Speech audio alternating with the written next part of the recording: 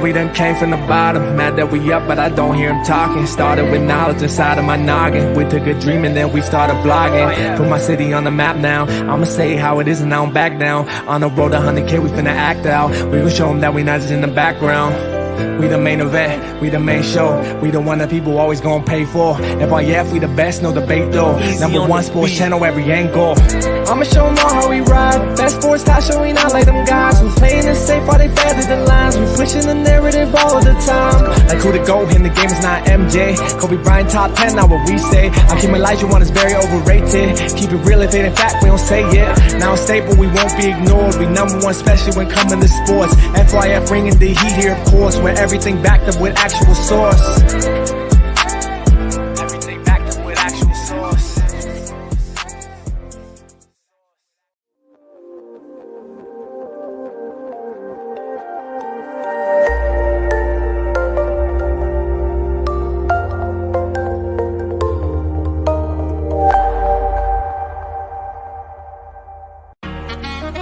Nah, that's just passion.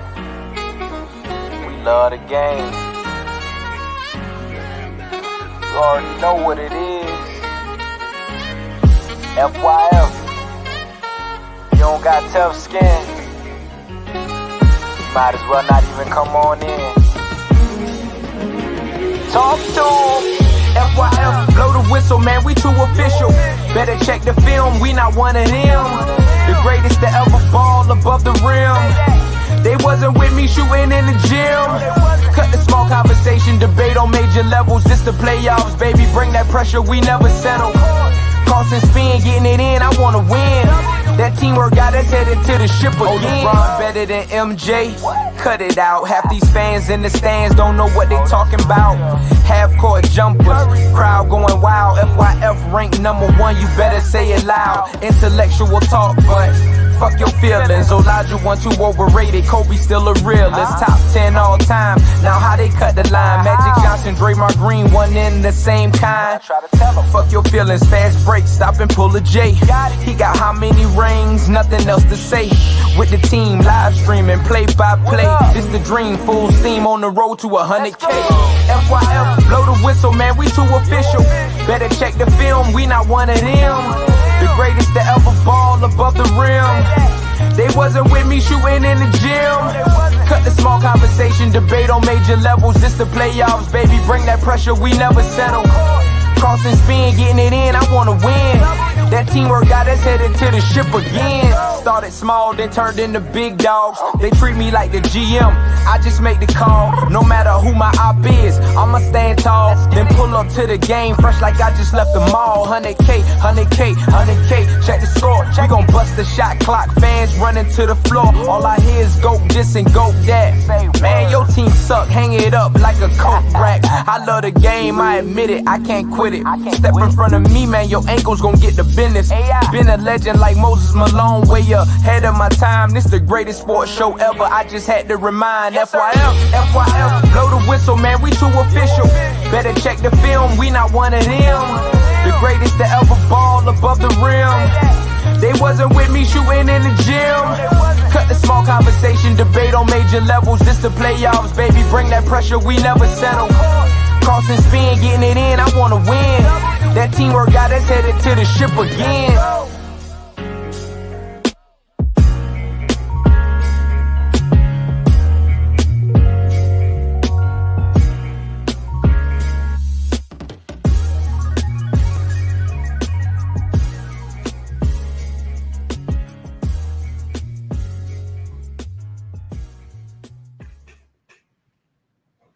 FYFSports, man.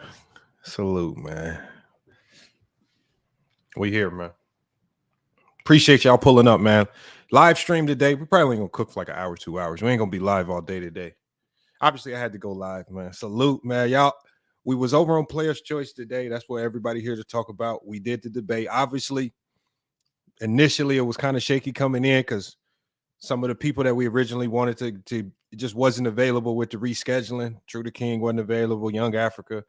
But we actually had some guys step up that actually held their own, right? Right, Herm came in, stepped in last minute. I mean, I'm talking about last minute. And actually held it down a little bit. the casual.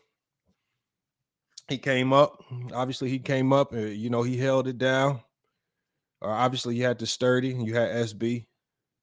They was up there as well, man. I like the flow of it and the way it went, man. I know, Hoop. I wish I could have had you there. You know. And then salute to Shaq, man. Y'all see Shaq in the chat, man. Salute to Shaq, man, for just setting it all up. Just making sure that, you know, I mean, he has a platform that everybody wants to be a part of. Meeting ground for all the platforms, big or small, man. So putting together a great event, man. FYFSports. Hopefully we can put together the event where we actually hooping in the gym. See, and then we can get Legend of Winning and Damo and Dub on the court. And then what we can do then is we can start to allow this. We can see all the stats and analytics that they try to compute. Let's see how quickly they can compute it when they dribble in the basketball. But that's a different event, man. That's a different day for another time. Hopefully we can set something like that up, man. I see it coming in the future, man. But I just really did this stream because I want to get y'all thoughts on the event as well. I want to get y'all thoughts. How did y'all think it went? Obviously, I got my opinion on it. Y'all saw the ending. How did y'all feel about the ending? I came up with the idea of the sudden death. But like I said, the chat was the chat, and I don't think I know any of the I guess they had a panel of 2 judges. I don't think I know one of the dudes. His name was, I guess they said his name was Gabe. I don't know who that is. But I do know context. I think the judges did a decent job. I mean, I didn't agree with all of the votes, but the one thing I was disappointed in over there was, and I think Mars highlighted it, was I think the chat did a very poor job in not being biased. I think Chance won his debate. I thought he won his debate. As far as whatever the question was, I can't remember the exact question, but I thought he won, and obviously it was a sweep. And I'm just looking at some of these, and it's like these are sweeps. And Mars even had to say, "Look, we're going to go into each round with already 1 point." And it's just like, man. So now we've what? But the thing is, we used to fighting from the trenches, man. And I think the guys that are in there, knowing that we was going up against an adverse crowd. If the debate was close, it was always probably going to lean towards one of those guys. We had to, for us to win, we had to win by knockout each round. We weren't going to get a close one. Pootie said, I saw no biases in the chat. Pootie, if you can honestly say that, then you're lying, Pootie. Pootie, you're lying. The problem, like Pootie, this is how you lying. There was a debate. There was a topic with Mars. And Mars admitted as soon as the debate was over, I would have picked that same person. You picked him before me, and I just had to go with something else. He really didn't have much to say, but yet he still won. I mean, he admitted that he did everything but admit that you probably got the better end, and it's just like, but it wasn't like it was close. It was like a sweep, which was the craziest thing about it. Chat kept saying we can't let FYF win no matter what. What I did, because I didn't want to get too caught up in the chat. I didn't even put my screen on the chat comments. I didn't even, if y'all noticed, I didn't acknowledge the chat one time. I didn't even want to see what the chat was saying. I saw people like during their debate, they're looking at the chat, and the only thing that happens there is the chat ends up trying to throw you ideas. They'll throw you off your game. Like I heard Damo talking one time, and he's literally getting ideas out of the chat as he talks. And it's just like, if you're going to come off the dome, come off the dome.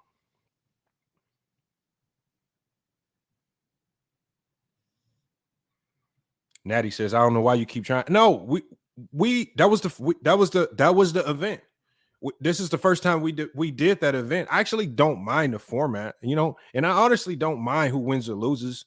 I know it's gonna be a struggle with as big as their fan base is. It's gonna be a struggle trying to pull off a win fairly. Unless you completely remove the chat vote and you just got 3 guest judge voters, that's probably the closest you'll get to non-biased. But outside of that, if the chat's involved, it's going to always be swayed. And that's going to be the same if it's over here. If it's on another big platform, the chat is always going to be swayed towards whose channel it is.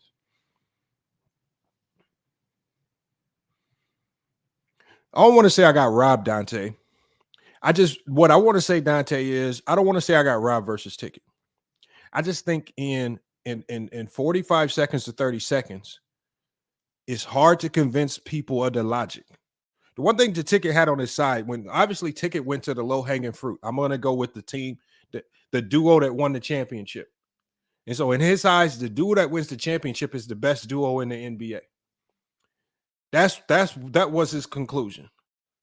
I don't believe the best duo. I don't believe the best duo is the team that wins, is on the team that wins the championship. Like for me, like would anybody say that Jimmy Butler and Bam Adebayo is a better duo than Jason Tatum and Jaylen Brown? I don't think too many people would say that, even though the Miami Heat beat the Celtics. Is Jimmy Butler and Bam Adebayo better than Giannis and Chris Middleton just because the Miami Heat? So just because you beat a team or just because you go on a good stretch in the most recent playoff series that we watched, to me, don't make you a better duo. When I watched Penny and Shaq beat Jordan and Pippen, I didn't leave that series saying that Penny and Shaq were a better duo than Jordan and Pippen. We all know Jordan and Pippen lost that series because they didn't have Horace Grant and some of the others. All the pieces that you need to make up a championship team. When Shaq and Kobe lost to the Pistons, nobody walked away and said, "Oh, the two best players on the Pistons, that's the best duo in the league. They're better than Shaq and Kobe." That's not how we judge basketball. But in 2 rounds, very short rounds, it's kind of hard to disseminate that particular point and break it down on that level because you'll run out of time before you really even get to the heart of your point. Because I would have to spend time teaching. Jared, how much do I value winning? It depends on what the conversation is. You can only value winning when you're talking about teams. If we're talking about individuals, the winning isn't necessarily in play as much. We talk about this stuff all the time, Jared. People overvalue winning. And we know that most people don't really value winning like that because you don't value Bill Russell's championships. You don't value John Havlicek's championships. You don't the guys that really won a whole bunch in this league, y'all don't really value their championships.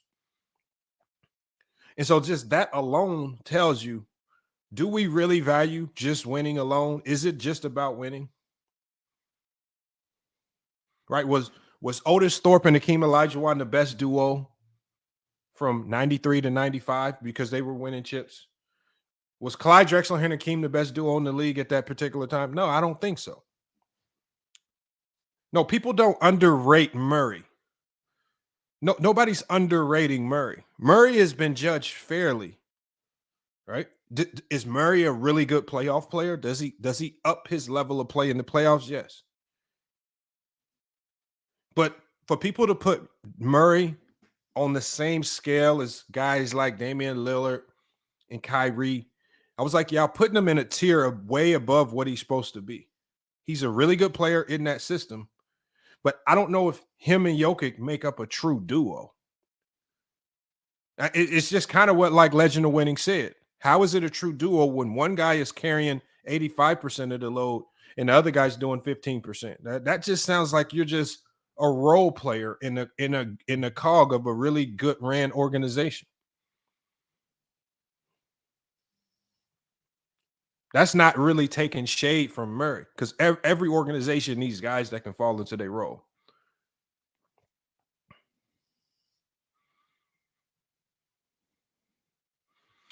I don't know if SGA is overrated.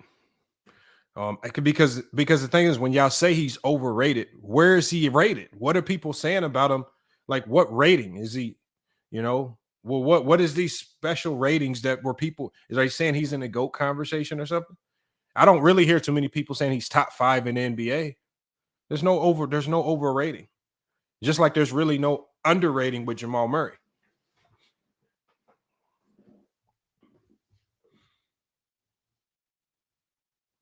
Jamal Murray's a really good guard. Jamal Murray's a really good guard. But a lot of the sentiments around Jamal Murray are hinged around the Denver Nuggets winning the championship. If they don't win, the Denver Nuggets had a hell of a playoff run. If the Denver Nuggets lose to the Miami Heat, does that by default mean Jimmy Butler and Bam are the best duo in the NBA? And does that mean that we have to now drop Jokic and Murray and say, oh, they can't be one of the, like, when we're talking about duos, we're talking about more so the individuals. That's what I believe. Like, I don't know how I can explain to people. I believe the Denver Nuggets are a better team. I believe KD and Booker are a better duo. I mean, I just believe that. I'm going to drop the link. I'm going to allow people to come up. I'm going to probably bring people up one or two at a time. Right? Let y'all cook. Give me y'all thoughts. Because a lot of people have their opinions on it. I'm not tripping on it. Like I said on the show, my opinion on this will not waver. Like, I could have went up there. Like, we had this same conversation on this channel the day before. And I saw a ton of people giving me pushback on it. I'm not wavering on it. My thought process on this stays the same. And I'm not going to just say anything just to go out there and just to try to win. And then you guys come back here and say, oh, you didn't say that the other day. Denver is the better team. KD and Booker the better duo. Nothing wrong with that. We got Gio Williams saying, you crying now. Gio, no, I'm not crying. We're just having a conversation. But Gio, you can always hit the link. Pull up. I'm about to drop the link right now. We're just having a conversation about it. I'm not going to be live too long. But salute to Gio Williams. You here watching. So I did something right. You here watching me cry, Gio. So salute to Gio for pulling up, watching them grown man cry. Let me drop this link, y'all. Look, like I said, I'm going to have y'all come up. Drop people in and out. I just want y'all thoughts on it. Like I said, salute to those guys, for putting up a good fight, man. Salute to the guys that we had pull up at the last minute. He said, I said, Sidney Moncrief is a point guard. All right, well, let's look that up then. Let's look that up. Gio, let's look that up.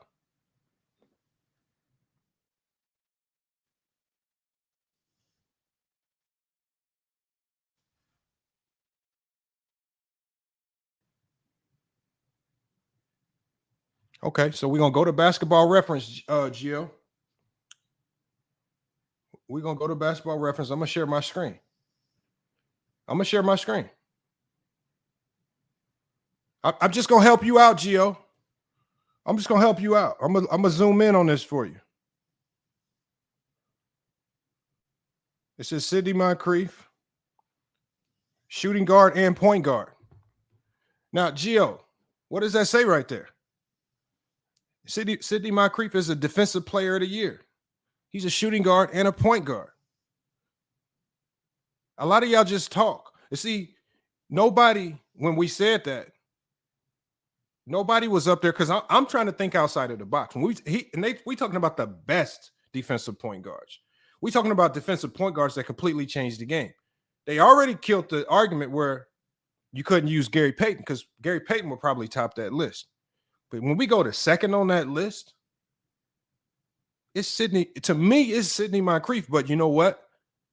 A guy like Sidney Moncrief, because of recency bias, because a lot of people in the chat don't know who he is. It is what it is. It's Sidney Moncrief.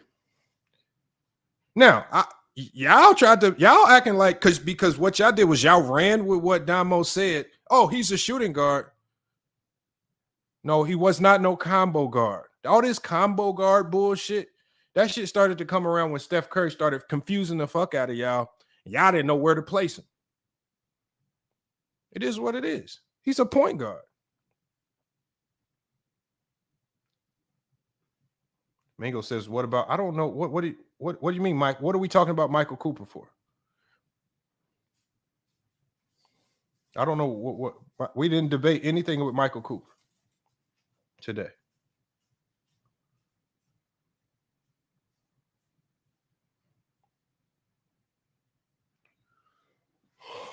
LVZ was with his family today, spending time with his kids.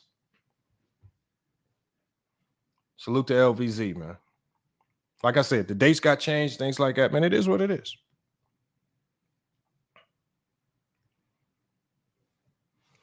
But Jared, Jared, I'm gonna ask y'all. The question was the point guard you have the guard that you select as the best defender, he has to be point guard 100% of the time? I mean, we're talking about a guard, a point guard at that. We're talking about a point guard at that actually won a Defensive Player of the Year in an era full of giants, in an era full of bigs, in an era where winning Defensive Player of the Year for a guard was tough. Why do people knock him and ain't really done no research on him? Why do people knock him? It's crazy. Yeah, y'all can just let Gio talk. Because when I drop the link, he's not gonna hit the link. He's a chat warrior. I mean, the good thing about Gio is as long as he's in the chat, I'm getting watch time. As long as he stays in there typing, I'm getting engagement, I'm getting money, I'm getting watch time. Let him troll all he wants. If he wants to hit the link will be available. But this right here is for people that say, because if I type in Drew Holiday, which was what Damo selected, it's going to say the exact same thing. Shooting guard and point guard. It wasn't about who played shooting guard or point guard longer. It wasn't about that. I actually like the answer, Drew Holiday. I actually forgot about him. But to say Sidney Moncrief wasn't a point guard, that's flawed. That man guarded point guards. The man guarded point guards. I just think a lot of people don't know who Sidney Moncrief is, if we're being honest. I mean, up until Bees really started talking about Sidney Moncrief, I didn't know a ton about Sidney Moncrief. And then I had to go do my research on him. Drew Holiday is not a pure point guard. That's wrong, Jared. Because I'll type his name in here. Okay, so if you say Drew Holiday is a pure point guard, then why on his profile does it say point guard and shooting guard, just like Sidney Moncrief? I don't know where you get pure point guard. There's nothing. Chris Paul and John Stockton are pure point guards. Magic Johnson is a pure point guard. Rajon Rondo, probably more so a pure point guard. Drew Holiday and Sidney Moncrief, because of their size, because of their ability to defend multiple positions, could easily get moved around.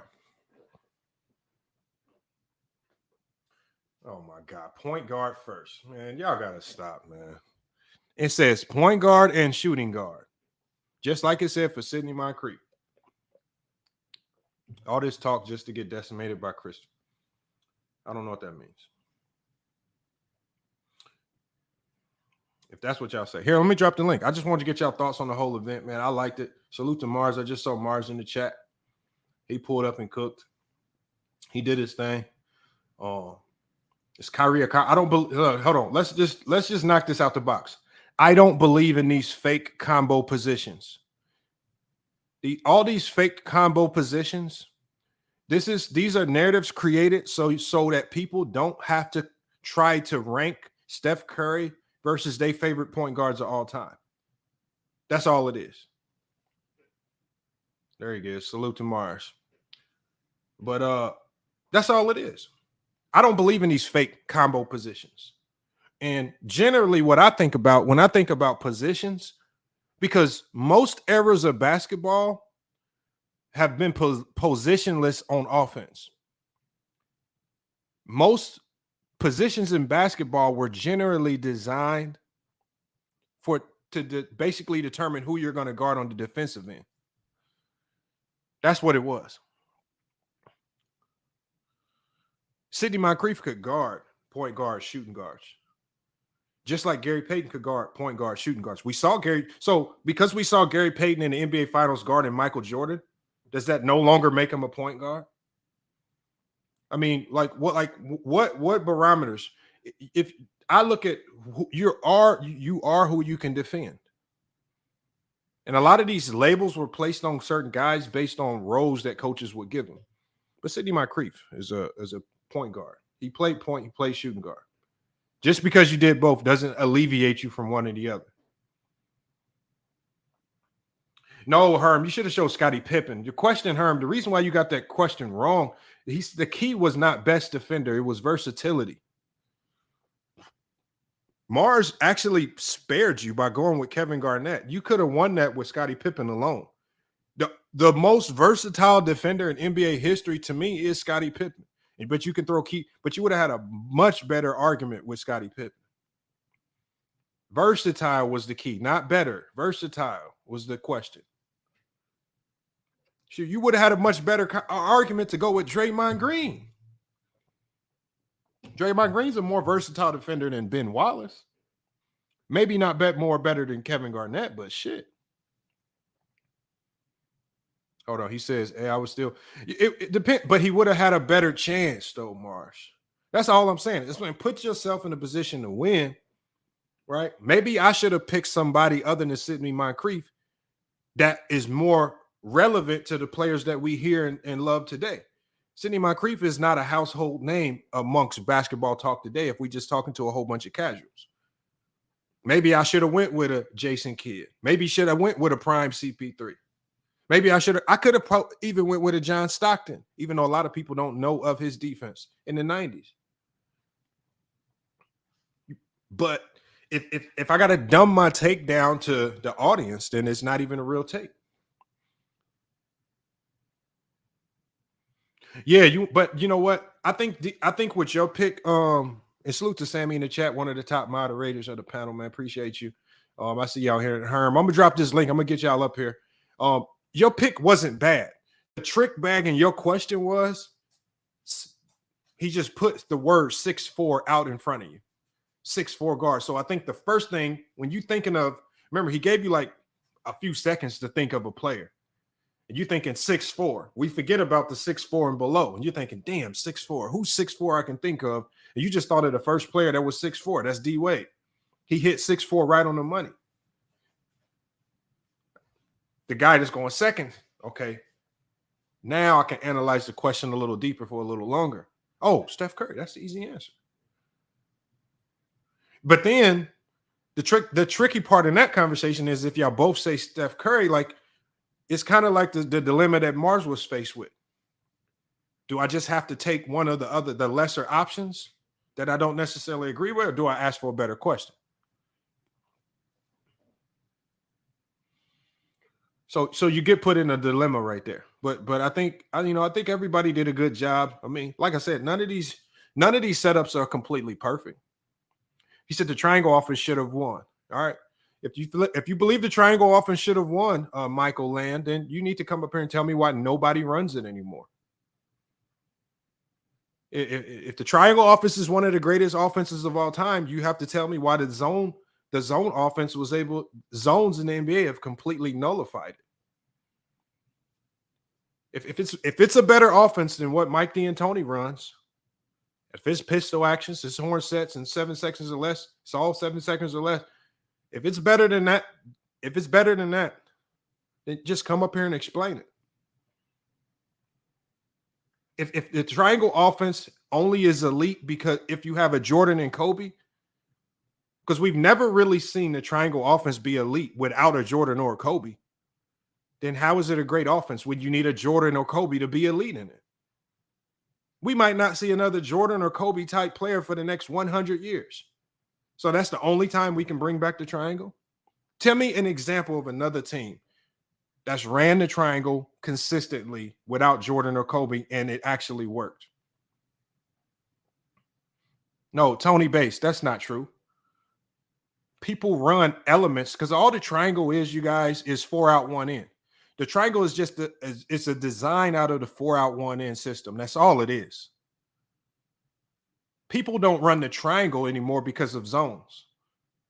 Primarily the matchup zones. It's just going to put the elbow guy in a bad position. It's going to put that low post guy in a really bad position. And then if you apply good ball pressure on ball out of a matchup zone, the matchup zones are designed to apply hell to an overloaded side of the court. The triangle offense is meant to overload one side of the court. So if you have a defense that's designed to overload ones, it's actually designed to defend overloads, then why would you run triangle in today's game? As opposed to now again with Shaq and Kobe, the Shaq effect is what changed that. Because it didn't matter how much help you sent over to defend Shaquille O'Neal, he was dunking on 2 and 3 people. He just is. So when you have players like Shaq, Kobe, and Jordan, individually top 10 talents in NBA history, if it takes those types of players to run the triangle, then how is it a great offense? It's just not. Unfortunately. Phil Jackson had to find a way to reel Jordan in. He had to find a way to influence ball movement, which the triangle offense requires a ball reversal. And the only way you do that is you get the team to buy into the triangle offense. It was a genius move because you have a player that's so ball dominant that wants to shoot every time. The triangle is going to get him the ball every time, but it's also going to force ball movement, that one ball reversal that you always need. And there was a stat that came out. When you get 1 to 2 ball reversals in the offense, like your chances of scoring go up like 75%. That's what they wanted to do. They wanted to influence more ball reversals. Yeah, Tex Winters is the designer of that. We'll give him credit. Salute to Tex Winters.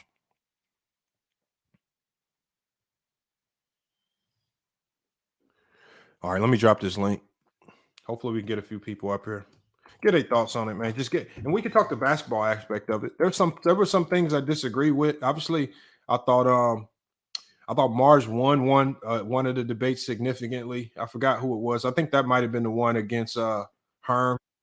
There was a couple people that won like in dramatic fashion that you just got to give them credit to.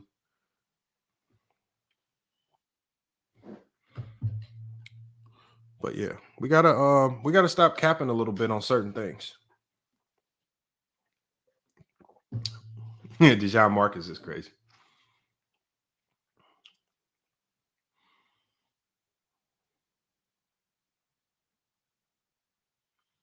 No, Empire Jeff. I've studied offenses. I've tried to run the triangle with multiple teams, and it just does not fit today's style. If a good team goes zone on you, you're in trouble. And then in today's NBA, just like I was telling Chill, I said the offense is only as good as the players that you have. If the players don't want to run the triangle, if they are opposed to it, they're not going to run it effectively. And the triangle is designed for your top scorer to be the top scorer. It's not designed to move the ball around and everybody gets a touch of this basketball. And so when Phil Jackson took that triangle to the Knicks, these guys is like, hold on, I'm a scorer, but you want me swinging this ball around? So in my contract, it say I got to get to 12 points per game. How am I gonna get to my 12 points per game? We run in the triangle and you dumping the ball down to Melo over some guy over here every time. See, if you don't get the others to buy into feeding Melo the ball and scoring his 30 a game, while you slow the pace down and nobody else really gets their touches, if you can't get them to buy into that, then how effective is the triangle? Now you got to convince people to accept lower stats, accept lower numbers, try to get it on the defensive end while we feed Melo and spam Melo over and over in a super slow-paced game in this triangle. Good luck. It's not a very efficient offense. You got to have a lights-out score to make it work. And not everybody got that. Yo. You got background noise. Mute yourself if you got background noise. We got Herman here. Man, what's happening, Lamont, man? You got robbed on that Sidney Moncrief, man. A lot of people don't know the history of Sidney Moncrief. Hell, Jerry West wanted him before Magic Johnson, hell, for crying out loud. And he was a point guard coming into the league. Yeah, I think his argument wasn't that he was a good defender. He just said he wasn't a point, which was not true. He was a point. We just saw it. Just like, but then his answer was Drew Holiday, which Drew Holiday has also been a shooting guard. And it's just like now it's about okay, who played point longer than the other? If he only played point, Sidney Moncrief. It was just started to turn into. So it was the question was who was the best guard defender all time? No, this is what happened was the question was who was the best point guard defender without mention with like minus Gary Payton. Okay. And so I went with obviously a guy that won Defensive Player of the Year at the point guard position in a big man style era. Sidney Moncrief. Great. But the thing is, who really knows Sidney Moncrief? If we really being honest. I feel like you would have. I'm sorry. I would have had to dumb my take down and say somebody more recent to have a chance because a lot of people just didn't agree with the Sidney Moncrief pick. They don't know who he is. If we're being honest. I feel like if you said J Kidd, you probably. I was gonna say that. Yeah, but why? But if I don't truly believe that, why would I? Yeah, J Kidd would have been amazing. Well, see, Lamont, that's the problem that you run into. I mean, but that's what I'm saying. So what I'm saying is I got to dumb down my logic to give an answer that's more relatable to casuals. But Sidney Moncrief is still a great answer, though. I think, like you said, a lot of people don't know about him, but he was one of the greatest guard defenders of all time. That is a great answer. Like I would have went with him, but like you said, more recent, Jason Kidd, and you could have won either one with Moncrief or J Kidd. But like you said, if it's depending who is more of a point guard argument, I think that's kind of too nuanced because at the same time they're both guards at the same. So I don't think the argument should be point guard if they're both guards. You know. No, they finessed it, man, and because they knew a lot of people didn't know Sidney Moncrief was a point guard. A lot of people don't know who Sidney Moncrief is unless you just study the game, and they took advantage of it. That's all it was. Let's just be honest about it. They took advantage of the fact that a lot of niggas don't know who Sidney Moncrief is. I'm surprised for like the Rangers player that Doma didn't go with Elgin Baylor. I feel like he had a great case to be the best player without a ring too. And Lamont, I slipped up though. I could have used Dennis Rodman though. I would have won just with Dennis Rodman.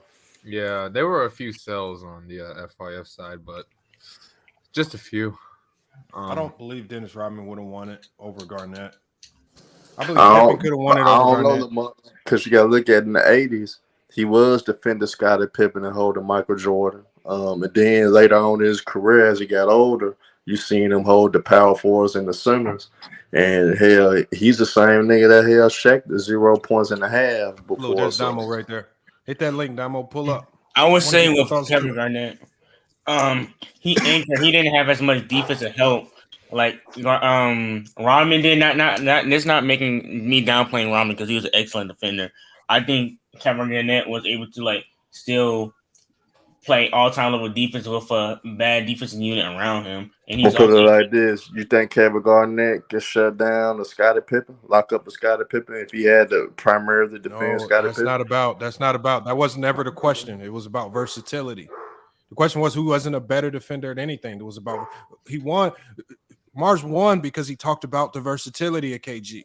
That's it. You talked about the greatness of Ben Wallace's defense, but if it goes to versatility, that man cannot. He's not a more versatile defender than Kevin Garnett. Kevin Garnett can guard the perimeter. He can guard pick and rolls. He's just much better in more. Rodman can. No, but Rodman can, but he started out that way. All of these things. I don't know. It's just not as good as KG. I feel like your only hope would have been Scottie Pippen. His only hope would have been Scottie Pippen. I don't know why y'all disrespect Scottie. I'm not gonna lie. Did y'all hear what Kobe said about that man? Kobe said Scottie Pippen could take away 3/4 of the court by himself. He could defend 3/4. Yeah, but you could question his post defense. Can he hold like the elite big man in the game? Well, we can answer that. We can answer that. Well, we look at the Bulls. The Bulls had 0 elite bigs. That means by default, it had to be Pippen and Horace Grant doing the bulk of the load as far as rim protection. So yes, that man can guard the rim. I would say Scotty was with a a good 7-foot wingspan. Yes, he could guard 4 positions straight up, Lamont, but I don't think he could guard all 5. He could guard 4, guaranteed. Yeah, but Ben Wallace definitely can't guard no 5 positions. Yeah, Ben Wallace can't. I can't see Ben Wallace stepping out. Hey, but Dennis Wallace Rodman can't really get outside of power forwards. But here's the thing, Lamont. Dennis Rodman actually did. But the thing about Rodman, I just feel he's like not better than KG though. Yeah, there's levels to it, Herm. I feel like KG's just better than Rodman. I think Rodman. He can't guard. He won 2 defensive players of the year. KG never got a point guard. KG also has 1 DPOIs, but that's not how you. He wasn't holding any wings. He wasn't holding elite wings like Dennis Rodman was. Now he was guarding some wings when he. But was Dennis Rodman the rim protector KG was? I don't really want to tell that defense. Look, y'all, we can move on past the defense. Look, you would have had. I just feel like you would have had a better case if you would have went with a more versatile defender. I felt like you could have. You right, put though. Up a better. I'm saying Ben Wallace is a great defender. Like I'm not gonna he's one of the greatest of all time. But the question was versatile, and versatile. Draymond Green, Draymonds. Dennis Rodman would have been a better answer, but those two aren't even as versatile as Scottie Pippen. So, Scottie Pippen would have been his comp right there for KG. And Jay Carter says, but you Rodman right, does not clear KG. No, he does not clear KG. Well, let me say this then. Y'all don't think Anthony Davis can guard all 5 positions? That's a good question. He actually can. That's a good. That would have been good. That would have been a good answer too, because Anthony Davis is also very versatile. He's not as versatile as KG, but you probably can win an argument. Look at it. Hold on. Let me hit this right here because I'm gonna cycle through the chat. We got Timothy Steele. He says, "Y'all are a bunch of dead bodies after what Ticket did. Ticket really didn't do nothing. He talked about Jamal Murray. I didn't really watch it though. Lamont. I think he took it easy on player shorts on purpose, man. I think he was like, man, let me help him out. They had to call on Ticket. Because we was only down 1. No, it wasn't taking it easy. I feel That's not what it was. That's not what it was. It's just I'm not. Lamont was about to pull a 3-1 comeback, bro. No, look, I could have kept going. I could have just reeled them off, but it just felt dumb to do that. I wouldn't. I'm not. You don't have to change it up just because we there. Just run it how you run it. But hey, Lamont, what took place? Everybody thought the sudden death was a good spin to put on it, and we did it. Ticket got the win. I'm not tripping on that. We can talk the basketball side of it. You had a debate. What I'm saying is, I compel anybody that thinks Jokic and Murray as the best duo to come up here and argue with, because when we go out throughout NBA history, that means the best duo was on the championship team. Because before they won a championship, no one was talking about this as an elite duo. Mm-hmm. The only thing that I don't think they're the lead. I don't think they're the best duo in the league. I don't think they're better than Jaylen Brown and Jason Tatum. Just because Jamal Murray he's not that caliber. He's never even been an all-star. How can that be the best duo in the league? And I think my biggest counter is when Jordan and Pippen lost to Shaq and Penny, did that by default make Shaq and Penny a better duo? Because they lost. Oh, I think for me, I didn't hear the argument that much because I was, at work and all that stuff. I feel like when it comes to I think you had Katie and Book, right? Lamar. Yeah, Katie and Book. I think the only difference is they didn't have the they haven't been together as long. So I think that's the only downfall. It was not a history-based question. The question was, who was the best duo in the league? Best duo. Oh, just talent-wise? Right. Yes. Okay, that's different. The thing is, it's definitely Katie and Book, though, for sure. It's not about history. It's not about who you won with and how you won, because all of that winning stuff has more to do with a team and organization. Like I said, Jokic and them hadn't won shit until last year. Nobody was talking about them as a great duo until they won a championship. So again, how great were they? Is if we weren't even talking about them, we weren't even talking about them as a great duo. Nobody was walking around saying, "I can't wait till Jokic and Murray get the right pieces around them and they're gonna win a chip." Nobody was saying that. I think when it comes down to that argument, I think KD's a lot. I think KD's a lot closer to Jokic than Jamal Murray is to Devin Booker. I think Kevin Durant is way closer to Jokic than Jamal Murray is closer to Devin Booker. I think Jamal Murray and Devin Booker are two different tiers. I think Devin Booker is way better than Jamal Murray, like way better. And although I do think Jokic is better than KD, the gap between Devin Booker and Murray is way bigger. Look, here's my thing. Jamal Murray. I think Jamal Murray, even though he hasn't been. You disagree with Devin Booker being way better than Jamal Murray? Yes, I disagree with Devin Booker being way better than Jamal Murray. Yes. Okay, no. My question He is way better. Chester, is my question. No, to you, he's not. Chester, is hold on. My question is when, whether it was 2 years ago, 5 years ago, whether it was a couple months ago, a couple weeks ago, because there was a time frame in which Devin Booker was up here and Jamal Murray was below him. When did Jamal Murray fill that gap for you and then pass him up? What do you want to see? First of all, for me, Jamal Murray was injured a lot, so you didn't really get to see what he could do. So what I'm saying is, when did he catch up? When did he? He missed a lot of those years. See, I think a lot of people overrate Devin Booker. Because dude hasn't did anything. That's not the question. What has this dude did? Hold on. Mingo. What I'm saying is, let's not play. It's not about overrating Devin Booker. It's about him being better. Hold on, Nahari, hold on 1 So second. one at a time, bro. Y'all making hold it on. hard. All I'm saying is this. That's why I only wanted a few people up here because a lot of people. I'm saying Mingo. Obviously, I said very clear question. There was a point, whether it was injuries, whatnot. I don't care what it was. If there was a point in time when Jamal Murray was down here and Devin Booker was up here, not to me. It never was like that to me. When did Jamal Murray catch up and then surpass Devin Booker in your eyes? When did this happen? But for me, it wasn't never that big of a gap from the jump. Okay, that's number one. But you admit there was a gap.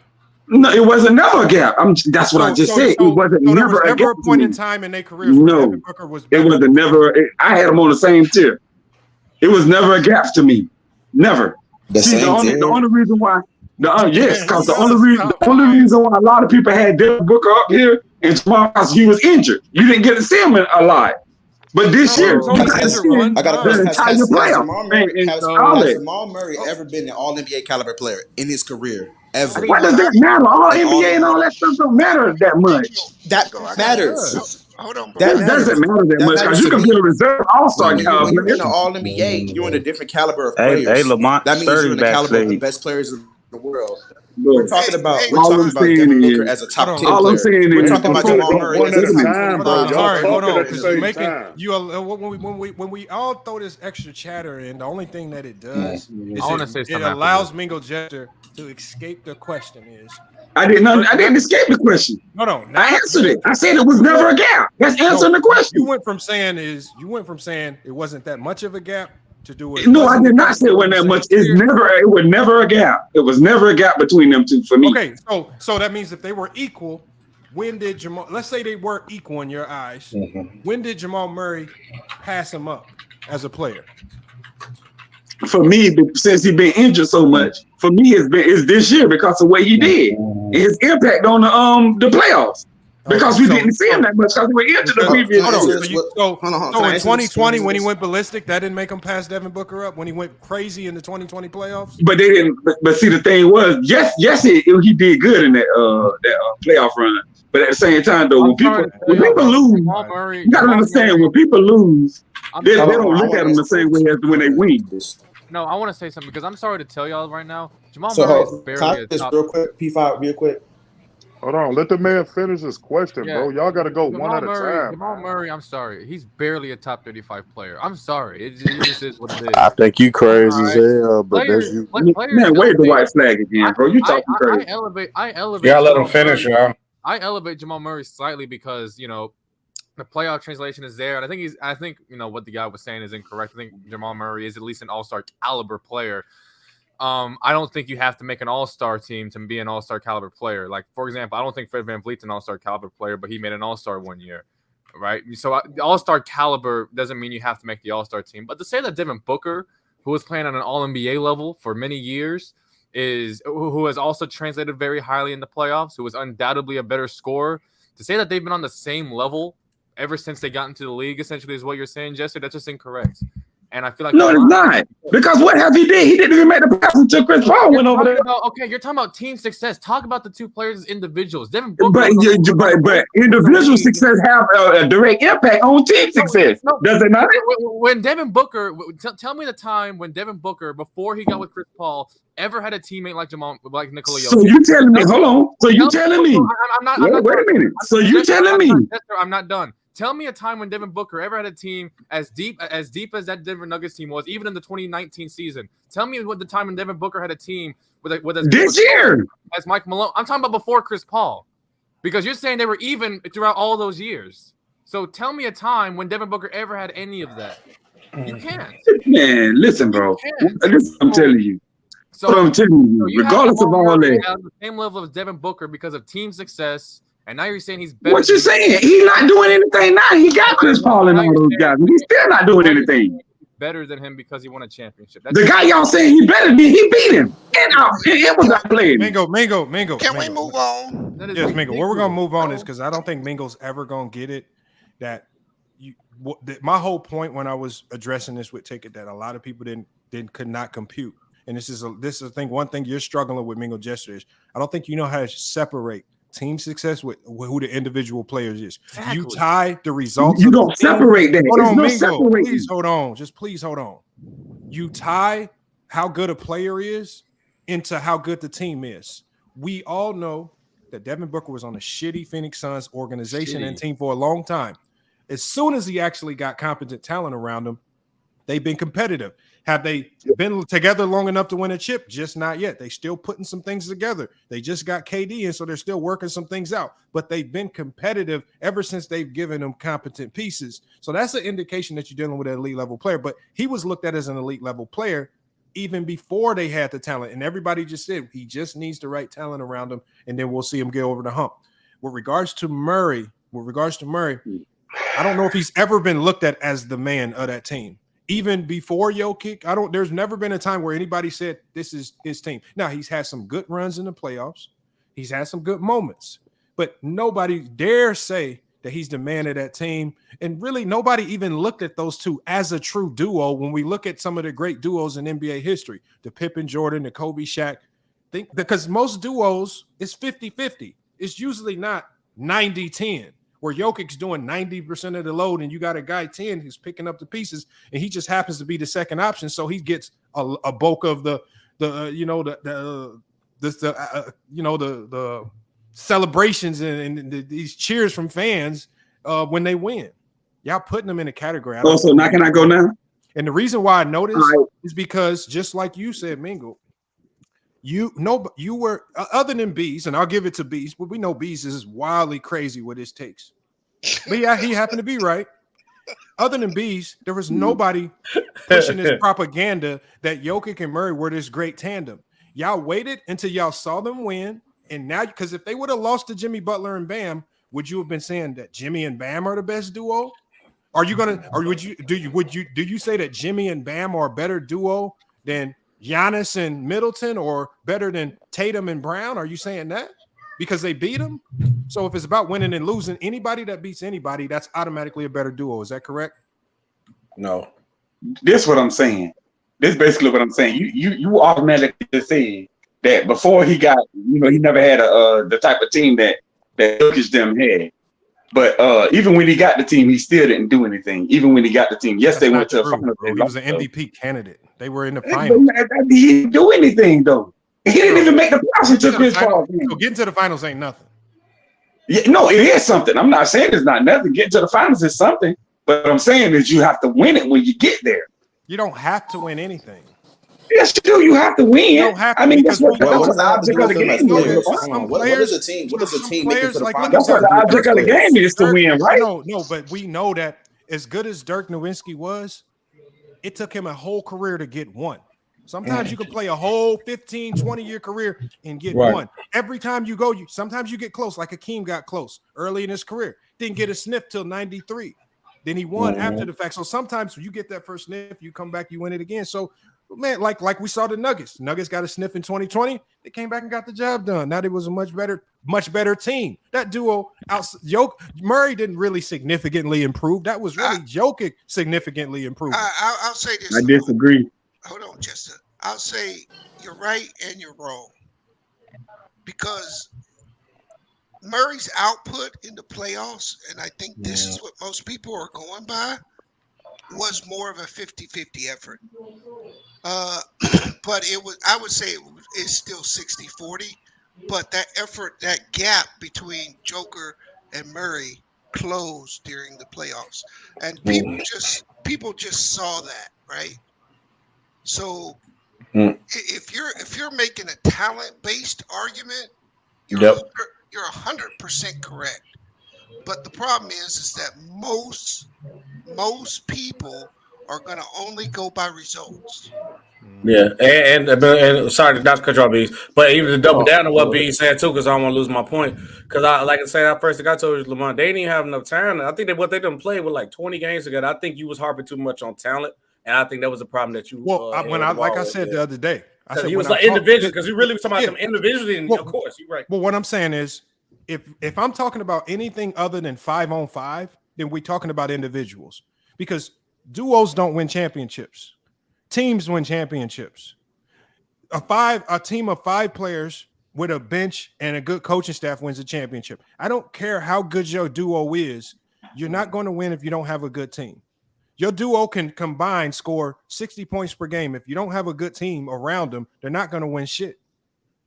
So I agree with that. But so what I'm saying is when we talk about duo, I have no choice but to emphasize individual, because duos don't win. Just like so right now, but I want to ask Mingo this: if Murray and Jokic are the number 1 duo in the league, who's the number 2 duo in the league?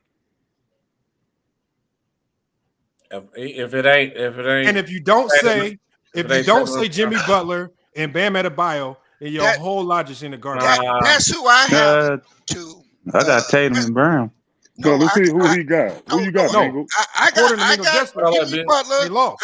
I got Jimmy Butler and Bam Adebayo, and I got Jaylen Brown 4th. I just want to hear what Mingo has. Mingo, who you got, Mingo? I'm sorry, Lamont. Caramel and chocolate. I got them 3rd. Oh my God! LeBron and AD, you a fool. No, that's Brown and Tatum. SB. Who I had is what? Mingo, if Murray and Jokic are number 1, who's your number 2 duo? Oh, I got Anthony Davis and LeBron James number 2. They lost though. They did. So did everybody else. Only one team can win. Much as he hate on LeBron, that's crazy. No, I don't hate on LeBron. Y'all, stop bringing up LeBron James. What makes Anthony Davis and LeBron a better duo than Jimmy Butler and Bam? Because Bam first of all, those guys won the championship. That's number 1. LeBron and AD. And secondly, if you're going by like y'all trying to do, if you're going by individuals, Anthony Davis is better than Bam, and LeBron is better than Jimmy Butler. There you go. So that's your logic. Where's that logic for Jamal Murray and Jokic? Where's the logic? What you mean?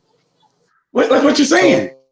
So individual players with LeBron and AD, but when we go by individual players, but neither one of them is better than Jokic. So it's not the same logic. Yeah, but KD and you see what I'm saying? KD and Booker, but a duo, not one player. Yeah. Okay then, but like I said, neither one of them is better than Jokic, so it's not the same logic. I think when we rank your duos, you do have to evolve impact. You do have to evolve some type of winning. You also got to have time together, but also how well do you play together? I think that's the main thing because we can all agree Jamal Murray, from what we've seen so far, even with the small sample size, Jokic and Jamal Murray played together better than KD and Devin Booker. They do. Hold on. KD and Devin Booker played great together. They were the only team. They don't play better than. Dude, they don't have a small sample size. It's a team. Hold on, y'all. One second. Hold on one second. It's a team, though. What I'm saying is, everybody keeps running around saying that KD and D Book played bad. They were the only team to really win 2 against Denver, and it wasn't. And they won them 2 games not because Ayton was balling and not because Chris Paul was balling. They won them 2 games because of Devin Booker and and Kevin Durant. But it's like I said, nobody wants to. Y'all say they lost, but y'all don't give no ether to the guys that completely didn't show up, like Aiden, who was playing absolutely no defense on Jokic, allowing him to do what he want. Y'all don't take into consideration that the starting point guard of the team got hurt, Chris Paul, and they didn't have a guy to sound like excuses, Lamont. No, you can say it. No, these are reason why teams lose. It sounds like that's excuse. So you telling me right now when your starting point guard goes down, and y'all still lose the game. With your starting point guard is the most important position on any basketball team. So when you lose that. The expectations are still the same. Most of those games were close, Lamont. So I don't know what you're talking about. That's not what I'm asking. Lamont, I'm I got a saying question, bro. expectations change based on injury and circumstances. Hey, my team lost my starting point guard. Kawhi Leonard goes down with an ACL injury. The Clippers' expectations are. We don't got to talk about SB. We're no longer saying next man up. Hold on, I got next man up on this because he asked a specific question. Replacing the So Lamont. The Orlando Magic replaced the All-Star back in 2009 when Jameer Nelson went down. Ray Foster filled in just fine. Say that again. When Jameer Nelson went down, the All-Star guard, Ray Foster came in and filled in just fine. And they actually played better without Jameer Nelson. How did Campaign do? Trash. But Ray Foster that's crazy. Point guard, and the Magic still made the finals. Without that all-star point guard, so basically for you, so the guard has to actually come in and give similar production. So did the Phoenix Suns have anybody come off that bench to give better production for the lack of Ayton not playing hard and for Chris Paul not being there? Who did they have to come off the bench? Defensively was the problem, Lamont. Who did they have to replace those two guys? Defensively was they traded everybody. You know that, Lamont. No. You trying to give Phoenix goddamn credit for losing. Last year when CP3 got hurt, who came off the bench and still gave CP3 production? Nobody. I mean, Lamont, to correct you, Cameron Payne was hurt most of that series. Okay, right? So if Cameron Payne was hurt and CP3 was hurt, who came off the bench to make up for the production of the starting point guard and the backup point guard? What's gonna be your excuse this year? Because they don't have a point guard this year. I'm not, bro. What's gonna be injuries in basketball happen, and we know that injuries matter. Because a lot of these teams, when they win, they only got there because this team was injured. Herm, you part of the cast and crew that be making them illogical arguments all the time. They only got to the finals because this point guard was hurt here, and they had an easy route to the finals. And I mean, so some people do have easy routes because of injury. Now they do. Some people be having injuries do change teams, correct? But Lamont, well, I'm asking you, what's gonna be your excuse this year? Because Phoenix do not have a true point guard this year. They don't have a point guard this year. Injuries are always an excuse. The thing is, I don't know what I don't. Let's go. If Jokic, so let me tell you this: if Jokic first game of the year tears his ACL, are the expectations for the Denver Nuggets to win a championship? Because you're gonna say next man up. Now you want to know what everybody gonna say. Let's see what Jamal Murray. Lamont, you want to know what people gonna say? Games, man. No. You want to know what people gonna say for real? No, they're gonna say they're no longer a championship team. No. What I'm saying. What are you gonna say though, Herm? What are you gonna say? I'm telling what people gonna say though, because this is what everybody going to say. Let me say that. What are you gonna say? What I'm gonna say. I'm gonna go into what I'm gonna say. I'm gonna say this though. They gonna say, hey, what Jamal Murray gonna do without Jokic? And everybody gonna be willing to see. They're not gonna make the playoffs. Y'all just got through telling me. Then on top of that, y'all just told me you got Smoke said next man up. He said next man up. This what I'm saying. Hold on, Thomas Bryant. They did defend the champs, so they got a shot until somebody dethroned them. They did defend the champs. You trust and believe Thomas Bryant can come in and do what Jokic does? Hey, we gonna have to find Thomas Bryant not on the roster anymore. Herm, are the Nuggets championship contenders if Jokic gets hurt? Herm, I mean, Thomas Bryant. That's even worse then. Herm, are the Nuggets? Guess what? Guess what? P5, we had to find out. Guess what? I'm giving the defending champs. They get the throne. They gotta get the throne. They the defending champs. You gotta get the defending champs their respect, no matter what. All right, hold on, man. I don't know. We're talking about We're talking about duos. We're not talking about teams. You're explaining why the Nuggets are a better team, not the better duo. Can you explain why they're a better duo? Duos don't win shit. Shaq and Kobe lost. Jordan and Pippen lost. Don't mean that other teams are better. Were Jason duo. Terry and Dirk Nowitzki the best duo in the league after they won the championship? That's what I'm saying. Them motherfuckers was not the best duo. I mean, like you win. Don't they're mean not even top. They're duo. not top two. They're like the third best duo in the league. Y'all really? only riding Denver Nuggets coattail because they won. And you just Jordan and Pippen, they're losing everybody's mad at KD for moving around. Was the best duo like Ben Wallace and Chauncey after the Pistons won? Was that the best duo? They're gonna have an excuse, just like when I asked Mingo Jester who's number 2. Yeah. And he runs to LeBron and AD. He don't say the team that was in second place. Hey, I've got a question right quick, Lamar. So I'm kind of out of. But they still ain't no damn KD and Booker, not the best duo. You talk about capping for a player. This man ain't made an All-Star game. He ain't made an All-NBA team. The only thing he's done was elevated his level of play in the playoffs a few times. I know. And riding a coattail. When it matters. You can say the same thing about Kawhi Leonard. You can say the same thing about Kawhi Leonard. What you talking about? You can say the same thing about Kawhi. He has literally no. How can you say the same about Kawhi? Hey, I know y'all not Kawhi Leonard no MVP. I know y'all not Hold on, one at a time. I can't hear what nobody's saying. Yeah, y'all all talking Kawhi at the and same Siakam were better than Curry and KD. Y'all all talking at the same time, man. It make it hard to hear the audio when everybody talking. Why people be bringing up Kawhi Leonard, man? Like I said, when you wrong, you wrong. Don't bring up Kawhi Leonard when you wrong. So Lamont, y'all going off of current duos because I'm kind of lost right now. So, but it was today. It was just who the best duos and a lot of people, all of a sudden, this is the first time I've ever heard this nonsense. Because True asked me this on his channel the other day, and they were surprised when I said that when healthy, I think Kawhi and PG are a better duo talent-wise. I said the only thing that Jokic and Murray have is a better team and an organization surrounding cast that allows them to excel as a team. But if you're just talking about pure talent between two players who can play off each other, Kawhi Leonard and Paul George healthy are far better than the duo of Jokic. Yeah, no, I actually agree with that because they do more on the court as far as defensively. I actually agree with that. Siakam and Kawhi, but because of the bias with Kawhi Leonard, because everybody hates him right now because he set out and the injuries with Paul George, because of biases, people don't want to say it because it's just not a popular opinion. Because the team lost, people are scared to speak up and still say that these players are still good. Because KD left Brooklyn because he's not the most popular player in the league no more. Or we can't say he's not good at anything. He can't be a good duo. He's no longer one of the best scorers in the game. It's Murray now. Man, come on. Man, ain't no way in hell I'm taking no goddamn Murray and Jokic over KD and Book as a duo. And man, I feel like people just smoke all types of crack rocks when they get to talking basketball. So when you win, because I mean, that's insane to have them over KD, Book, LeBron, and AD, Jason Tatum, Jaylen Brown. Because I go to other platforms and some of y'all be sounding like the smartest basketball fans ever. And then all of a sudden, y'all get to this is a very easy take. You know, I got now I got Jimmy Butler Jamal Murray and was at the top of the league in duos. And also Jamal Murray was a big part of that championship run. Hold on. Jamal Murray was a big part of that championship run, but they didn't have MPJ. They added KCP.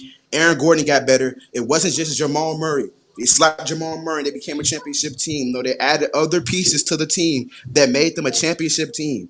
That's why I'm when you're talking about to duos, that, you no, go but I'm gonna respond to that. Two players. Now, but I gotta respond to what you're saying though. Remember, you remember before Jamal Murray got hurt. Mingo Jester, mute up, bro. I better say before Jamal Murray got hurt. You gotta remember before Jamal Murray got hurt, brother. They was in the Western Conference Finals, brother, and then Jamal Murray got hurt. That's team. Why do you keep running a team? No, but why you keep saying team success? We're talking about. Okay, hold on. Herm, let me do this, Herm. This is the greatest question. Check this out, Herm. Hold on. Here's the best question, Herm. If I take Jamal Murray and Jokic, and I've asked this before with other players, if I take them two and I put them on the Fort Wayne Mad Ants, they get into the NBA Finals.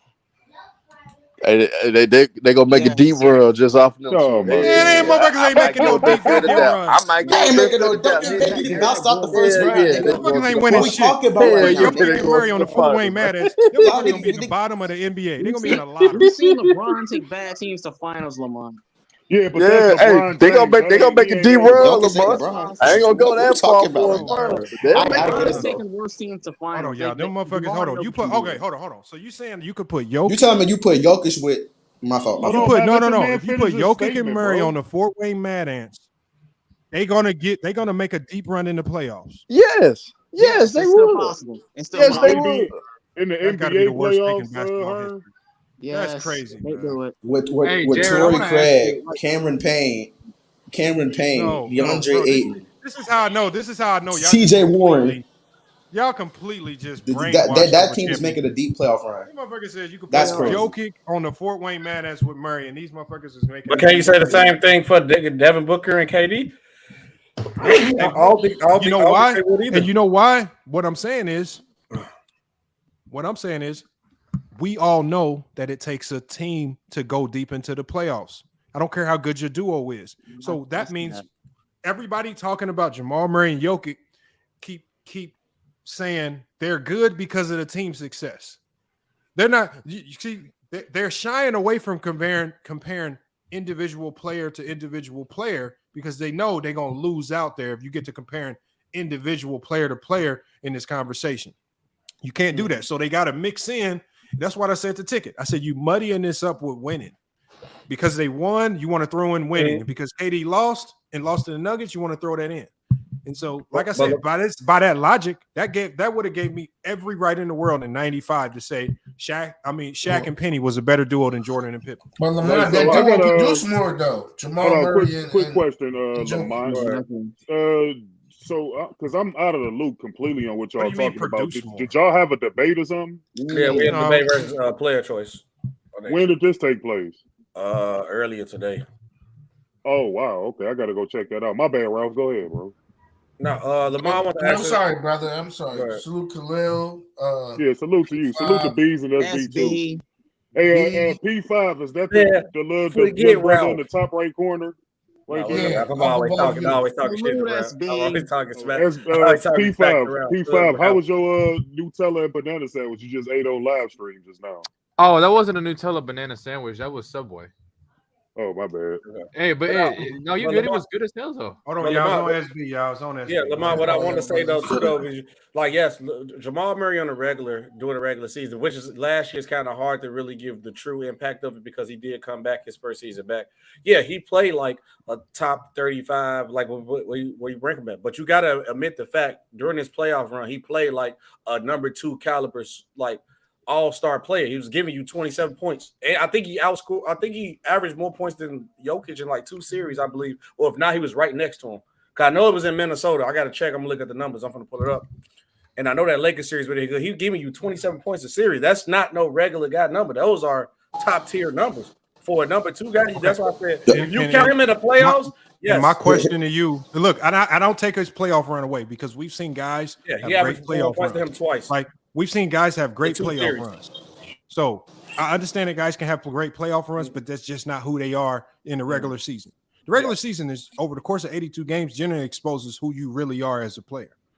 Right. And generally, when you go into the playoffs, I think the one thing that the Nuggets were able to identify that teams couldn't really scout out is they had, with the spacing, Michael Porter Jr. making shots, KCP shooting lights out, and Bruce Brown playing really good basketball. They had an unstoppable pick and roll. This is something that you know what teams are going to do over the offseason? They're going to scout it out. They're going to figure out how to defend it. And now that they have a full offseason to defend it, do you believe he can have that same output in the regular season next year? Or will teams scout it out? Or will he go back to being the regular Jamal Murray that we know? I think Jokic is an MVP caliber. I think Jamal Murray number is going to improve in the regular season, but you can't deny the fact that his playoff transition is great. His whole career, all his playoff for regular season, the playoff numbers. Can I respond to SB? But nobody asked me. The question was never about playoff transition. But I'm saying that counts on why they say because are you telling me that Devin Booker couldn't do what Jamal Murray did at a higher level? He's a better shooter. He's a better shot maker. He's a better scorer. Devin Booker was literally do everything Jamal Murray. But the only thing Jamal Murray don't have is he don't have the luxury of having a 2-time MVP who has a 310-pound frame to come off pick and rolls with. Yeah. And Lamont, let me go in there producing when y'all two finish. Yeah, here's the thing, SB. The thing with your logic is you bring up playoffs with Jamal Murray. You can do the same thing with Book. In fact, Devin Booker with less spacing and less offensive help was better than Jamal Murray in these playoffs. And if we go look at these playoffs, Devin Booker was going crazy. On top of him I going don't even crazy see in the how it's a playoffs, him debate, being better bro. than Jamal Devin Murray Booker in the is a better playoffs. player. Hold on. No, that's one player though. We talking about as a duo. We're talking about the duo, so I'm going to compare Devin Booker to Jamal Murray. On top of that, in the regular season, Devin Booker is elite. So you're telling me a player that's elite in both seasons, he can be top 10 in the regular season and he can be top 10 in the playoffs, and you got Kevin Durant, who's potentially a top 5 player compared to Jokic, the second best player or the first best player in the world, and Jamal Murray, who was a top 30 player. You're telling me that's a better duo than 2 top 10 players in the league? You can That's argue a better that duo. because y'all look.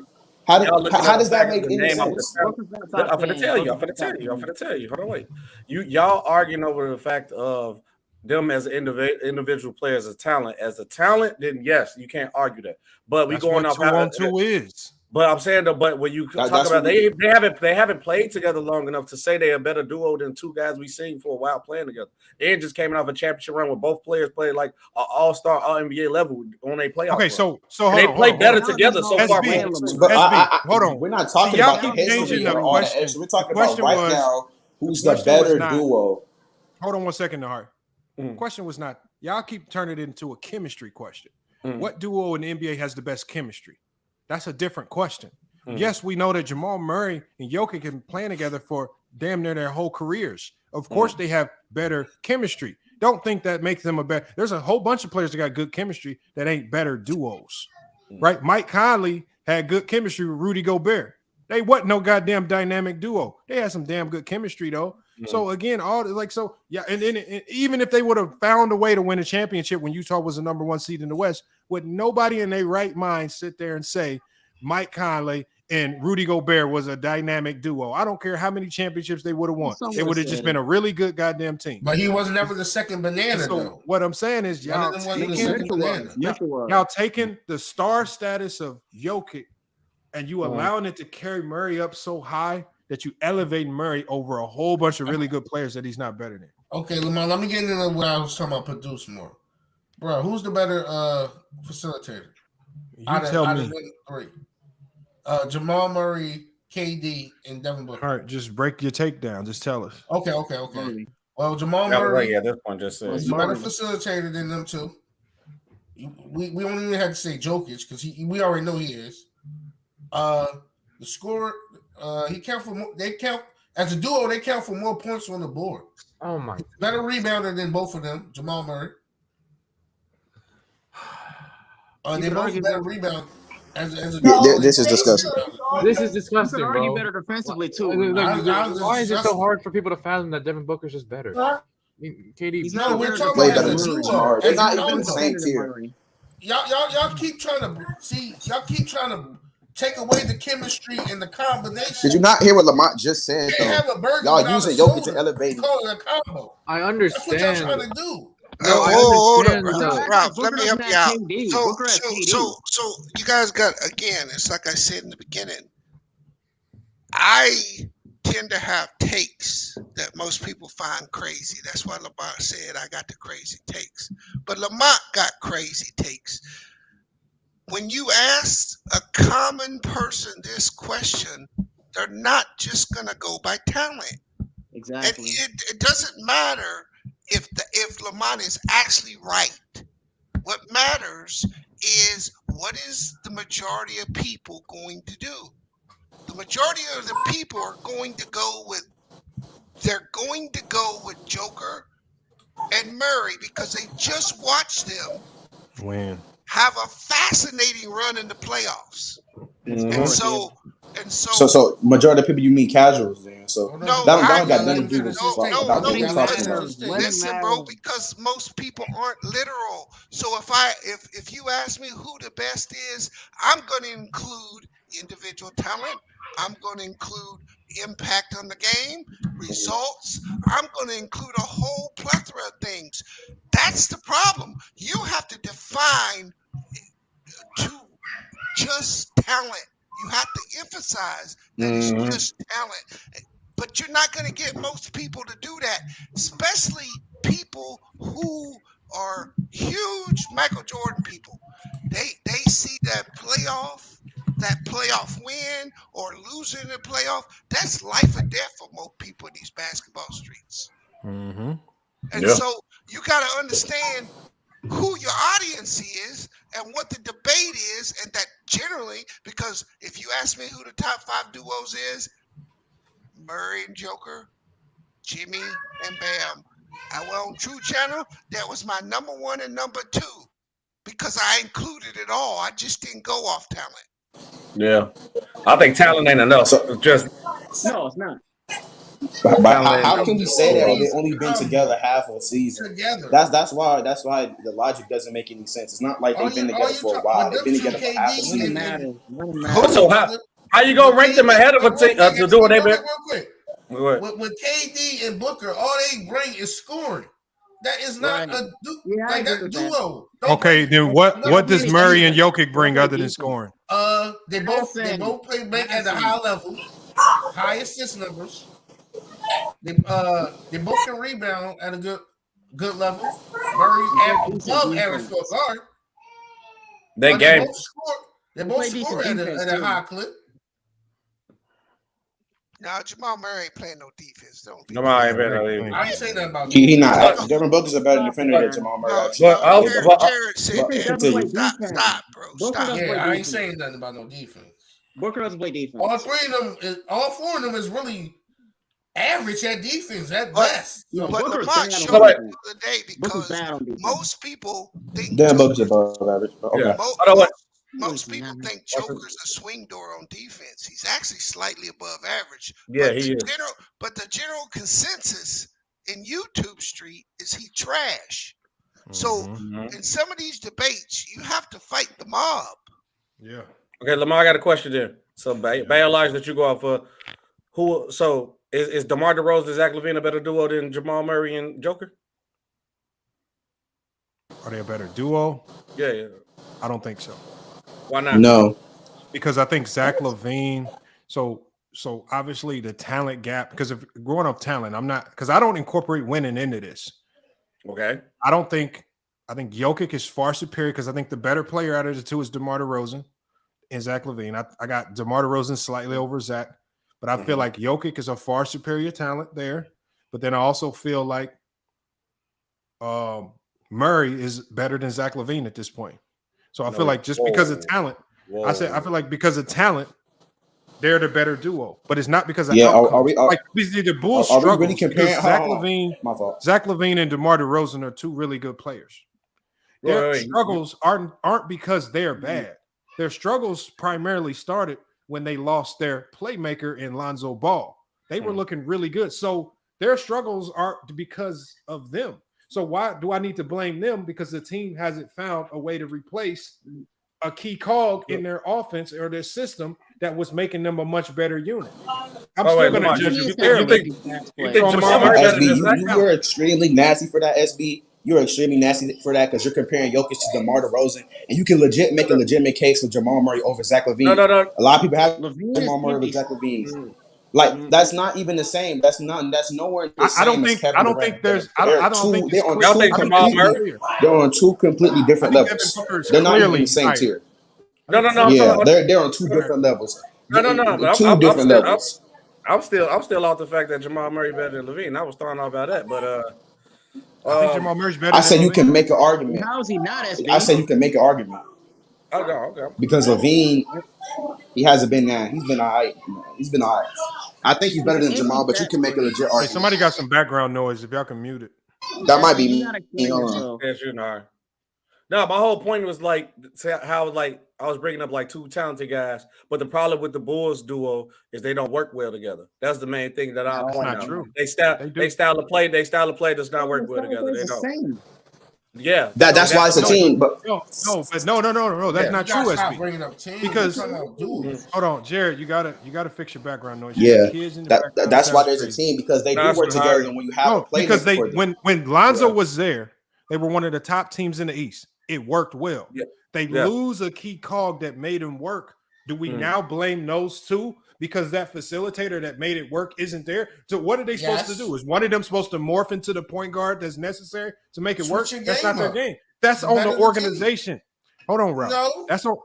That's on the organization to go fix that. No, the organization has failed, and that's what I said. A lot of winning and losing has to do with the organization's ability to go plug in and fix problems. They obviously Lonzo and his contract is a huge problem. They literally can't fix it, so they're stuck in this situation, and they've been trying to replace it with lower tier guards, but nobody can do what Lonzo does. So we haven't seen that optimal DeRozan and Zach LaVine combination. Does that mean they're not a good duo? They are a good duo when the situation around them is perfect. But now listen, that's my point. Same with Murray, same with KD and Booker. But the same thing with Jokic and Murray, they game don't matter who you put around their game, and they complement each other so well. Their game go well together. They'll be good. So it's like if they was to lose somebody, that's like with Bruce Brown gonna be gone. He was a key part of them, and I still think they're gonna be like a well-oiled machine because they literally play. We seen them play together in the playoffs. It was the bubble, but if not, we seen them with different casts of people, and they still did their thing. With the Bulls, they lost one key component, and that ruined the whole team. Yeah, I don't think if Mike MPJ get hurt, which have been hurt in and out lineup, the Nuggets MPJ was hurt. They lost in the playoffs. They still okay. So you got MPJ. If he was to be hurt, they would look different. If Aaron Gordon was to get hurt, not covering for Jokic on defense, it would be different. It's about the players you put around the duo. It's not about if we're talking about the players you put around the duo, then that's different. Because if you put a playmaker around DeMar DeRozan and Zach LaVine, they look a lot better. Just like you put defenders and three-point shooters around Jamal Murray and Jokic, they look really good. They look like one of the best duos in the NBA. That's why it's a team game. It's a team sport. That's what we said. We're looking at individual players for duos, not a team.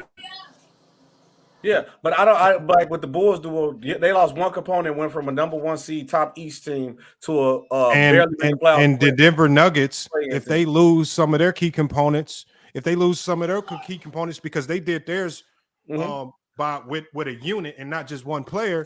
If they lose some of them key components, they're going to look completely different. I think they key component we're going to see this year too was Bruce Brown. Bruce Brown was like the Lonzo Ball role, defender, playmaker, shooter. So we got Bruce Brown going, and I guarantee they still going to be a well-oiled machine to play the same.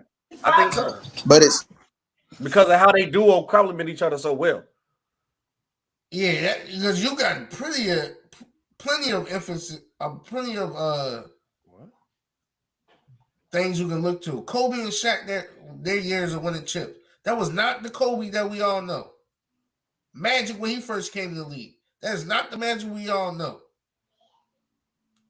And they wasn't even. I don't even think they was where Jamal Murray was now.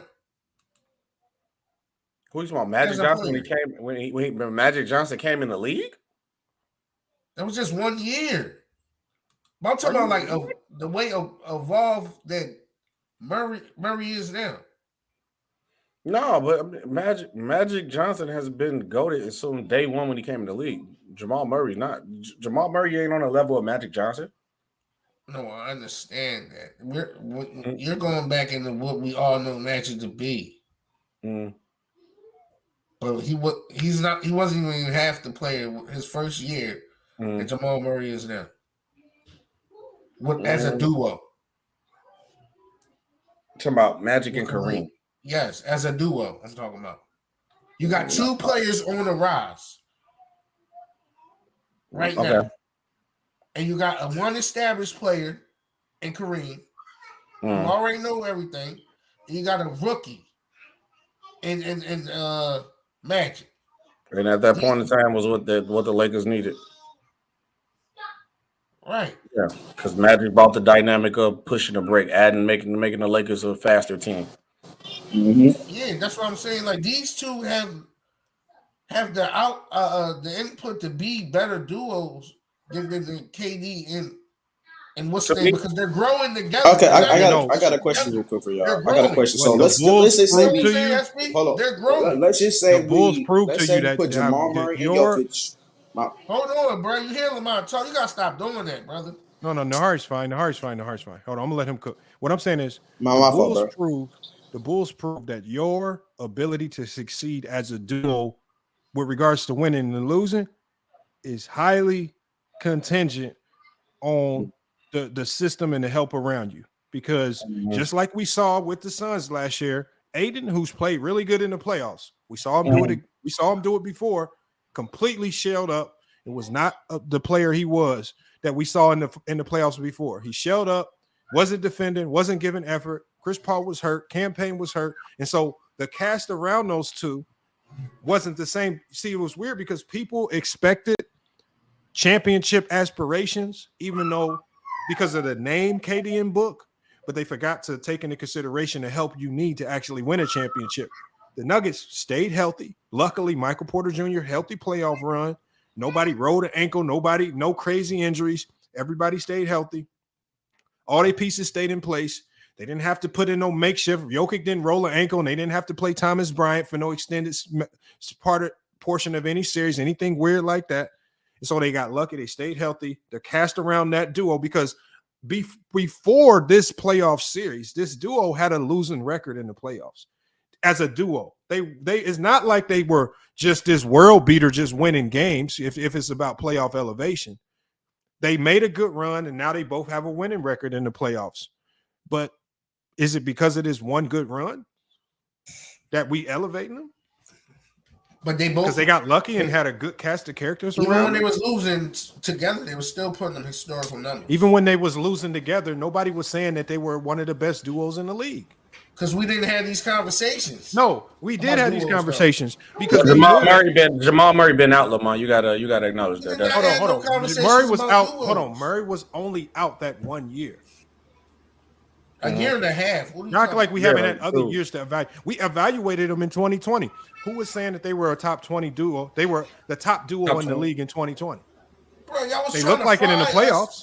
When they came back from 3-1 down versus the Clippers, they looked like the best duo. How come y'all weren't saying they were the best duo in the league then?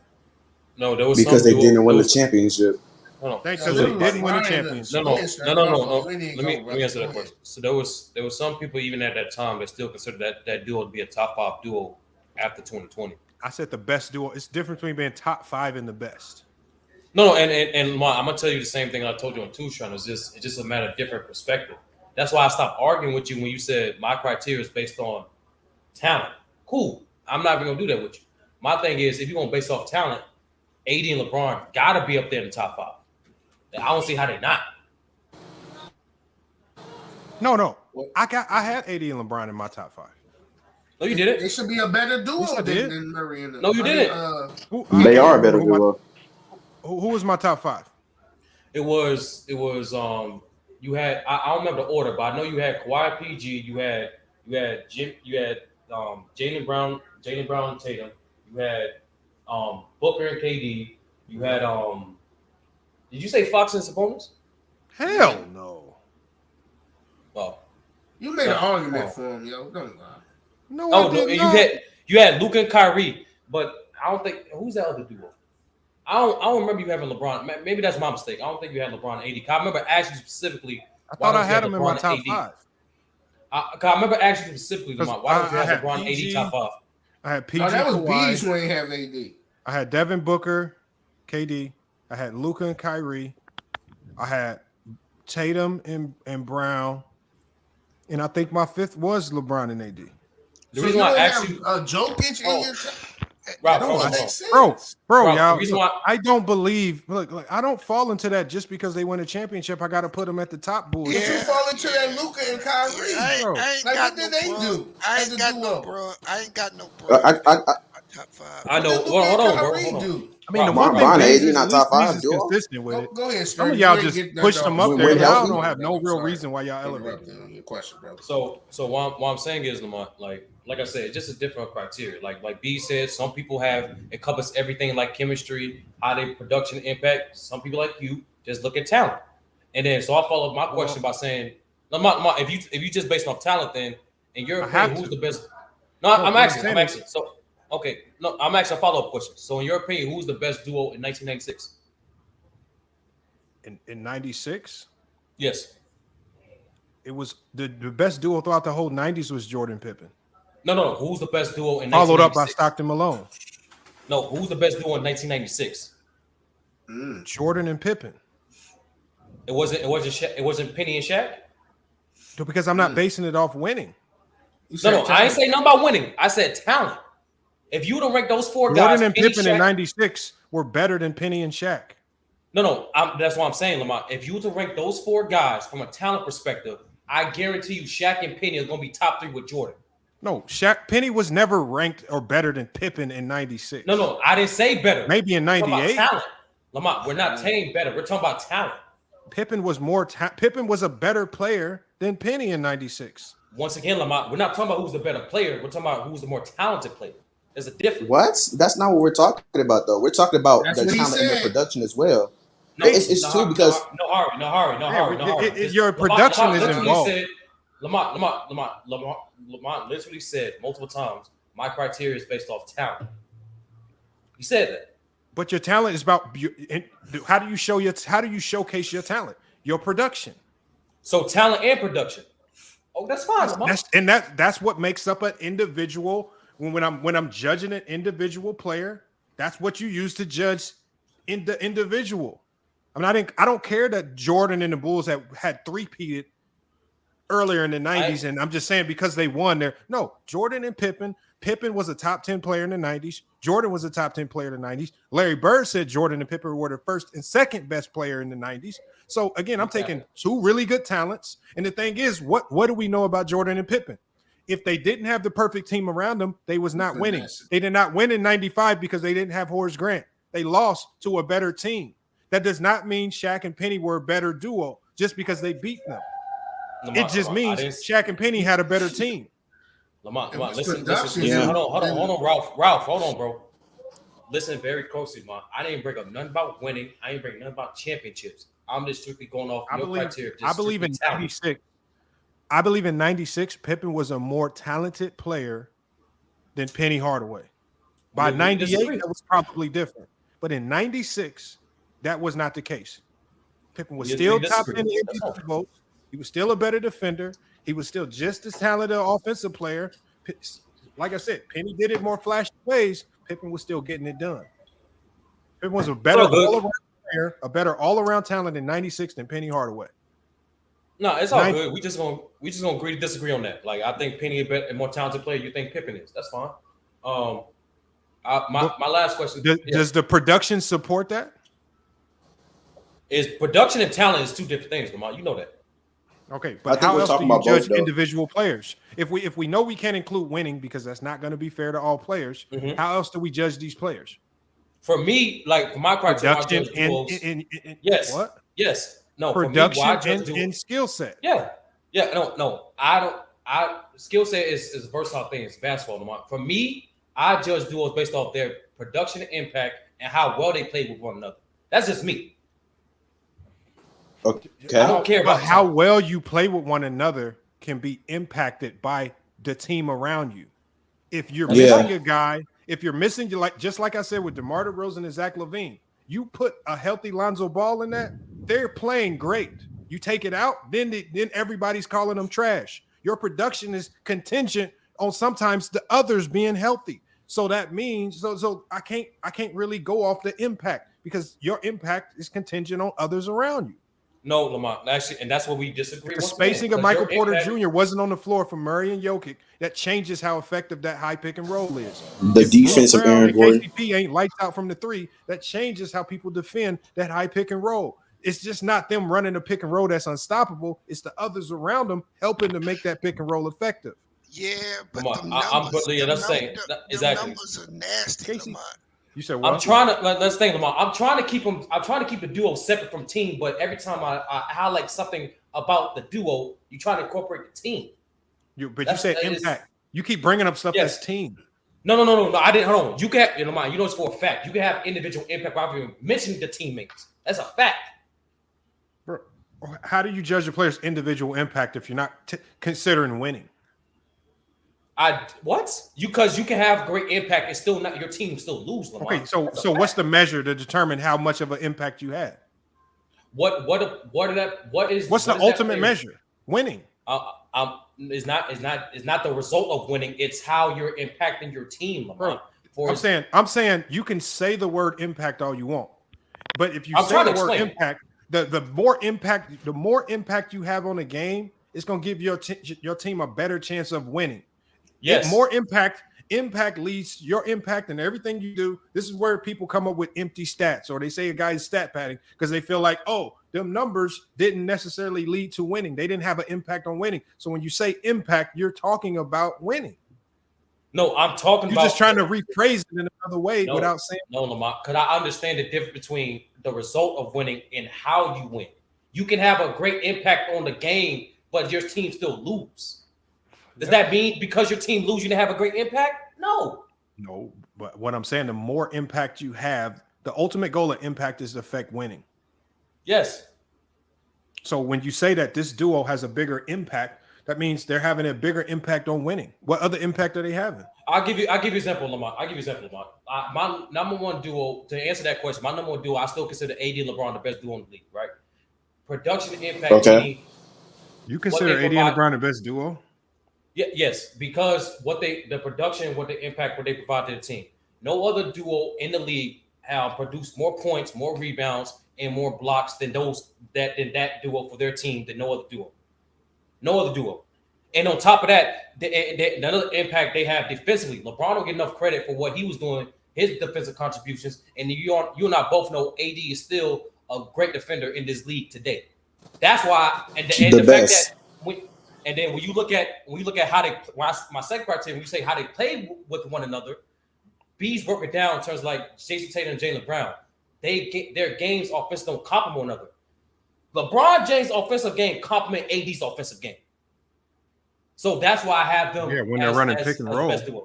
That's part of their game, When Lamont. they're doing anything other than pick and roll, that shit look garbage. That's part of their game, Lamont. That's part of their game. So yes, so if your game complements my game, just how the same way you understand, Lamont, Draymond Green's being a great scorer and a great decision maker when he does get the ball complements Steph Curry's shooting ability. It's a compliment.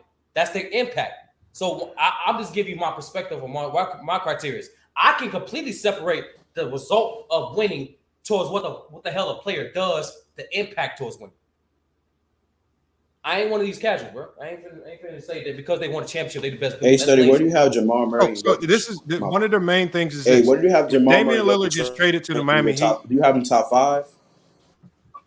Who? Yes, I got me personally. I got him top 3. I got him as top 3 duo in the league. Hey, Sturdy. If Damian Lillard traded to the Miami Heat, there's a reason why a lot of people are going to say that Lillard and Jimmy Butler will be the best duo in the league.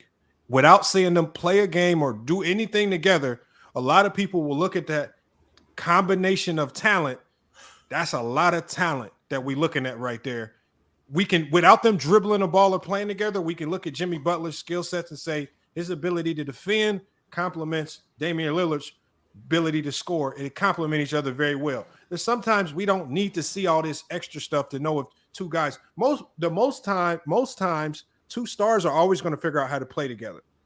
We only see two stars be elite when they have the right pieces around them to make it look good and they make those deep playoff runs. And that's the difference between us saying that a duo choked or they actually succeeded. But a lot of times, the two best players are actually pretty good. They actually can work off each other because that's how offenses are designed, for the two best players to take all the shots and have the most success.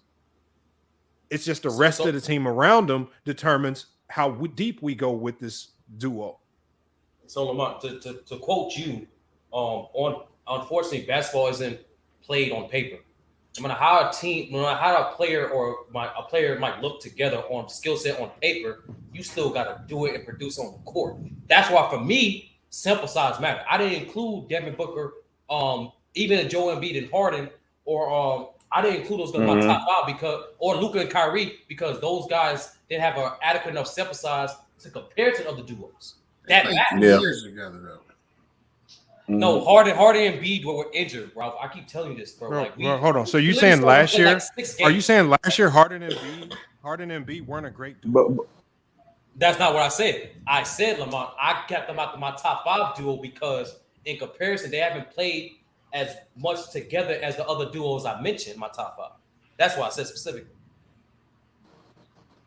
So did you have Jamal Murray and Jokic as a top 3 duo before this playoffs? I don't have to see all that. No. About time the playoffs. Before this playoffs, did you have Jamal Murray and Jokic as a top 3 duo?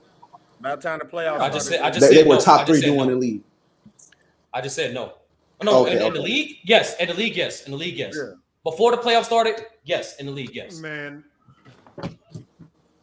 Before There's this no year, way I don't believe that. So you had him over. No, you don't. Before these playoffs started, yeah. Hey, you can believe what you want. You know what I'm saying? That's on you. Bro, I can't wait. I'm gonna be remembering all of this because I can't wait till I see the next champion come out of the NBA. I can't wait to see what new duos y'all gonna come up with now that are the most elite because it better be the champs. But this is my question then, though. Okay, y'all better hold on to these. If Denver Nuggets can fall off the map, y'all better hold on to this great duo take. Y'all better. I don't have the champions. I don't have the champions as the best duo. I don't. Yeah, he said he don't. So what other duo can y'all? If they won top 3, give me 4 that was better than them. Going into pre-playoffs. Going into the playoffs. Go into the playoffs. You got Anthony Davis and LeBron. Anthony Davis and LeBron. James Harden and Joel Embiid. You got who else? I forget. Jason Tatum, Jaylen Brown. You got I'm forgetting somebody. That's 3. That's 3. No, he said Jimmy Butler and Bam. Jimmy Butler and Bam. Hold on, I got a question, man. Jimmy Butler and Bam was better than Mr. I can name some more too. Hey, I can't say. Yeah. Jimmy Butler and Bam they were a better duo. Hold on, y'all. Let Bees talk. I want to hear what Bees. Kevin Durant and Devin Booker. All those were better duos before the playoffs started. They barely played. They played like 8 games together. Go ahead. Bro, you know why? Because half y'all picked the Phoenix Suns to beat the Nuggets. Who? Half y'all did. Hey, y'all, let's hear Bees right quick, man. And those 8 games, they were extremely tell you the dominant. truth. Bees, how many people came in here and picked the Phoenix Suns to beat the Denver Nuggets before the playoffs? Was it just because of Devin Booker and KD? You know. A lot of people did. A whole bunch of y'all. Now y'all talk about, oh no, they no, the but best we not after saying because they half y'all motherfuckers had them losing to the Suns. Bees, go ahead. Bees, go ahead. Bees, you try to say something. Putting Mr. Inconsistent in the top 5, top 2 best. He's too inconsistent. Anthony Davis does not have the consistency to be included in this conversation. And the help. And Jamal Murray does. And Jamal Murray does. What? Okay. Let me tell you, and I had people pushing back on me on this. The NBA winning chips and all that is always about stars. Can we agree on that? Yes, I agree. So Giannis and Julius. So what you're telling me then is, do you have AD in your top 10, young man? You asking the hard? Yes, Anthony Davis is a top 10 player. Do you have LeBron? You'll be smoking if you didn't have him in the top 10. Just say yes or no. I don't need context. It's just a question. Yes.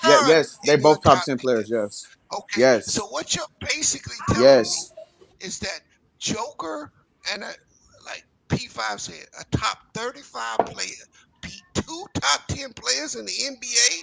I don't buy that for a second. What are you talking about? Team? You're talking about a team. You're talking about team success again. No, bro, the Denver Nuggets were a better team, so that's irrelevant. That is irrelevant. That's irrelevant. I don't care about. I don't care if they beat them head to head because they had the better team. They had the better team. Hold on. Tell me a team in the history of the NBA that had 2 top 10 players and didn't get to the finals. Or to the West. 2 top 10 players and didn't get to the finals. Yeah, you tell me that. Nari, that's an easy question, Nari. This year's Suns. Let me think, man. Yo, who got that? Oh yeah, this year's Suns. Yeah. Yeah, you done. You finished. And you could say this year Lakers. Damn, Nahari. You finished. You washed up. That was an easy question, Nahari. Because basketball. Hold on. Basketball not like the other sports, bro. If you take 2 players that are the top 10 players in the league, they shouldn't lose to 1 top 10 player. What about Durant and Westbrook being? When you look at Durant, Westbrook, who did they play? They played LeBron and Wade. They lost to Steph. All right, I'm back. Is my background good? No, he's talking about. No, that's not true. Barkley and Julius Erving didn't get to the finals. There's a few. They lost to Steph. Clay was the top 10 player. There are CP3 and Blake Griffin didn't. They was 2 top 10 players. KD and Harden. Hold on. Exactly. There are a few, but you're not gonna tell me that Well, was Chris Paul a top 10 player in 2018? Well, don't let him finish it, bro. Let him finish, man. What you're And there not was a time that Kareem and Magic Johnson didn't make it to the finals either. Christ, bro, all you need is to put some niggas on something and there'll be confusion everywhere. Yeah, Just put a bunch of niggas on something, and you'll never get to no point. I yield my time. FYF, I came up. I can barely even hear you, nigga. I ain't gonna lie. I don't know what you're talking about. Hey, niggas are the biggest misdirectors from the point I ever seen in my life, bro. Just make a point and watch how many people try to sidestep it, Lamont. Hey, can I hold on? Who was trying to get a point in? Was that old somebody new that came on the panel? Yeah, that was me. Go ahead and cook. You know, I hear the debate between the Phoenix duo and the Denver duo. Now, in terms of one-on-one players, I think Phoenix has the better duo. But do we take chemistry into effect? Like the whole thing with Joker and Murray is their chemistry. That duo has the best chemistry in the NBA. Like they work seamlessly. Like they hand in hand. Like they know each other better than any other duo in the NBA. Do we take that into consideration? I believe that a lot of the success that we see from Murray and Jokic is derived from the others around them doing their jobs at an extremely elite level. And because we've seen these two fail, like it's not like these two are world beaters winning championships every year because they're a great duo. That's not what it is.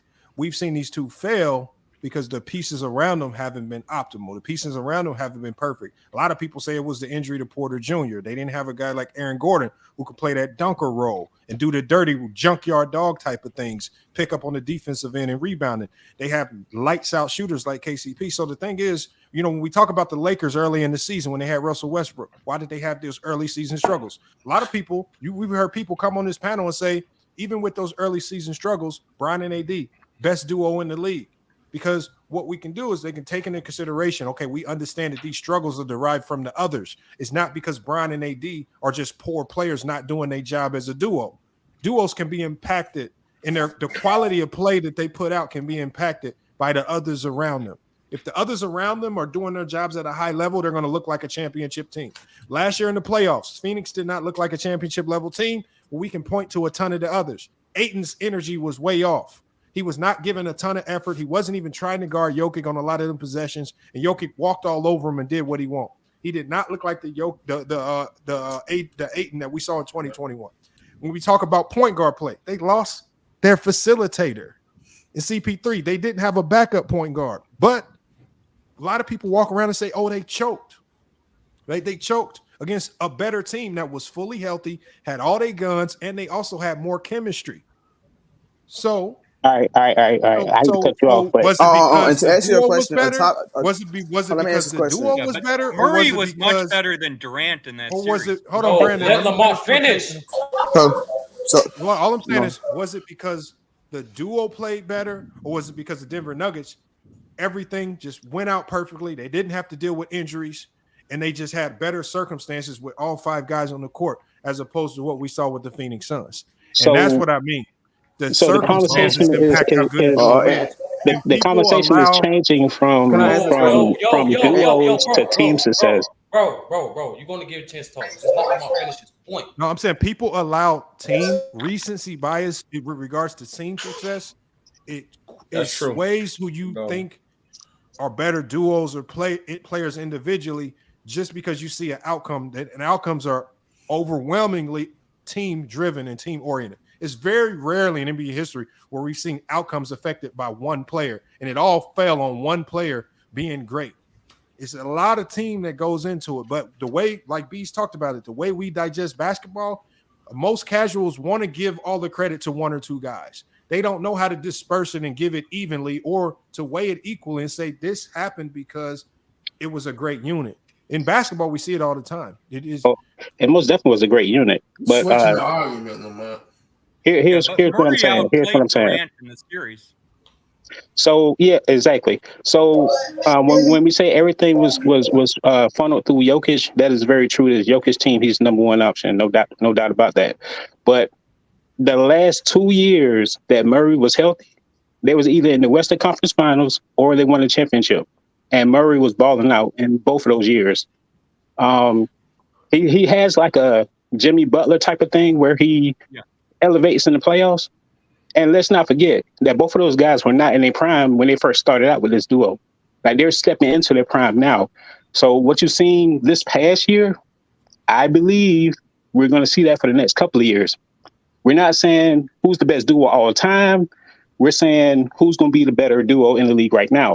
And I believe that is Jokic and Murray because of what we've seen the last 2 years they've been together. The level of impact both of those guys had on the floor and their production, particularly in the playoffs. If you look at between duos, points, rebounds, assists, field goal percentage, everything is Jokic and Murray. Kevin Durant, now Booker was showing his ass in the playoffs. I ain't gonna lie. He ran out of gas in the last game, but Kevin Durant, for whatever reason, you can say that Denver keyed in on him. You can say whatever, but his production fell off in the playoffs. While Murray rose. So Murray was actually playing better than Durant in the playoffs. And then Jokic, I mean, there's nothing to say about Jokic. So that's why I give the edge to the Denver crew over the Phoenix crew. And this is what I always say all the time. The way I break it down is this. It's easier for you to star in your role and be completely optimal in your role when everything around you is perfect. We just talked about AD. We just talked about LeBron early in the season. When the pieces around, when they didn't have that great defensive unit, when they had Russell Westbrook, it didn't look right. AD had a whole bunch of off nights here and there. LeBron would have off nights here and there. But when they got optimal, then all of a sudden everything starts looking much better. AD looks much better. Performances start looking much better because everything's optimal. So when you talk about Kevin Durant having some of these down series, right? Well, maybe some of what Kevin Durant is not a guy that brings the ball down the court, goes one-on-one and shoots. Kevin Durant needs a guy like a CP3 who can facilitate and get him the ball at that high elbow or that wing where he likes to operate. It takes somebody to run the offense to make that happen. Without their 2 point guards, who was there to run it at an optimal level in the playoffs against the Denver Nuggets, who were one of the best teams in the West? So but again, his production, you can't just Ralph, hold on. That don't make sense. You put my phone. All right, so this is what we going. So what we saying is, all I'm saying is this. We can't say, oh, his production just fell off, but you give no context as to why a guy like Kevin Durant's production, one of the greatest scorers in NBA history, falls off. It just doesn't disappear because we're not talking about some elite star-studded defensive unit in Denver that was just giving them problems. So we have to look, okay, CP3 was out. They're one of the greatest facilitators in NBA history. That might play a role in it. Their backup point guard was out, who's actually pretty good. That might play a role in it. Okay, so now I understand that KD's probably not getting the ball in optimal situations, probably not as efficiently as what a guy like CP3 might get it to him. All right, Devin Booker now has to be the de facto point guard, and so it might look a little different because he also wants to score as well. So that could potentially play a role in there as well, but we don't want to take that into consideration. We don't want to take into consideration how many rebounds Ayton missed out on, whether it was offensive or defensive, because he's playing with no effort. We just want to put all the blame on KD and say, oh, he didn't play to his numbers. He got outplayed by this guy, but you don't put nothing else into context with it. Well, I do put all that into context if we're talking about team success, but we're talking about duos. We're not talking about the team. So we're talking about duos. We're talking about the duos. We're talking about duos. I don't want to hear about the team success. Y'all talk about team. Y'all not talking about duos. Y'all talk about. I don't want to hear about success, team. I don't want to hear about winning and losing because there were so many other pieces that went into that to the Suns losing that series. It was so many not named KD or D Book. Individually, they're always going to be great, but sometimes your success on the court is contingent on some of the other pieces doing their job. And when those pieces aren't there, just like the Bulls with DeMar DeRozan and Zach LaVine, look, SB can tell you they have not been the same since Lonzo went down. He was the only player that was able to make that function and work properly. They've been striving. That's a fact. I'm a Bulls fan. When you lose certain pieces, you don't look the same. Hey, but see, but Durant was my whole struggling in argument, the playoff, even when Chris Paul was healthy. Durant struggled against the Clippers. He struggled against Denver, even when Chris Paul was healthy. I mean, the thing about Murray and Jokic have been the best duo in the NBA for 3 years. It's just Murray wasn't but healthy the last 2 Brandon, years. clarify that, please. No, Because but you said, hold on, Brandon, stop coming up here with all this extra No, noise. Brandon's fine with coming up here with that. See, this is what I don't like when people just say Durant struggled against the Clippers. No, he had 31, 28, 25, and 27 versus the Clippers. He did damn fine against the goddamn Clippers. God damn. What you mean? Okay, so he shot 66% from the three-point line in game 5. He shot 75% from the three-point line in game 4. I'll give you the percentages. He shot 52% in game 5, 52% in game 4, 53% in game 3. He shot 52% in game 2, and he shot 49% in game 1. So where the hell are y'all getting inefficiency when the man shot lights out from the three-point line? George were both hurt. You The fucking Clippers were lying trash once at them. again. God damn, I hate it when you come in here and you fucking lie and you try to finesse us with bullshit. No, and the you're numbers, lying. Kawhi got hurt. Not one goddamn number, some more, anything. He came in here and said he wasn't very good against the goddamn Clippers. This man scored damn near 30 a game against the team. This man shot over 50% from the field. This man has some games where he shot 60 and 70% from the three-point line. But this idiot wants to come in here and say, oh, he was not very good against the Clippers. No, that motherfucker lit the Clippers the fuck up. What the fuck are you talking about? Y'all He was having games. He was dropping 10 assists. He did not struggle against the Clippers too. You're just wrong. What game did he struggle? Watch the fucking series. Him individually didn't struggle. You can say the team struggled. Win. This motherfucker got 25, 28, 31, 31 on 50% shooting. You're looking at numbers after Kawhi got hurt. Those are totally irrelevant. What are you talking about It's a struggle? fucking casual take. The Clippers were trash after Kawhi got 9 hurt. and 16, Kawhi and 8 Paul and George 15, were 10 and both out. 19. What do you mean struggle? This man was lighting them the fuck up. Right. So We're the just team struggled talking then, about Brandon. The team when struggled. Kawhi was playing. That's Okay, it. so hold on. What do you mean he struggled against the Clippers? I'm saying when Kawhi and Paul George were not playing, that's irrelevant. The Phoenix was having a lot of struggles against the Clippers at the beginning of the series. In the when Kawhi playoffs. was So that's there. the team. No, bro. That's the In team. the playoffs, You said the that's not what Suns, we're not talking about. KD. In the playoffs in 2023, when did he struggle against the Clippers? That's what you said. I just told you. Durant was not consistent against the Clippers until Kawhi went out, and they're playing a fucking G League roster. What game? But Hold on. What game was this? Hold on. What game? In the first game, he had a 27-point triple double. While Kawhi was guarding. Again. Kawhi was not guarding Durant the whole series. I mean, so hold on. Kawhi's Well, guarding you keep making Booker, guarding Durant, excuses, guarding bro. a lot You of make different players. excuses for this. You just say dumb shit.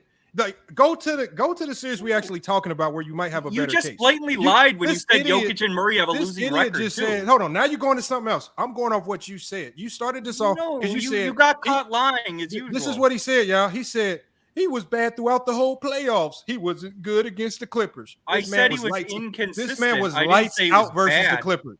You just said he wasn't good versus the Clippers. Now I you said he changed was your tune. inconsistent. I didn't. How say was he bad. inconsistent? The man was extremely consistent. Why don't you learn English? Those are different words. Okay, hold on, Anyways. y'all. Hold on, y'all. What is inconsistent, y'all?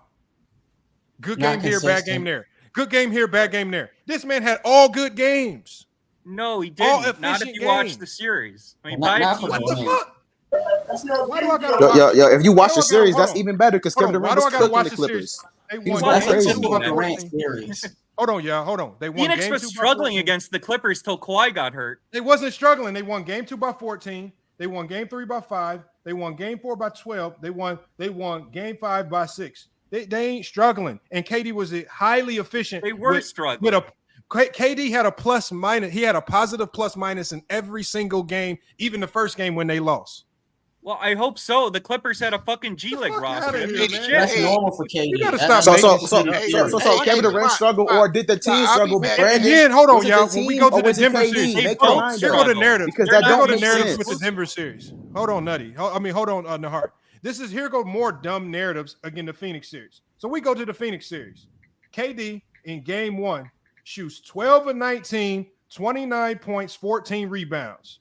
That's a great fucking game to me. But then we go to game 2. This is the game because people love to harp on that one game and then apply it to everything else. This is that second game where KD shot 10 of 27. He had 24 points, wasn't as efficient. And so they take that one game He wasn't efficient throughout the entire playoffs when that's not the truth because he followed that game up with what? 39 goddamn points. He had 39 points on 12 of 31 shooting, but because he was shooting more, obviously, because who went down? CP3 went down and Aiden wasn't giving him nothing, but he still gave you 39 points. He went out guns a-blazing because remember, that's what y'all said y'all want these stars to do. Shoot till the fucking wheels fall off. Don't stop shooting. Right? At least you putting up the shot. That's what y'all said before. Okay, wait, Lamont, you then said he follows it up. everything. No, Brandon. Then he follows it up with 36 points. 36 points. 36 points on 11 and 19 shooting, which is efficient. Right?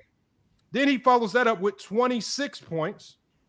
Another night where he wasn't as efficient. So y'all want to apply that. But then his last game of the series when they got blown out, obviously, he shot 50% from the field, 8 and 9. Oh, he was 9 and 19. He had 23 points. I don't see this all inefficient series that y'all running around here lying and talking about. The man still had really good numbers. That's why I say with guys like Kevin Durant, the man can't win for losing. The man, Kevin Durant, basically has to score 79 points, shoot 75% from the field, shoot 100% from the three, and win the championship for y'all to give him credit.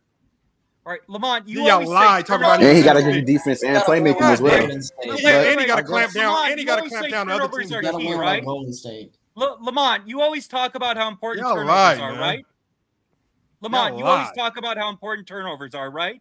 KD had Y'all gotta 5 stop turnovers or lying. more in 2 games against the Clippers, and you're the guy who says turnovers are everything. Oh You're my cooked. God! So now you want to run the turnovers?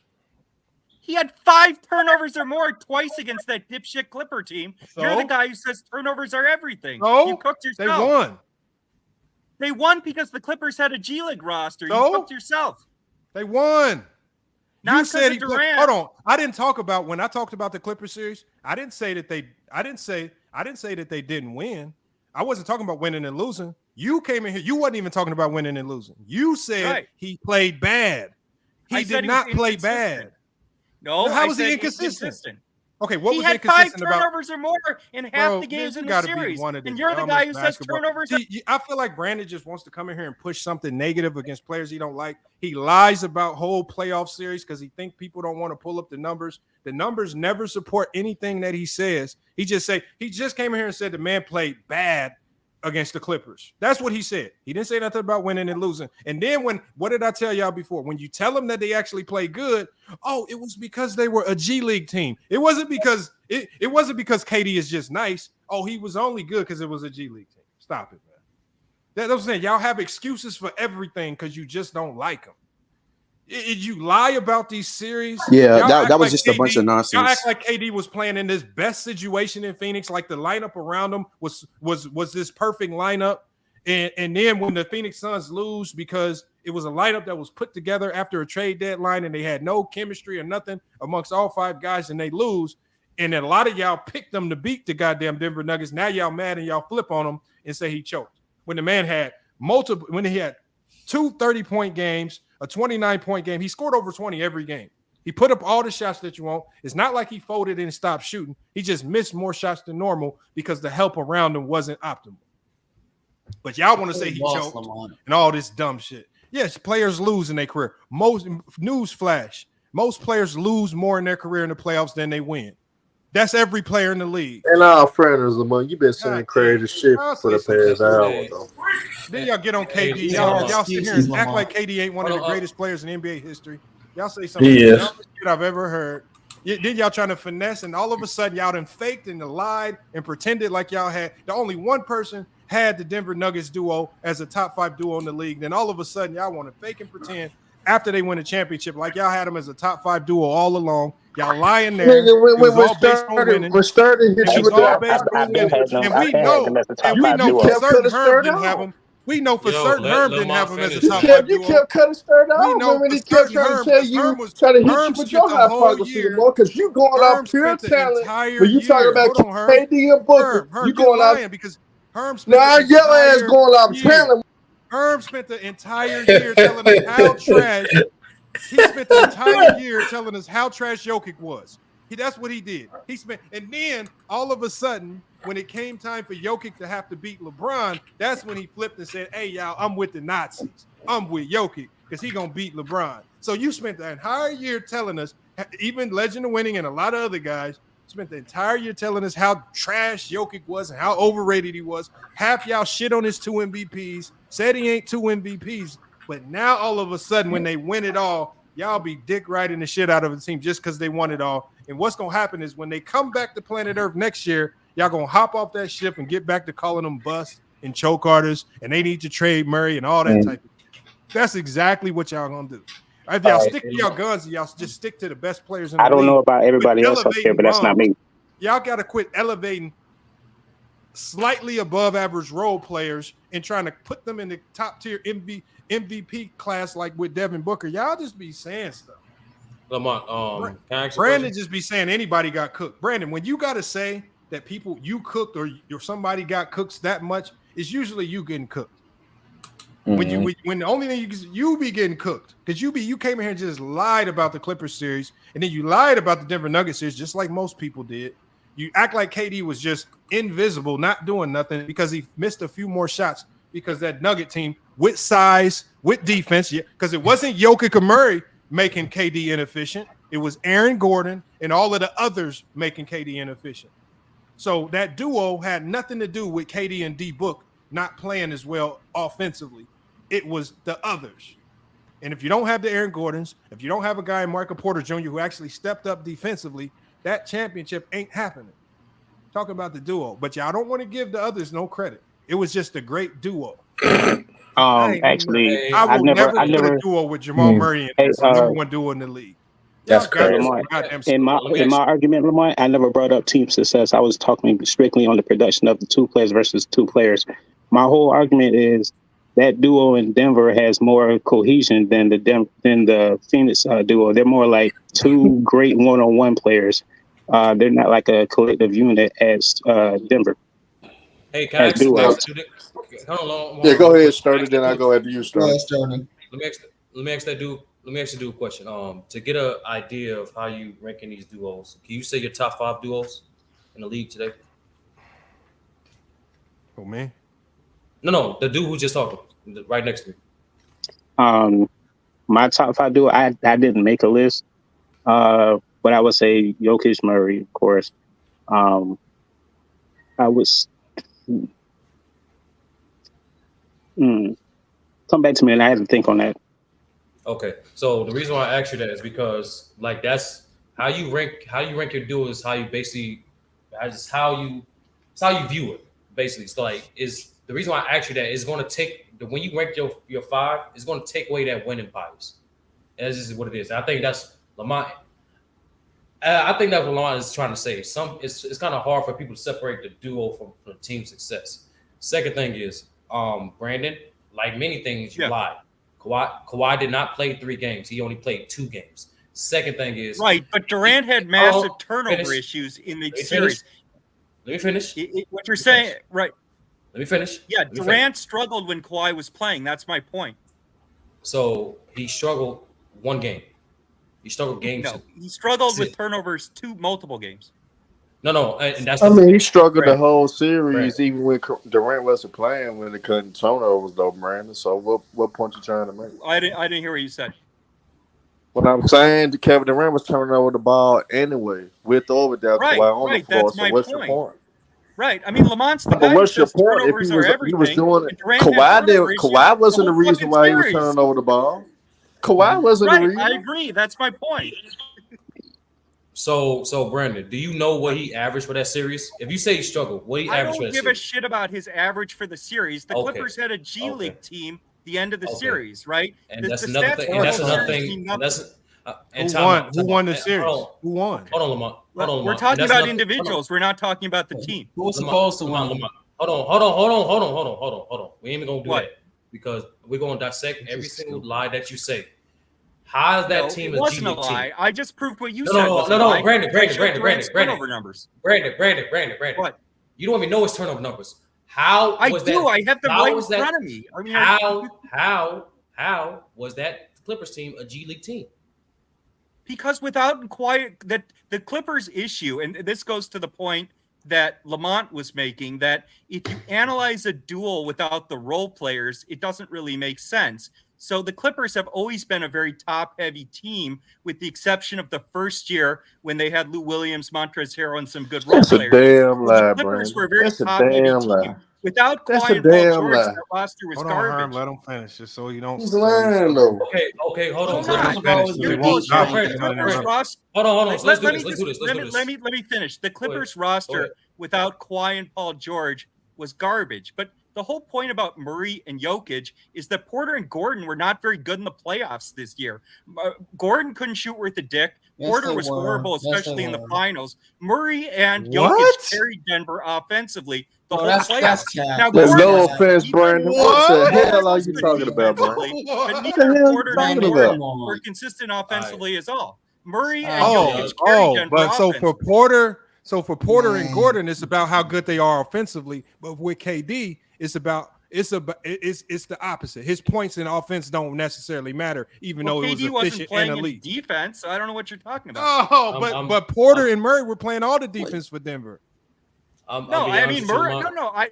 analyzing both sides of the ball, and I'm saying Porter if and you Gordon look were at playing all the Denver's defense. offense, Gordon and Porter were inconsistent offensively the whole playoffs. Jokic and Murray carried Denver on offense most of the postseason. Porter couldn't hit a shot in the finals. Gordon couldn't hit shots most of the playoffs, although Gordon's defense was very good. Was their but offense? If you look at offensively, Murray and Jokic carried them. Was their offense predicated on Porter making shots, or did they have elite snipers like KCP and Bruce Brown making the majority of the shots, where they actually leaned on Gordon more in the finals because of the mismatch, and they went to him more in the post, where we actually saw him be a little bit better, especially offensively in the NBA finals. His role changed because of the matchup. Yeah, but his if job you look at on that team is to defend. It was Jokic and Murray to handle the scoring load, and Jokic's going to disperse. And Jokic does a beautiful job of finding out who has the best matchups, and that's who he's we're the going to go best playmaker in the NBA. Okay, so what I'm saying is, if Gordon don't have the best matchup, a great playmaker in Jokic's not going to force it there. But when he did have the best matchup, what did they do? They force fed him in the post in the finals. Shots all playoffs. It wasn't a matchup issue. Gordon struggled to shoot all playoffs. It was a matchup issue. They And were if you much look at bigger which than the duo Miami was Heat. the highest That's why they percentage lost. of their team's offense, it was by far Jokic and Murray. y'all Jokic just and Murray carried Denver offensively most of the playoffs. They got help on defense, but Gordon was missing wide open shots all playoffs. It wasn't a matchup issue. He couldn't hit shots most of the playoffs. All right, bro. All right. His role on that team wasn't to be an elite shooter.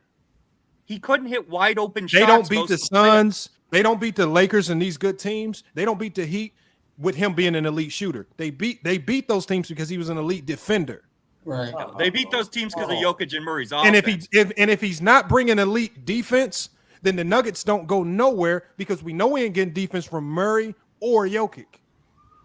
No, Jokic played good defense in the playoffs, and Murray had some bad defensive performances. I said elite but he defense. wasn't bad overall. The primary reason Denver won the title was Murray and Jokic's offense. Brandon played good defense, but that wasn't the main reason they won the won. championship because they finally started to defend. Brandon. No, I mean, they were an average defensive team all year. They won because their offensive efficiency, not their defense. I think they won the championship because they got good games here and there from either Porter, Gordon, or Bruce Brown. Derek, hold on. But I mean, Jokic is getting those guys wide open shots. Listen, I gotta say this, bro. How, when you say a person struggled from shooting from the outside when they shot 39% for the whole playoffs from three? They shot 39% from three the whole playoffs. How can you say that person? I'm talking about Aaron Gordon. Which player are you talking about? I'm talking about Aaron Gordon. Aaron Gordon. He shot 39% from three in this playoffs. How did he struggle? Okay, I'll explain to you. If you watch the games, there were series where Gordon was going 1 of 8 from 3, and then in the finals he shot well.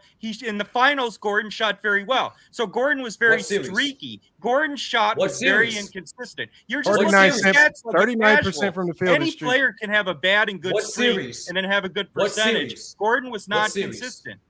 What series? You said the series was inconsistent. Can you tell me the series? What series? I don't know what you're asking me. What Said he shot series one of 8 was from the Aaron three-point Gordon line. inconsistent from 3? What series are you referring to? Aaron Gordon's shooting was inconsistent most of the playoffs. What series? I'm saying generally most of the playoffs. So bro, he never took more than 5 threes in a game. That's what I'm saying. Actually, how the hell? as a whole, his shooting improved in the playoffs. No, you're right. Right. You're right. No, I agree with that. But Gordon was very inconsistent shooting you're for right. much of the playoffs. He did improve later, especially in the finals. But at the beginning of the playoffs, Gordon was missing a lot of wide open shots. I mean, Sturdy's giving his casual take. Okay, so he's what just game reading are a you stat talking sheet, about? What but Gordon games are was you very talking about? inconsistent. No, most I'm of the asking playoffs. you what He was series. streaky and You he can't shot even well at name the me end the of the series. postseason. What Hey, series? Hey, I think there's a big misconception there because his volume was low, so it really didn't affect everything. His volume was low in the 3-point shooting. Now, if he was out there shooting 12 3-points a game and he was shooting at a inconsistent level, then that would be different. But since he was shooting 3 threes a game, 4 threes a game, and he'll hit like 1 out of 4 one game and then 2 out of 4 the next game, it's really inconsequential to the grand scheme of things. No, I disagree with that take. I'll explain why. Because Gordon was passing up wide open shots. So because Gordon was struggling from the perimeter, they were able to double shots he didn't miss. Gordon And now open. he's So passing even though up open Gordon shots. wasn't taking many shots, not passing his open struggling shots. shot hurt Denver offensively. Gordon played good defensively, but his shooting was very inconsistent. Was he missing shots or passing up shots? Which one was it? He was doing both. Okay, so he did both, and yet he somehow still shot 39% from 3. He did both, but in 2 to 4 series, he shot over 40% from 3. All right, bro, you're right. Right. He had 2 bad series and 2 good ones. That's the definition of inconsistent. Which one was the bad one? Which two? What series? Yeah, what series was bad? Which 2? Brandon, which 2? He was inconsistent half the fucking Which 2? playoffs. He just cupped Which 2? Series, Yo, bro. Lamont. If he don't answer this question, please kick him off. Which 2? He's not gonna answer. I just told you. He don't even know. Just made that up. He just made that up. Which 2? He played 4 series. Brandon. I got his numbers in my face right now. He just made that up. No, I know that. I mean, anyone who watched the playoffs knew Gordon was struggling to shoot most of the postseason. When? Like When was somebody he said, struggling? he came on later. You said in the playoffs. Win. But We he was actually win. inconsistent shooting. You just said in the It's playoffs. just a fact. If you watch Gordon struggle to shoot, I don't. What's it's like win? saying You you don't don't know win. You don't know when, because you can't say shit. No, I do win. I do. I just said generally for the playoffs. Win. Who gives a Win. fuck with the specific You game? just said 2 series. Wins. You just said win. Wins, Brandon. Hold on. Sturdy. still Read can't off answer his that read off his numbers. I just Read off his said numbers for the generally first in the round. playoffs. Hold on. No, you Sturdy, said we'll go 2 round by round. series. Jared, hold on. Jared. Sturdy, we're gonna go round by round. Give me Aaron Gordon's first round numbers. You're right. And Lamont, this is the last time I'm entertaining Brandon, bro. In the Western Conference, You're a clown. All you do is read stats. In the first round, You said he was inefficient. You the one who brought up stats, nigga. That's what I'm Right, saying. and that guy just educated your My fault, dumb my ass. fault, He's my passing fault, up my wide fault, open my fault. shots. No, he's trying to distract you, Sturdy. He's trying to distract you, Sturdy. My fault. Hold on, he's trying to distract you. He's trying to distract you from reading the actual Passed up numbers. wide open shots. I Right, hold on. This is all he series. does when he starts to do that. He's trying to distract you from actually reading the facts. So let's go series by series, and we're going to see how inefficient Aaron Gordon was. Because first he said he was missing shots. Then when that was exposed, and then he said he was passing up shots, which don't even account against. So let's just read through his numbers. All right, I'm just keep it simple. I'll give you all right. 30. He averaged 13 in round 1 against the Minnesota. He averaged 13 points on 50% from the field and 34% from 3, which is a league average. Not bad. Which for your third, fourth option, that's not bad. Can I continue? Oh, my fault, Brandon. So we're talking about shooting. He also saw 89% from he shot 90, damn near 90% from the free throw line. All right, go to the next one. Brandon, This to is say not I'm not gonna mix. And that's not including his elite defense. All right, let's go to the next series. The next series, he averaging 12.8 points on 45% from the field and 43% from 3.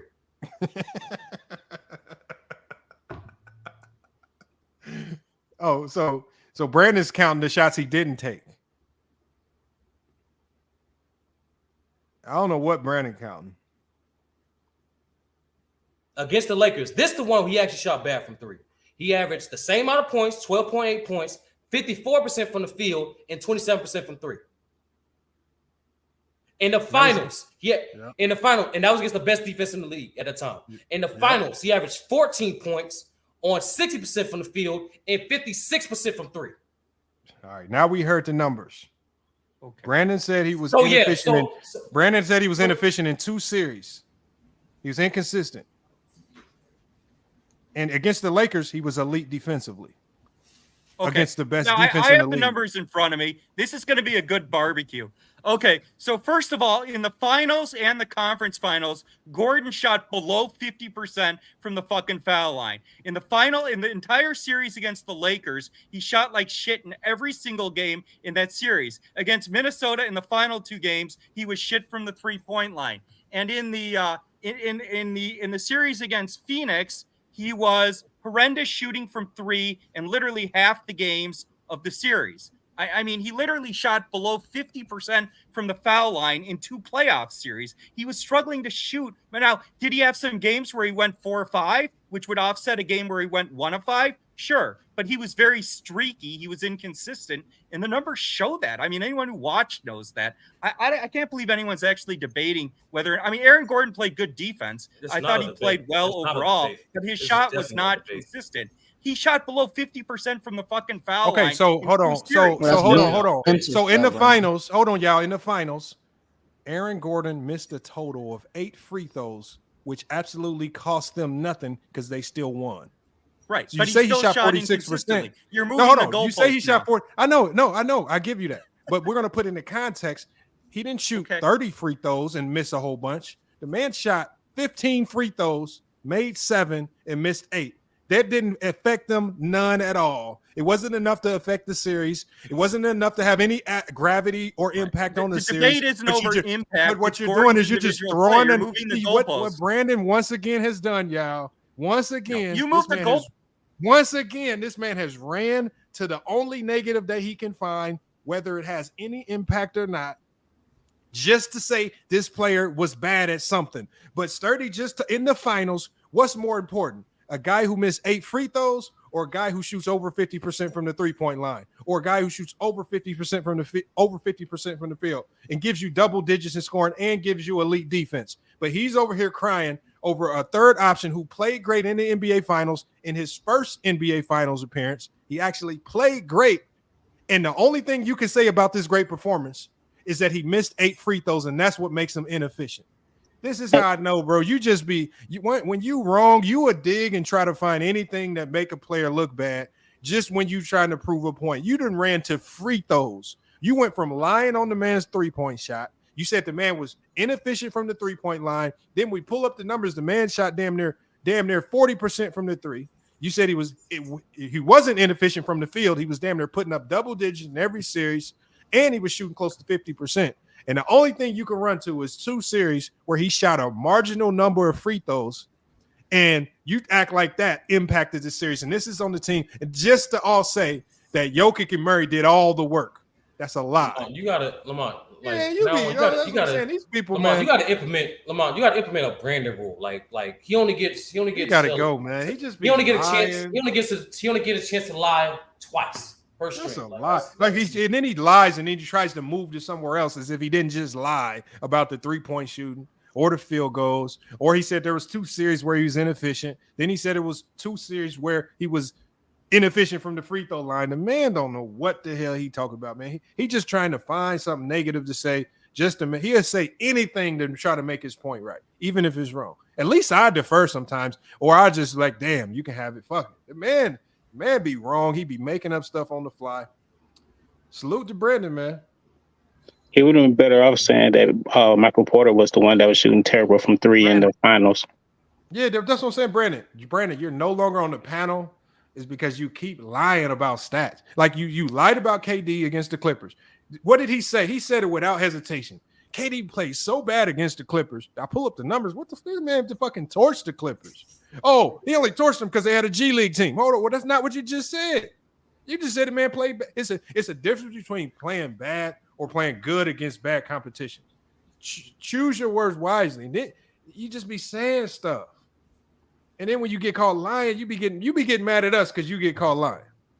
Like, no one tell you to lie, nigga. Hey, didn't he say Gordon shot terrible from 3 in the finals? He shot like 5 or 9 from 3 in the finals.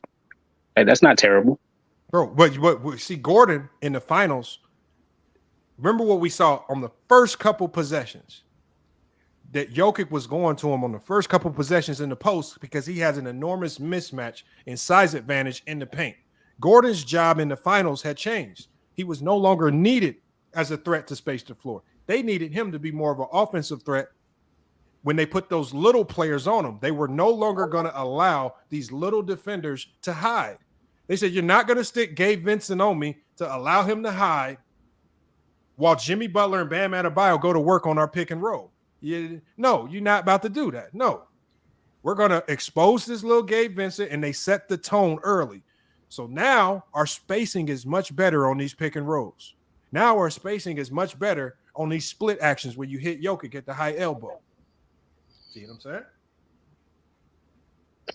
saying? I hate to change the subject. This is a quick question to you, Lamont. Where would you rank Stockton and Malone in the 90s as a duo? You have to rate them right behind Jordan and Pippen. You have to. And arguably Stockton and Malone could be one of the greatest duos of all time, even though they didn't win one chip. Is that based on talent, Lamont? Is that based on talent, Lamont? That's definitely based on talent. Oh. That's based on talent and then their production. Because we know they had elite talent and production because they both produced at a high level. They both were extremely talented. But do we hold it against them that they didn't win a championship? Or do we look to what their own coach said, Jerry Sloan? Jerry Sloan said, we're struggling to improve our roster around Stockton and Malone because of the league expansion. They're taking all of our draft picks. They're giving them to expansion teams. They're doing these expansion drafts, pulling our bench guys, and they're depleting us, making it harder for us to compete with the Bulls, while the Bulls could walk into the 90s with a ready-made, with 2 lottery picks, Horace Grant and Scottie Pippen, and a good supporting cast that they brought in from the 80s.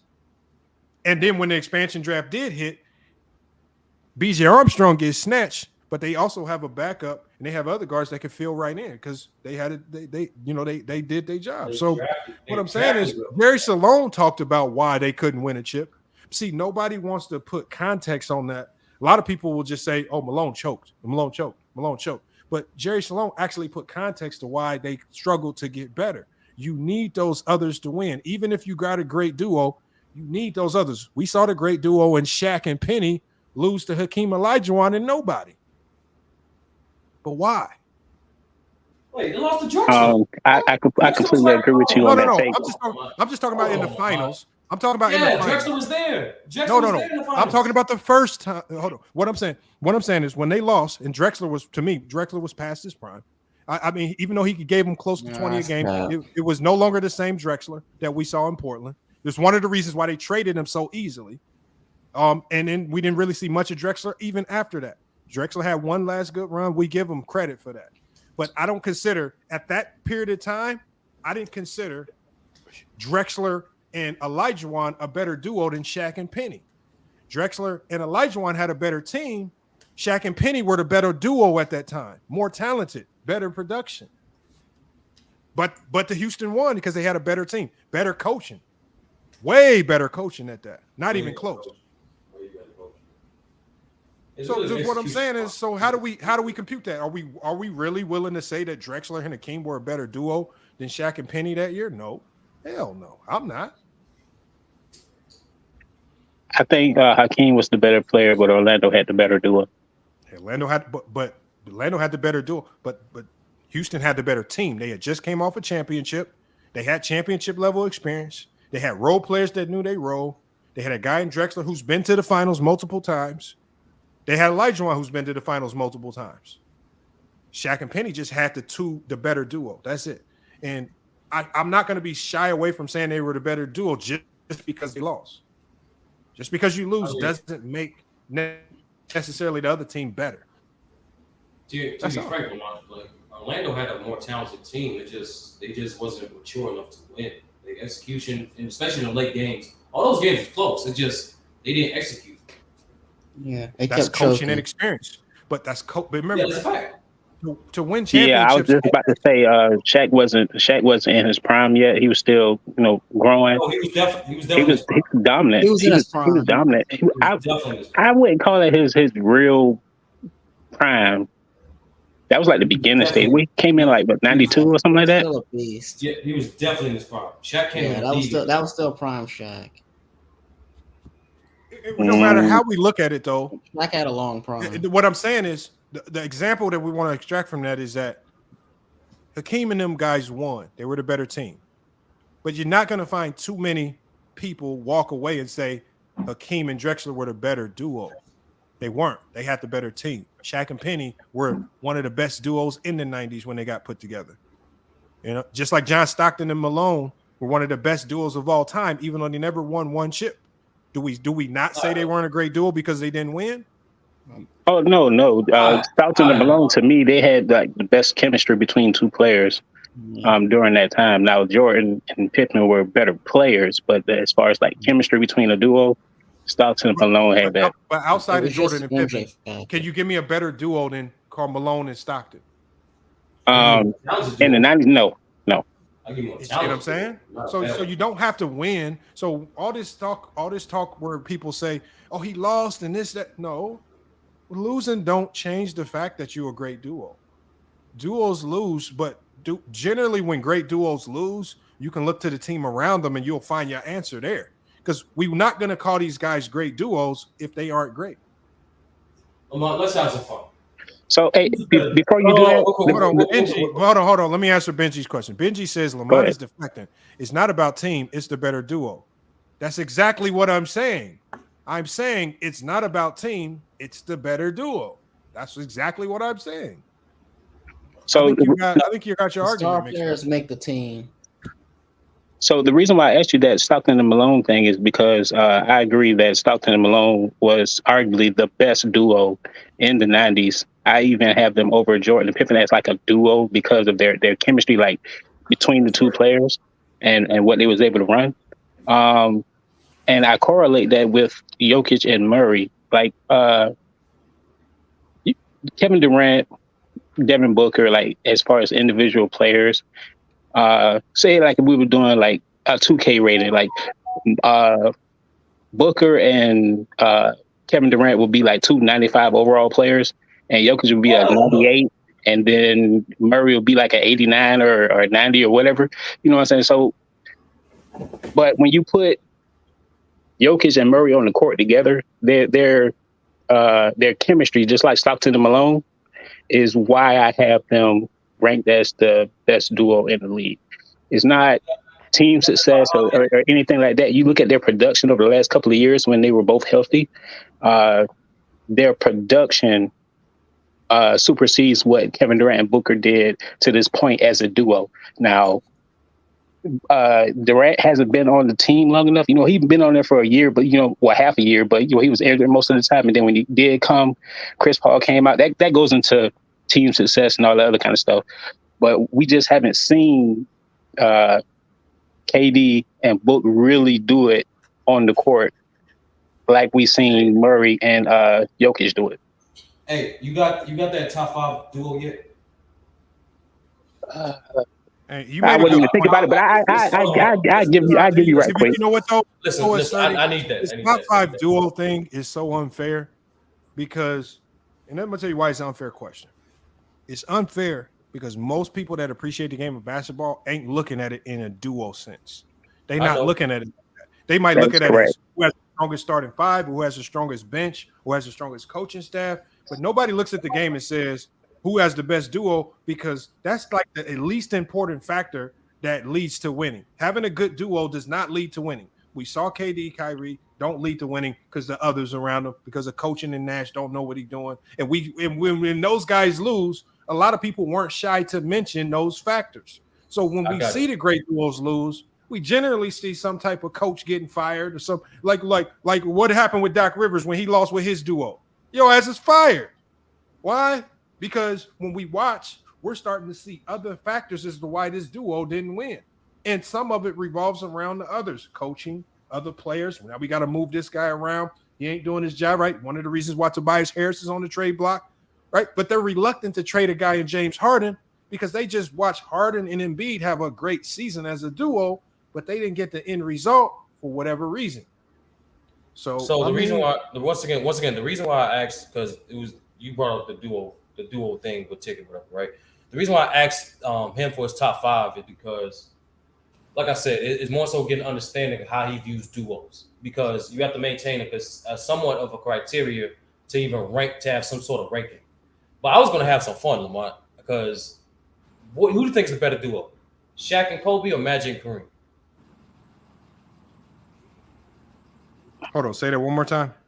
Who's the better duo, Shaq and Kobe or Magic and Kareem? That's a good question. I would say the better duo.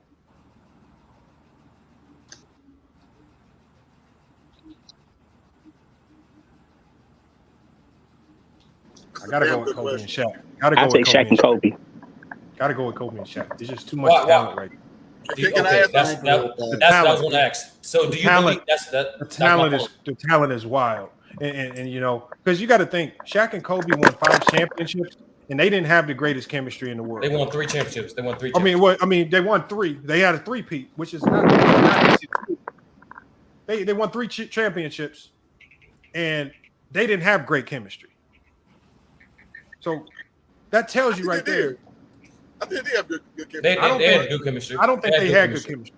I don't think great chemistry. I think they have, because if they had good chemistry, then 2004 don't happen. If they had good chemistry, you don't have a power struggle between Shaq and Kobe.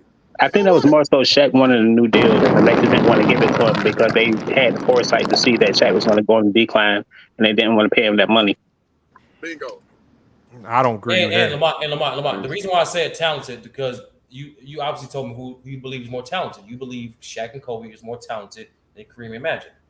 I just feel like the combination of that talent is you don't. Now we get in the combination. It's the combination. Like the combination, it's just like the same thing with KD and Devin Booker. Everybody understands that Jokic is a better player than KD, but I think the combination of talent between KD and Book is more talent than Jamal Murray and Jokic. Because I feel like Devin Booker. I don't know when people started putting Devin Booker on the same level as Jamal Murray, but they are not in the same realm. They're not in the same tier. Yeah, but I'm trying to progress the conversation. Jamal Murray's is above average role player to me. That's cool, Lamont. So my thing is, how do I grossly overrate Kevin Durant for the Shaq? I would say Murray's going to be a borderline all-star. I got you. Hold on. That's a above average role player. I'm trying to prove a point. Hold on. I'm trying to prove a point. Fuck them niggas for now. You're saying, okay, who's more talented, Kareem or Shaq? Oh man, this is weird. It's just, I know. What do you mean talented? What do you mean? Oh, because are you saying who had more skill? This is like because Shaq didn't rely on. No. I ain't saying no. Hold on. I think Shaq is better. Damn, bro. Background. The reason why I'm saying this shit, bro. I like Shaq better. No. I asked you a purpose, Lamont. Who was more talented? If you're just going off talent and we're not considering production, it's Kareem. Who's more talented between Magic and Kareem? I mean, Magic and Kobe. Kobe. Okay, so that's fair. Now, like I said, Lamont. Now consider production, because I said it's talent and production. Yeah, even production. Who's more productive? The Magic and Kareem duo, or Shaq to me, because we're talking. If you're talking Kareem with the Lakers, Shaq with the Lakers was more productive than Kareem was with Magic. Facts. And it depends on the year you're talking about. You're talking Milwaukee Kareem, that's a different beast. But if you're comparing Kareem's production while with Magic to Shaq's production while with Kobe, Shaq was more productive. No, I'm saying, and Lamar, you and I both know Magic was with Kareem since 1980. Kareem was still producing at elite level. I didn't say he wasn't producing. I said Shaq was producing more. No, you're talking about ultra prime Shaquille O'Neal in LA. in the 80s, this is the beginning of the downslide of Kareem. So we weren't seeing prime Kareem towards with the Magic. end. Towards so the his end. production wasn't the same. So you're taking. I would say. Hold on, bro. It's internet. So you're taking the production. Calm down, young man. Over the totality of them being together, in combination with the talent, correct? No, what I said from the beginning, Sturdy, is that to make my determination, I'm using your talent and production to determine on how good you are as an individual player. So I take if I'm using my formula, I have to look at Shaq's talent, and then I have to look at what he produced with that talent. I have to look at Kareem's talent. What did he produce with that talent? I have to look at Magic's talent. What did he produce? Kobe was more talented, and he produced more than Magic. Shaq wasn't as talented. Shaq wasn't as talented as Kareem, but he produced more than Kareem because he was in his prime and he could just give more. So that's why I say Shaq and Kobe are a better duo than Magic and Kareem, and it primarily stems from Kareem not being in his prime while playing with Magic. And Magic's just not as good of a player as Kobe, talent-wise or production-wise. So, a lot of their success was contingent on the Showtime Lakers. Worthy and other guys. Lamont, get out of here, bro. Definitely production-wise. Hey, we don't want to get on Magic's defense. And then second thing is, I mean, that's not close. You know it's Magic. Production-wise, you already know. You think Magic's more productive than Kobe? Yes.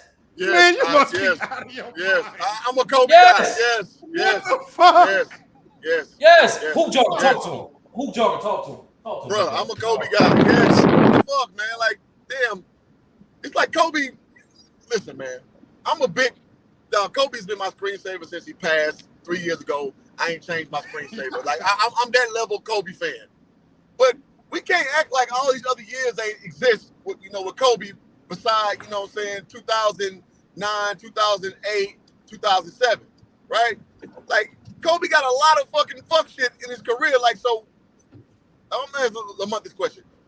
What makes Kobe over Magic in your evaluation, bro? Hold on. So in this particular evaluation, we're just talking about them skill set wise and production wise.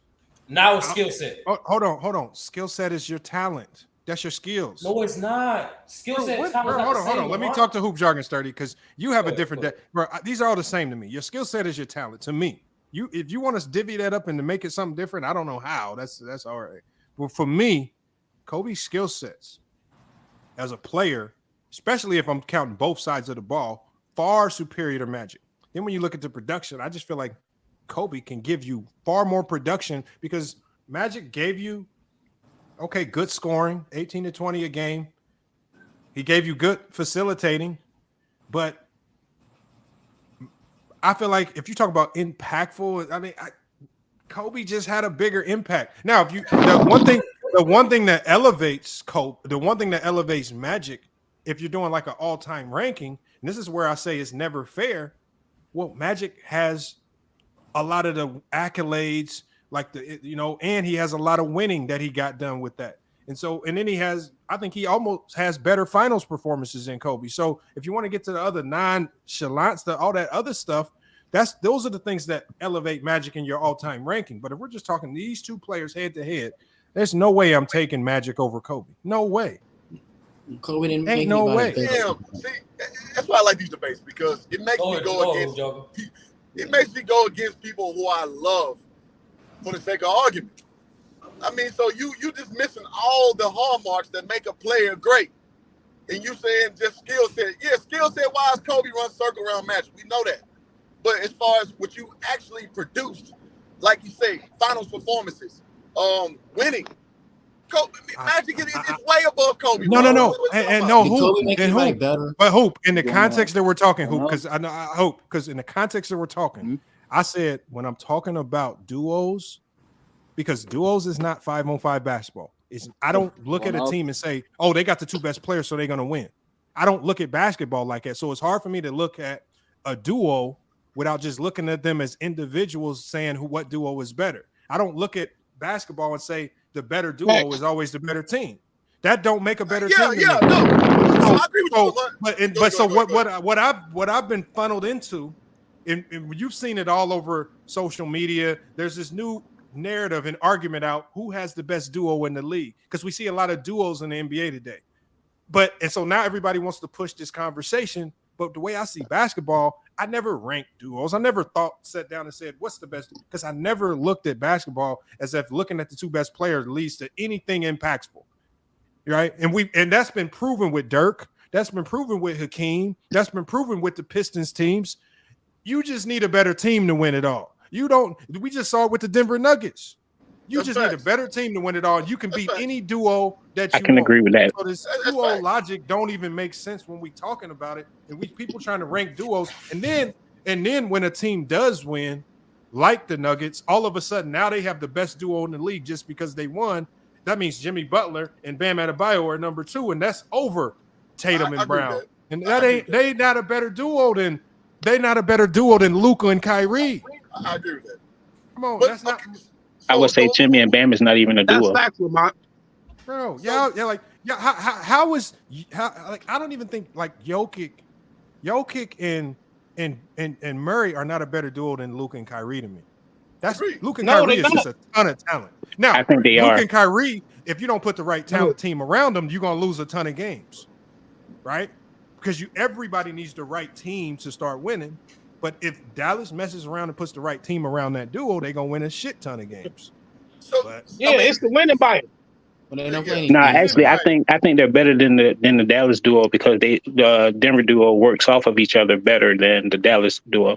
That's why I say they're better. Do you think Jamal Murray better than Kyrie? I'm not saying who's better individual. I'm saying like 2-man game. What 2-man games work better together? I'm just asking, do you think he's better than Kyrie? Do I think who's better than Kyrie? Jamal Murray. No. Do you think Jokic just close? And Luka's closer to Jokic than Kyrie. That's what I'm Murray saying. is to Kyrie. So that is that was my point. What you're getting at is Luka's true. actually first team All NBA, right with Jokic. I Murray think ain't Luka's first team nothing. I think no, they just seen Jamal had that little run in the playoffs.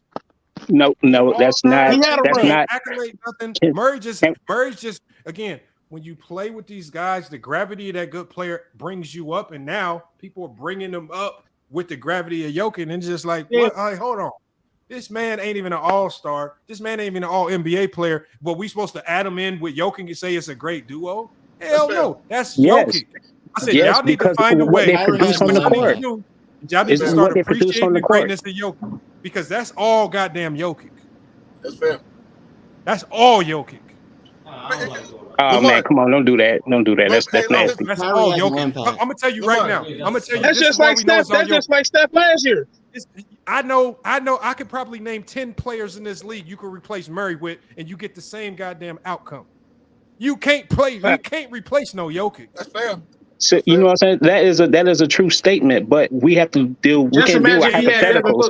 We're dealing with what we got. We can't deal with hypotheticals in this situation. We're saying what better duo today. We're not saying what 2 players can you put together that's better than this duo. No, we're saying what 2 players that's on the same team that's playing together right now. What is the best 2 like as a duo? Hold on. So what I'm saying. 1 year though. That's 1 year.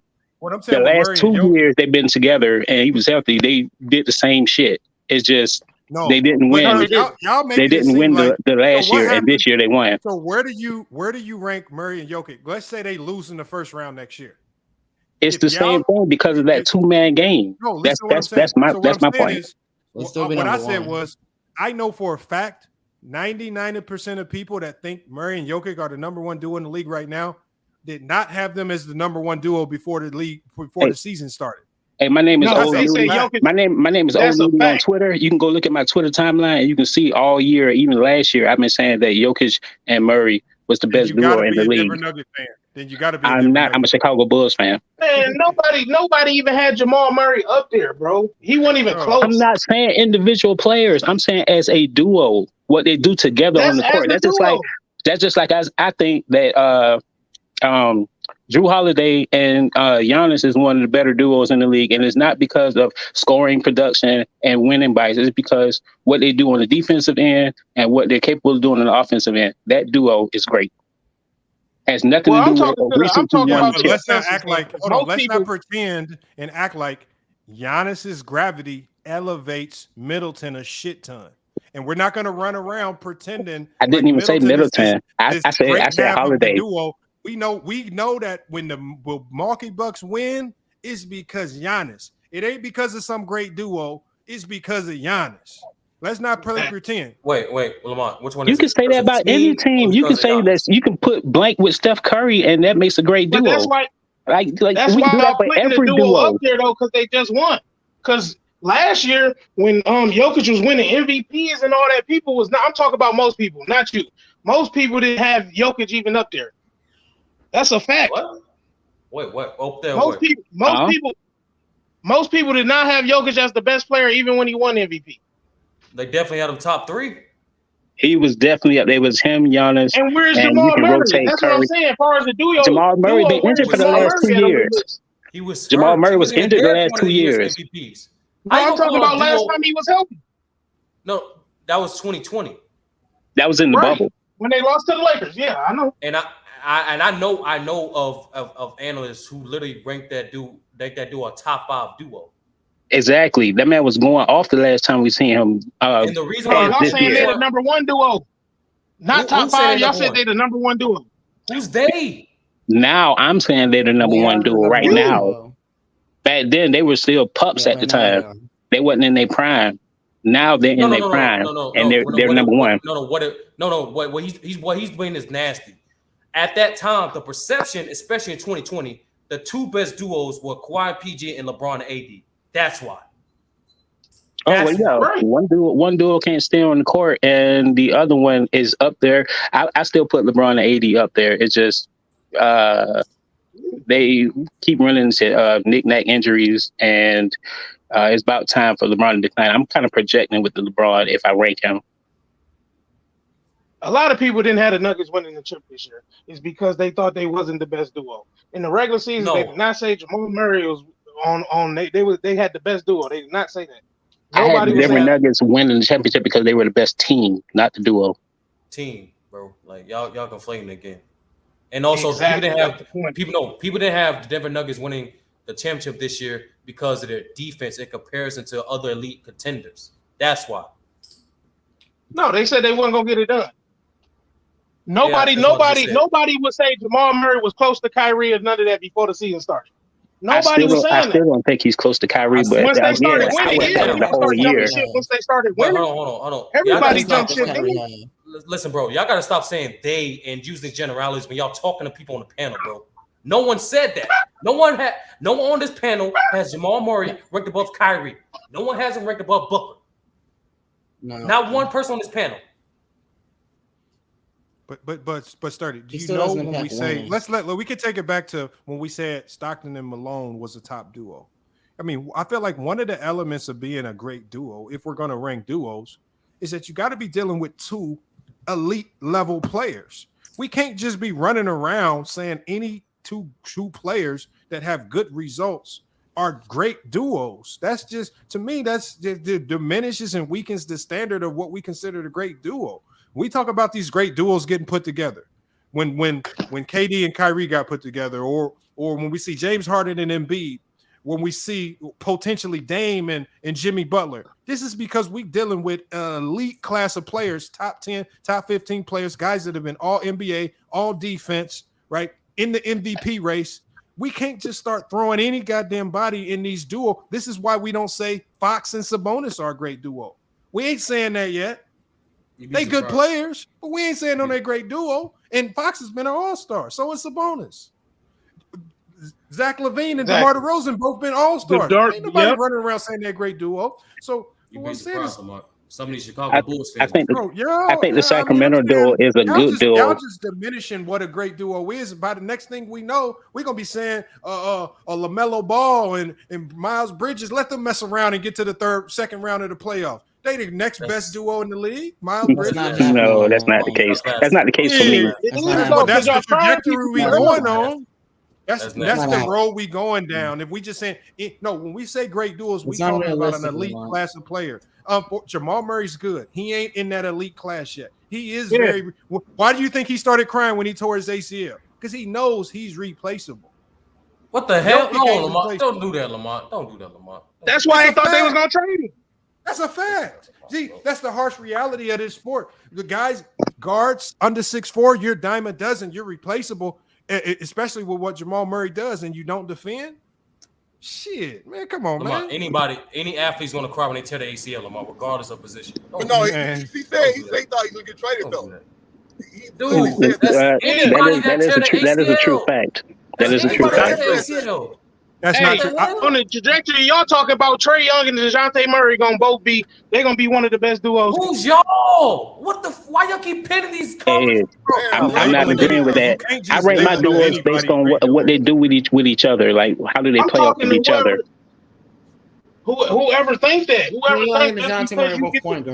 It's just like the term. We can even move from duo and start. Remember when we talked about the term big three, that big trio? What nobody calling any goddamn body a big trio. You talking about these three guys got to be an elite class of player. What nobody's saying, Vucevic, Levine, and DeRozan were a big three. Why? Them motherfuckers ain't a big three. They ain't done nothing elite. They ain't never been looked at as an elite class of players. Yeah, so why would we go to duo? And they all been all-stars, haven't they? So basically, based on what y'all saying, the Nuggets are one player away from being a big three. That's not what I'm saying. What I'm saying is they're the best because of the chemistry they have between each other. They're a super team if they get another good player, right? I don't even know what a super team is, to be honest with you. Man, again, I'm gonna say this again. I'm saying that they're the best duo because of how they play off of each other. No, that's called good chemistry, and they play really well together. That's what makes a great duo. That's what makes a great duo. How you play off of each other. So Steph got a duo partner. Draymond Green. Clay. He had a duo, yes. See, y'all picking different players. No, that just means they got a good team.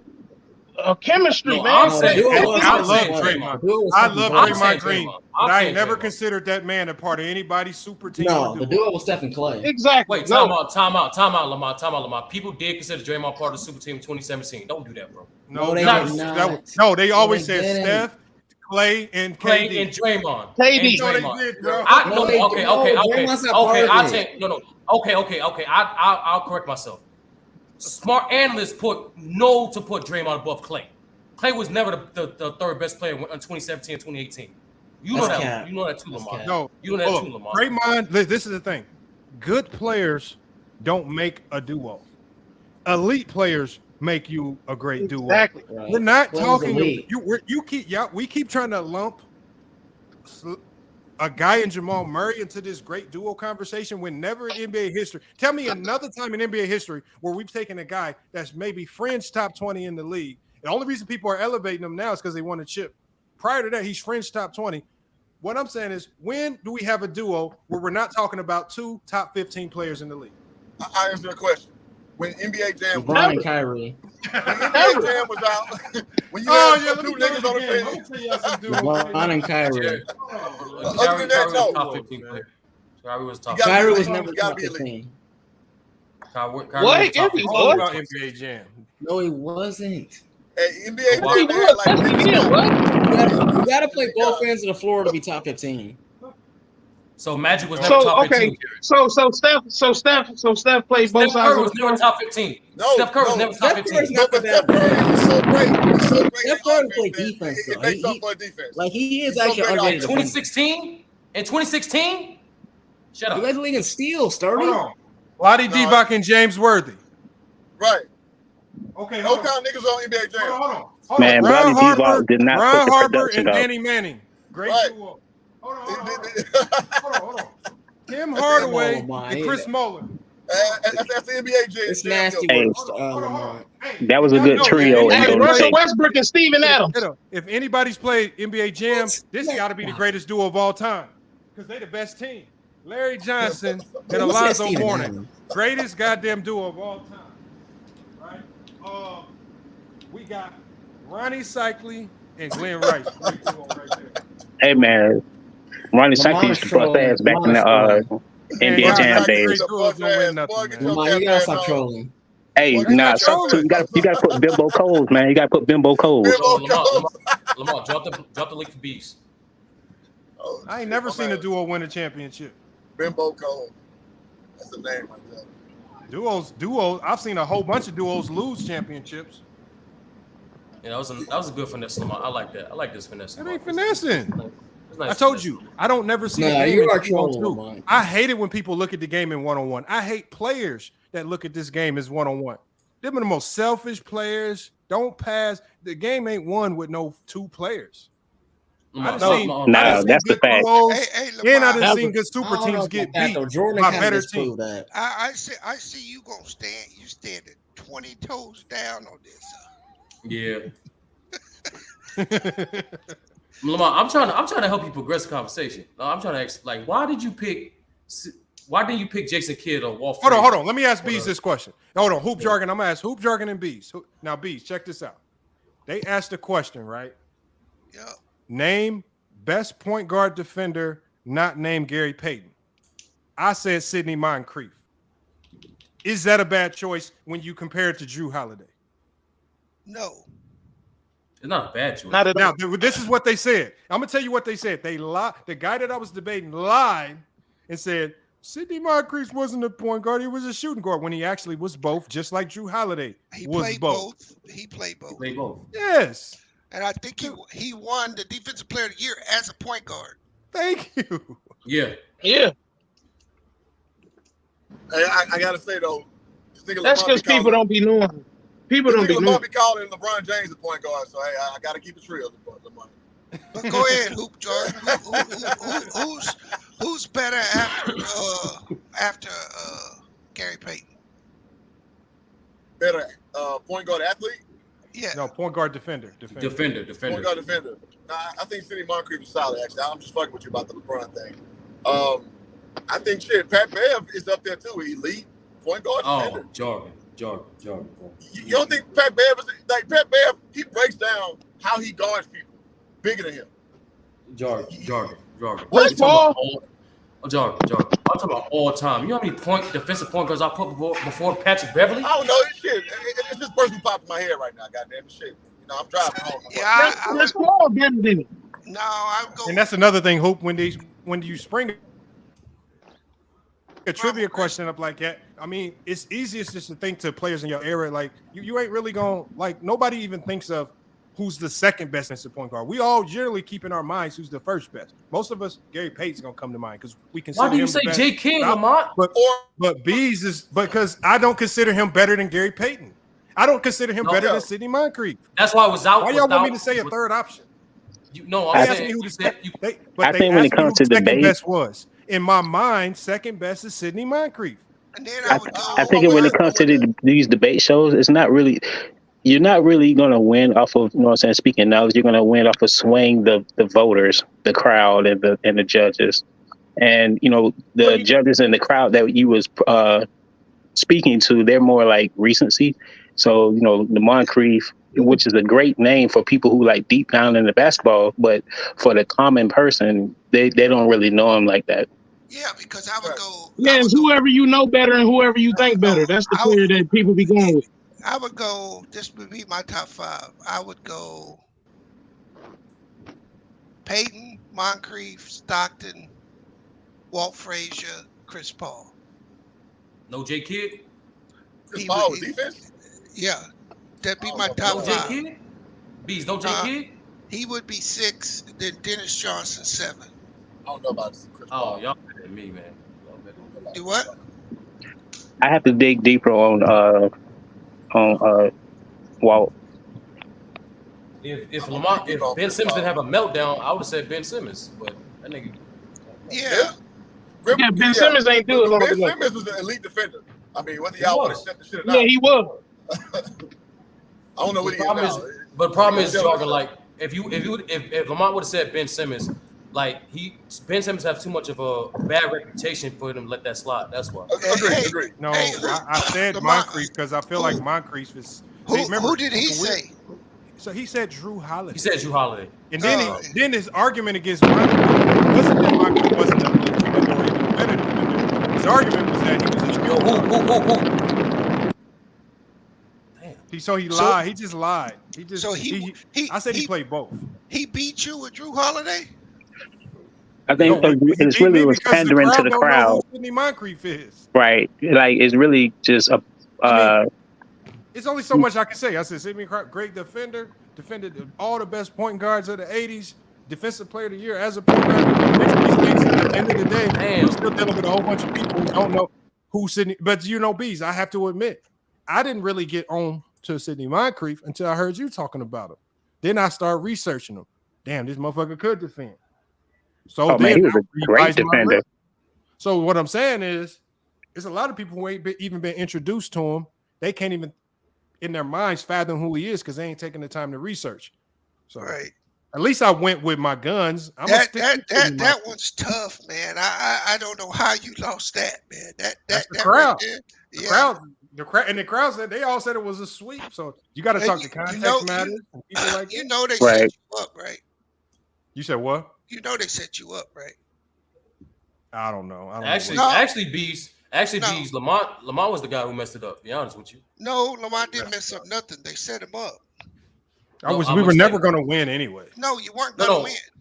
I know. I'll explain. If you're being honest, once I saw Casual get swept, I said, and I just laughed. I'm like, we got to start every round down a point. They just got to get one vote from a judge and they win because we were never going to win. So unless it was like a knockout, unless it was like when Damo just completely spazzed and didn't know who to name as a guy who couldn't win a champ. Like unless they completely just blowed around, it was always going. The chat was always going to give them the round. No, that's a fact. But what I'm saying it got so bad. Mars even said something about it. He's like, yeah. But what happened, Lamont? You start winning round, bro. You won. Chill never lost a poll vote. You annihilated Chill in the poll. What started to happen when you beat Chill and then you beat Low? They was getting shook, Lamont. We was making that comeback. That's what happened. That was happening. No, and that's why I told you they set him up, Sturdy. Because it look, you're not. All these dudes are secret ticket cockriders, whether they admit it or not.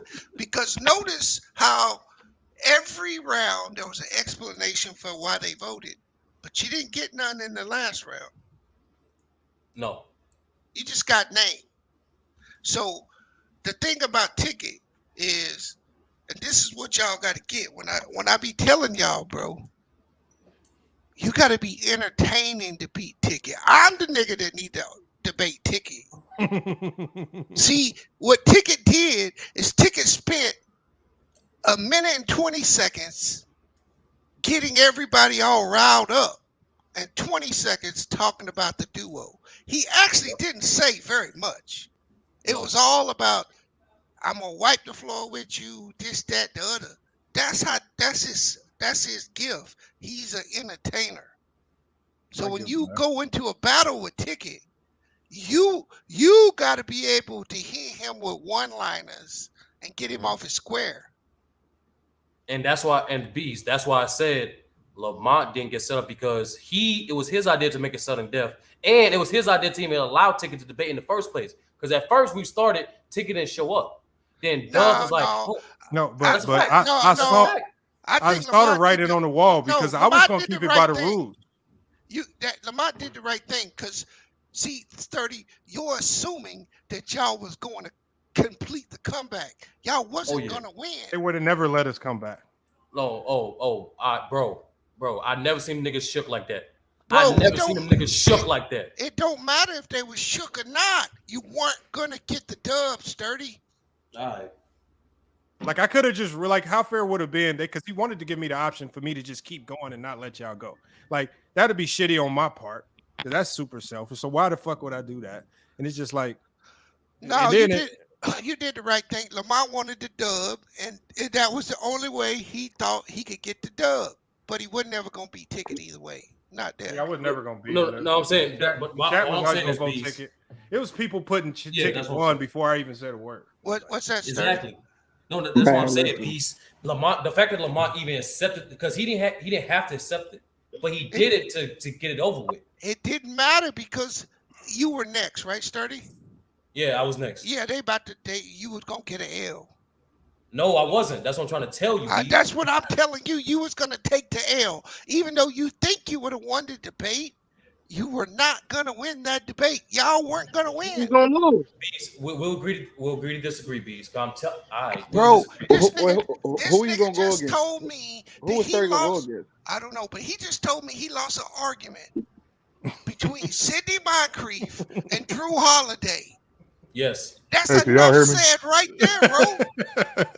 I mean, that's an easy win for whoever had Drew Holiday because Can y'all hear me? he's more recent. A lot of people that Yeah, was we hear you, voting Cliff. and the crowd, they don't really know about Sidney Moncrief. But the thing was, the question wasn't about who did the crowd know more recent. The question was who's is the reason why they said exclude Gary Payton, because Gary Payton was the best. They said who's the second best. They didn't say. And a lot of people don't even know him.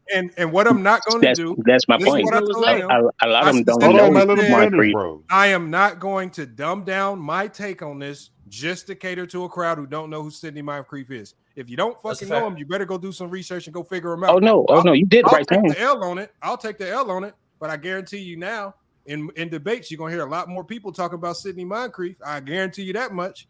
Oh, Yeah. I agree with you. Hey, Lamont, I'll say this. I agree with you 100%. I'll say this, Lamont. When you first brought it up, because I just watched the debate, and salute to you, bro. You was wiping through them dudes. I think Bees was absolutely right. I literally just got done watching it. I was looking at the comment section.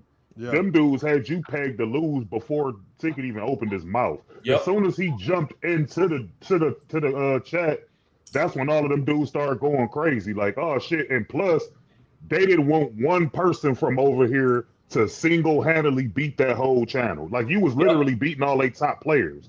And he was the last man on the board. And he ain't even the smartest one. You beat the two smartest ones up there. And they didn't want to see him lose. So automatically, it didn't matter what you said. You would have lost anyway, because them dudes already had it in their mind. And that's what I'm saying. Y'all was stepping into hostile territory by going over there to that bias-ass channel anyway. Yeah, Like, Khalil, you right, Khalil. But I'm telling you, bro, I never seen them, and I never seen that chat become swayed. When me and Herm start winning, because before it was completely lopsided, but when me and Herm start debating, it started to become more 50-50. And then Lamont start overwhelming the chat. And the point is, we already knew going into it, majority of the chat we're going to lose, but it was more so appealing to the judges. So they was getting shook. The judges was on our side, and that's all we needed. That's my opinion. I never seen the chat switch up on chill. Lamont did that. They didn't. They just That's a fact. Man, Hey, damn, let me go. Fuck. Hey, but this what I hate the most.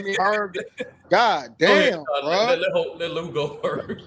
Fuck her. I better say this what I hated the most that it did to Lamont though. Go ahead, her. Go ahead, her. Yeah, this what I hated. This I hated the most that they did to Lamont though. That Sidney Moncrief shit when they finessed it and lied. That's what I hated the most, because everybody knows Sidney Moncrief was a point guard, and for them to take advantage of the fact that nobody really don't know the history of Sidney Moncrief, they took advantage of that, and that swayed it at first. That's why Domo did go on this little streak or whatever, because of that Sidney Moncrief shit. Knowing damn well he was a point guard, he was drafted as a point guard, played his whole career as a point guard. And they just swayed it that way as well, because they know certain cats not going to do their history, not going to do their homework. That shit was crazy to me, man, to be real. I thought about that too, Herm, but because at first when Lamont brought his name up, Moncrief actually won 2 Defensive Players of the Year as a shooting guard, not as a point guard. He won in 1983 and 1984. He was drafted in 79. Those 2 Defensive Player of the Year awards was won as a shooting guard.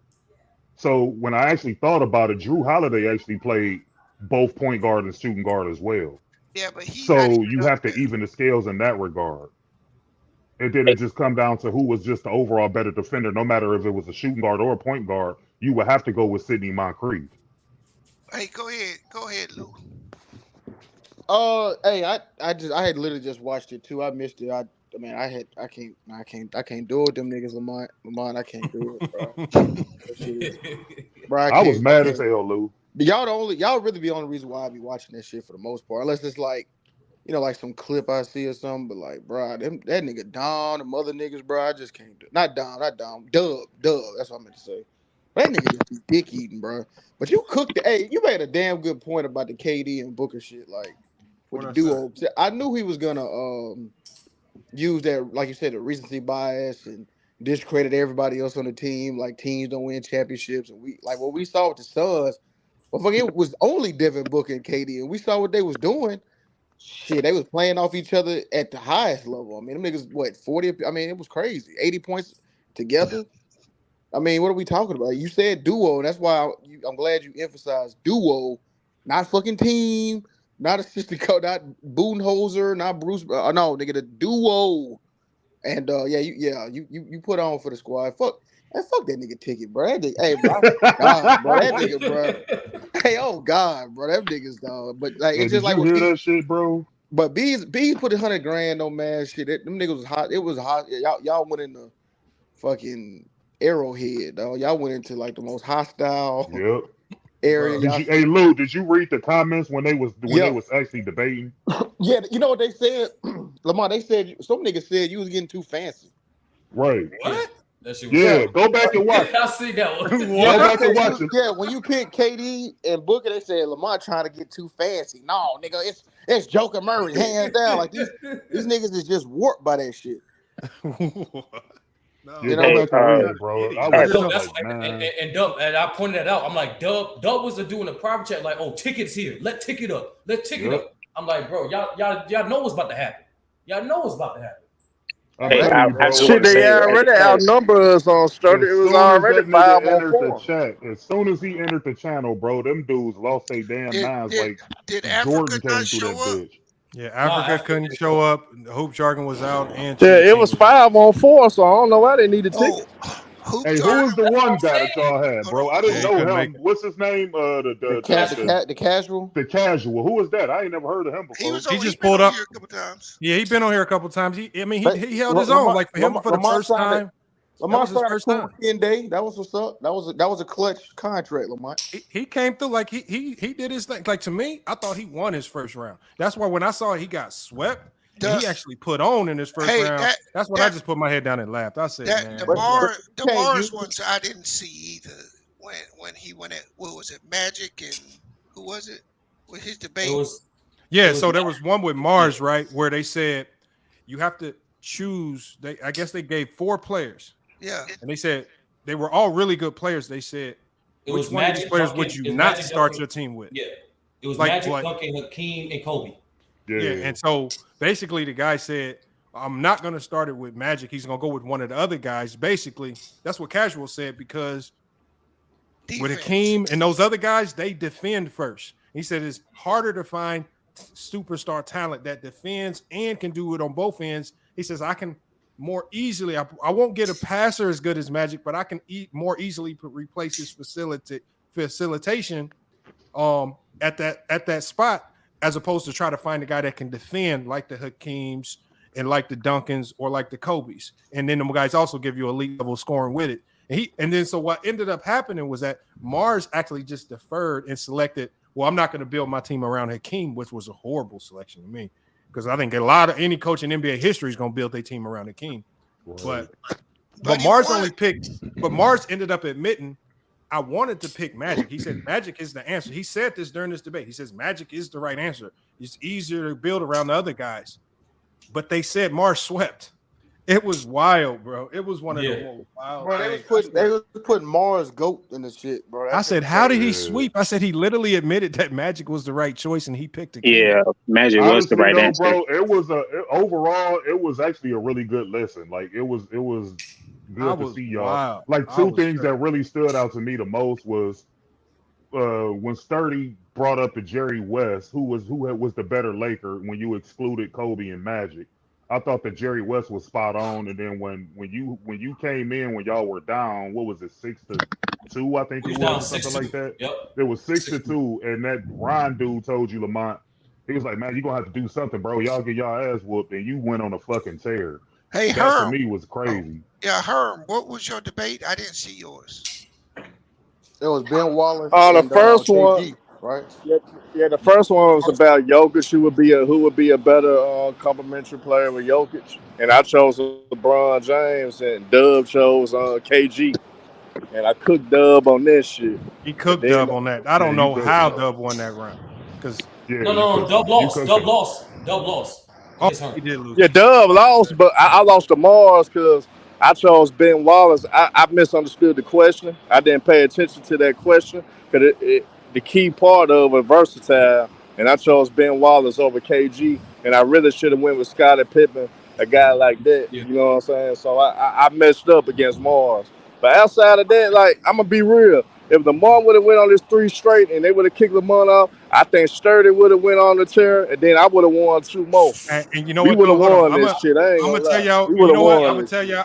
I'm gonna tell you. I think with the momentum shift that I did with the 3-0, I think y'all might be right. I think I might have fucked that up. Lamar, I'm telling you, bro. I Lamar, can admit it. Look, 30. I can admit it. I know these niggas, bro. Bias Listen ass to me. Chet that messed it up. Clip, How did no, he clip, win in a landslide, bro? They said You know what's he 30? won in a 30. Because the thing is, landslide. 30. I had y'all on there for a reason, and I made a decision that kind of eliminated y'all from the equation. So No, I told you. No, bro. Sturdy, you gotta read. Now, what they did, bro, is I told you it was a setup. It was all way. They knew you weren't gonna pass that up because he said we gonna give you the option, and your options are, and then he shut up, and Ticket came on. Bro, that was all. Hey, bro, they reeled you right in. That's all right. You couldn't say no. You hit that crack pipe. Hey, can I say something right quick? I got. Hold on, man. Hey, Rob. we gotta get this one wrapped up. But go ahead and let's get our last comments in so I can get this one wrapped up. Yeah, I got robbed with the second one with Dub because one of the judges, I forgot, the nigga don't like 80s players. That's the only reason why I lost that one. But go ahead, bro. So, I don't have no allegiance to anybody. This is my first time even being on YouTube in this capacity. I want to say I did watch the show and it was a great show. First, I want to say you guys did go over to the opposition side, so it was going to be a tough win if y'all was able to pull it out. Y'all didn't, but that's okay. In the grander scheme of things, each one of y'all individually got more exposure from the whole situation. Your channel, FYF, is going to grow because of that experience. Each individual person that debated, they're going to get, some more eyes on them. And that's really what it's about. And having a basketball discourse, which is always good. Antics aside, both sides did have some good arguments. And also, FYF, I want to say, with the whole Moncrief thing, I do applaud you on bringing up Moncrief, even though you knew that you weren't going to win necessarily the debate, but just putting a spotlight on Moncrief and people who's watching the show, whether they vote you or not, they're retaining information about Moncrief, and then they're going to learn about the history of basketball and everything because you brought his name up in a losing battle. Hello. That is more impactful than a win or a loss on a YouTube debate show that nobody's getting paid for. So I want to say overall, all of y'all did y'all thing on that shit, and I'm glad you brought me up. I would like to come up more and, kick the ball with y'all and talk basketball. I don't want to do all that arguing, yelling shit like some other people do on other channels and shit. I ain't with all that. I just want to say thank you for bringing me up, and hope all of y'all have a great night. Sure. Mute that nigga, bro. No.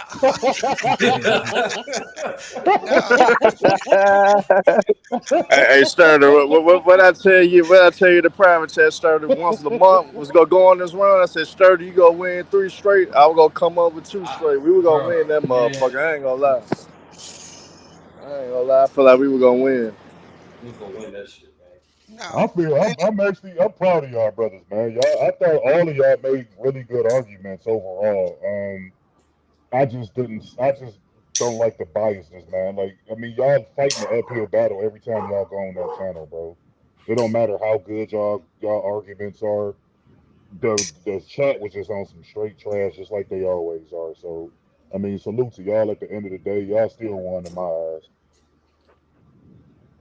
Okay, y'all. Like I said, it is what it is. I knew it was hostile territory. It is what it is. I ain't tripping. Hopefully, like I said, the next time we do it, we can bring it over here, and we'll see. We can see how it goes. That's the problem. Is it's hard to get them to move around. A lot of them won't move around. Maybe we get Chill or some couple guys, but like I said, Shaq wants to do it again. So we'll gotta bring it to your y'all channel this time. If y'all could do it again, Lamont, y'all need to set the parameters, man, because you can't have 2 minutes over there, then you go over there and it's what 60 seconds or 30 Bro, that 30 seconds. seconds is 30 horrible. seconds. Like y'all need to come to a common ground to where the time frame is like good for both sides. Like that's too the pendulum is so All right, far, Beast. you know what I'm saying? Salute, Bees. Like it's just too wide of a gap. That's like over a minute and a half. Well, the weird thing to me was this is one of the weird things, and a lot of people don't know this. And so I had always had in the back of my mind, are a lot of the questions going to be predetermined? And an hour before the show, I found out, I get a list. Here's the rules, and here are all the predetermined questions. It's just like, okay, this whole time has been a list of questions that you could prepare with, and it's just like, okay, damn. But they did mix it up, and they used super chat questions. So some of the super chat questions were random. The only thing I didn't like with the super chat questions was with my question on the best point guard defender, you eliminate Gary Payton as the obvious answer. See, but once you eliminate Gary Payton as the obvious answer, here's the disadvantage you give to one side.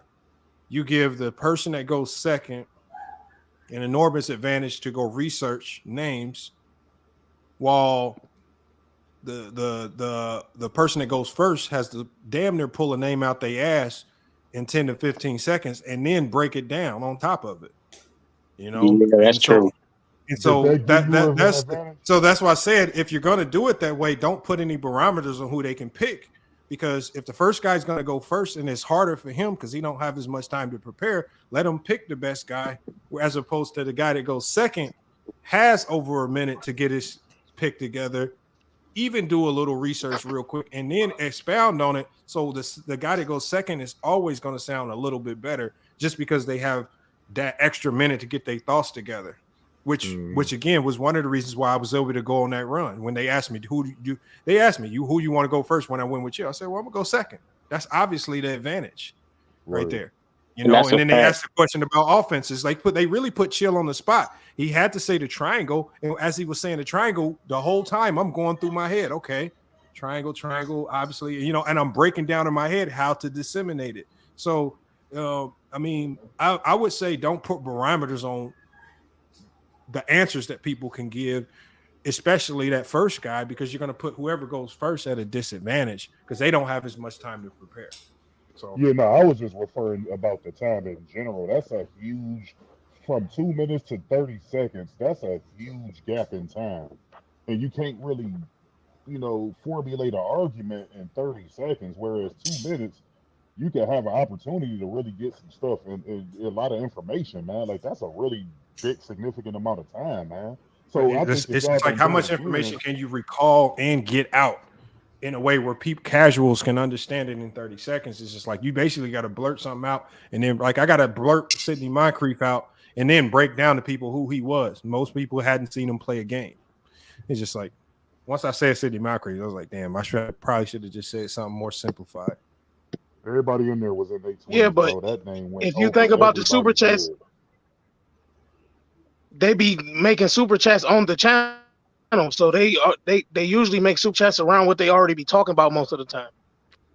And that's what I said too. I said even if the questions come from the crowd, it's generally going to stem from conversations that they've already had and discussed, right? So that's just naturally how it goes. So this would be a hack, right? So if y'all do it on that channel and they basing them questions off super chats, then we as your supporters need to go over there and super chat more money to get those questions read. But that don't even guarantee that your question gets put up there. Oh well, never mind, man. That's you know what I'm saying? Like, that don't even guarantee. You might super chat. You might have to put $50 on it just to get your question. I don't want y'all doing all that shit. Hell no.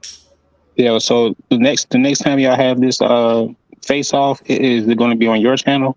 To even, you know what I'm saying? I know they want to do something. I know I was talking to them. They want to do an in-person event where we actually on the court hooping, which I'm definitely down for that, because now you get to stop running your mouth, and now I can hit you in the chest. When I drive, I'm gonna hit you with the shoulder when I hit you with the step back. I'm gonna have you on the ground, and so it's a little different. We do something in person. I'm looking at them dudes, man. Them dudes is out of shape. They don't want like y'all it's would really only a definitely handful get of them him that up. could really mess with me on the court. You pay me Shaq because he plays overseas, and Ticket if he got anything left in the tank. But outside of that, it's gonna be a long day for people like Dub and them guys and Mark. Nah, They better Ticket stay ain't far gonna away show up. from a basketball court. Ticket ain't gonna show up. He called too many people out their name and shit. They better stay far away from the basketball. They better get Big Ock and them boy. They better come with a squad because real basketball when you can't run your mouth about fake stats, no, that it ain't flying. Man, Lamar got the same type of handles as Reggie Miller, man. We ain't doing this, Lamar. No, hell no. Them dudes out of shape, bro. They had 2 overweight guys on their team. I think y'all should be able to beat them with no problem. Nah, they gonna have Chill. They gonna have Chill. They gonna have Chill and Doggy Bone come out. Chill, but they gonna need at least 5 gonna get players. So dropped. you got to I got put Chill. Legend of Winning, and you got to put that Big Damo Ock too dude on tall. there. Big Ock might be able to. I think he played overseas. He could defend still. He looked like he got Yeah. a little. I think Ron can hoop from what I heard. Ron and Big Ock and Shaq will be their best 3. Outside of they that, played overseas. Yeah, outside of that, and Shaq can hoop. Like Shaq is nice. Yeah, Shaq a hooper. But anybody else, you better not be a YMCA hooper trying to mess with me. I am destroying you. I'm going pick and roll. Shaq, get up off me. Give me Dub. Give me Low. Give me Damo. I'm about to light them the fuck up. What about I want the easy matchups. Fuck that hard shit. I want the boy. easy pick and roll switch. What's the little English boy name? Mars. Bro. I finally start going to the post if he played, man. I'm gonna post his ass up. I don't even post him. Yeah, I heard Dale can play too. Yeah, I think Dale can play. They would actually have a pretty good squad if they put. But see, like I told them, I put together super teams. I don't play fair. I'm getting college players. I'm getting pros my damn self. So I'm not coming with no scrubs. Sorry to y'all on the panel, Sturdy and y'all. I'm gonna go get the. Nah, don't. Hell no. I'll be keeping score. I'll be score track. Basketball. Call me. Call me, y'all niggas have. Call me, y'all niggas have MMA. Hey, my homie in the chat. MMA or football event. Y'all, sometimes y'all see him. His name in the chat is OG Clamp. That my homie right there. He played at Purdue. That motherfucker was going body to body with he was going bucket for bucket with DeMarcus Cousins. I'm gonna get my homie EP.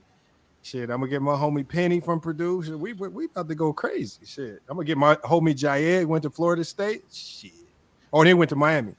We gonna go crazy. What are we gonna do? We gonna go back to the old days when we used to walk in them open gyms. I'll go to that shit. If you need a good moving screen, Lamont, I'm your guy. If you need a good elite, I love moving screens. Like I said, when you playing a rec ball too, ain't because you can't call moving screen and rec ball. Well, you know moving screens. You can't call moving screen and rec ball in scrimmage pickup ball. There's no such thing as a offensive foul. So, boy, they about to feel. They gonna feel like they say ain't no physicality in this area. They gonna feel some physicality. I'll just say this, bro. Like, so y'all done had 2 different debates, right? With them. One over here, one over there. Mm-hmm. All these other people, I don't want to hear nothing else from people that wasn't a part of them debates. I don't want to hear nothing from y'all. Like, because, y'all went over there and y'all showed up. Like, y'all actually did a really good job. But y'all got all these people over here that want to scream and yell over everybody, thinking they know every damn thing and don't know nothing for real. I just don't like the fact that you got some of them that won't come over here onto the panel over here. Like we went over there, we went in the fire.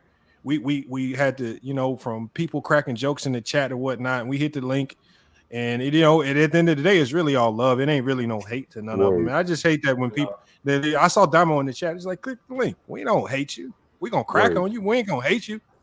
Same with Mars. We ain't gonna hate on you. Just hit the link and pull up. Show some love one time. If you know what you're talking about, bro, people gonna let you cook. Like y'all, I give y'all that. Y'all will let people, if they know what they talking about, y'all will be quiet and let them say they take. But that's what I mean when I say some of the people we dealing with. I feel like some people, they went Hollywood. They take the little PC fame and then get to don't go Hollywood, because Chilla hit the link. Chilla pull up. Ticket even came over here and got in the debate. Like, as crazy as he is, you got to give him that much respect. Yeah, he'll pull up. And so will Legend of Winning. I done seen him over Low don't never shy away. Low, I can hit Low up and we can set something up anytime. So it's just weird. Like you got certain people. It's like, like, come on, like we can disagree on basketball takes, but don't act like you knew brand new and you all Hollywood now. Yeah, And you but see, can't come I to mean, FYF. if you get Low to do it, Lamont, be real. So I done seen Low with RDC World and all these different dudes. If anybody got any right to be Hollywood, it would be It that would be dude. Low.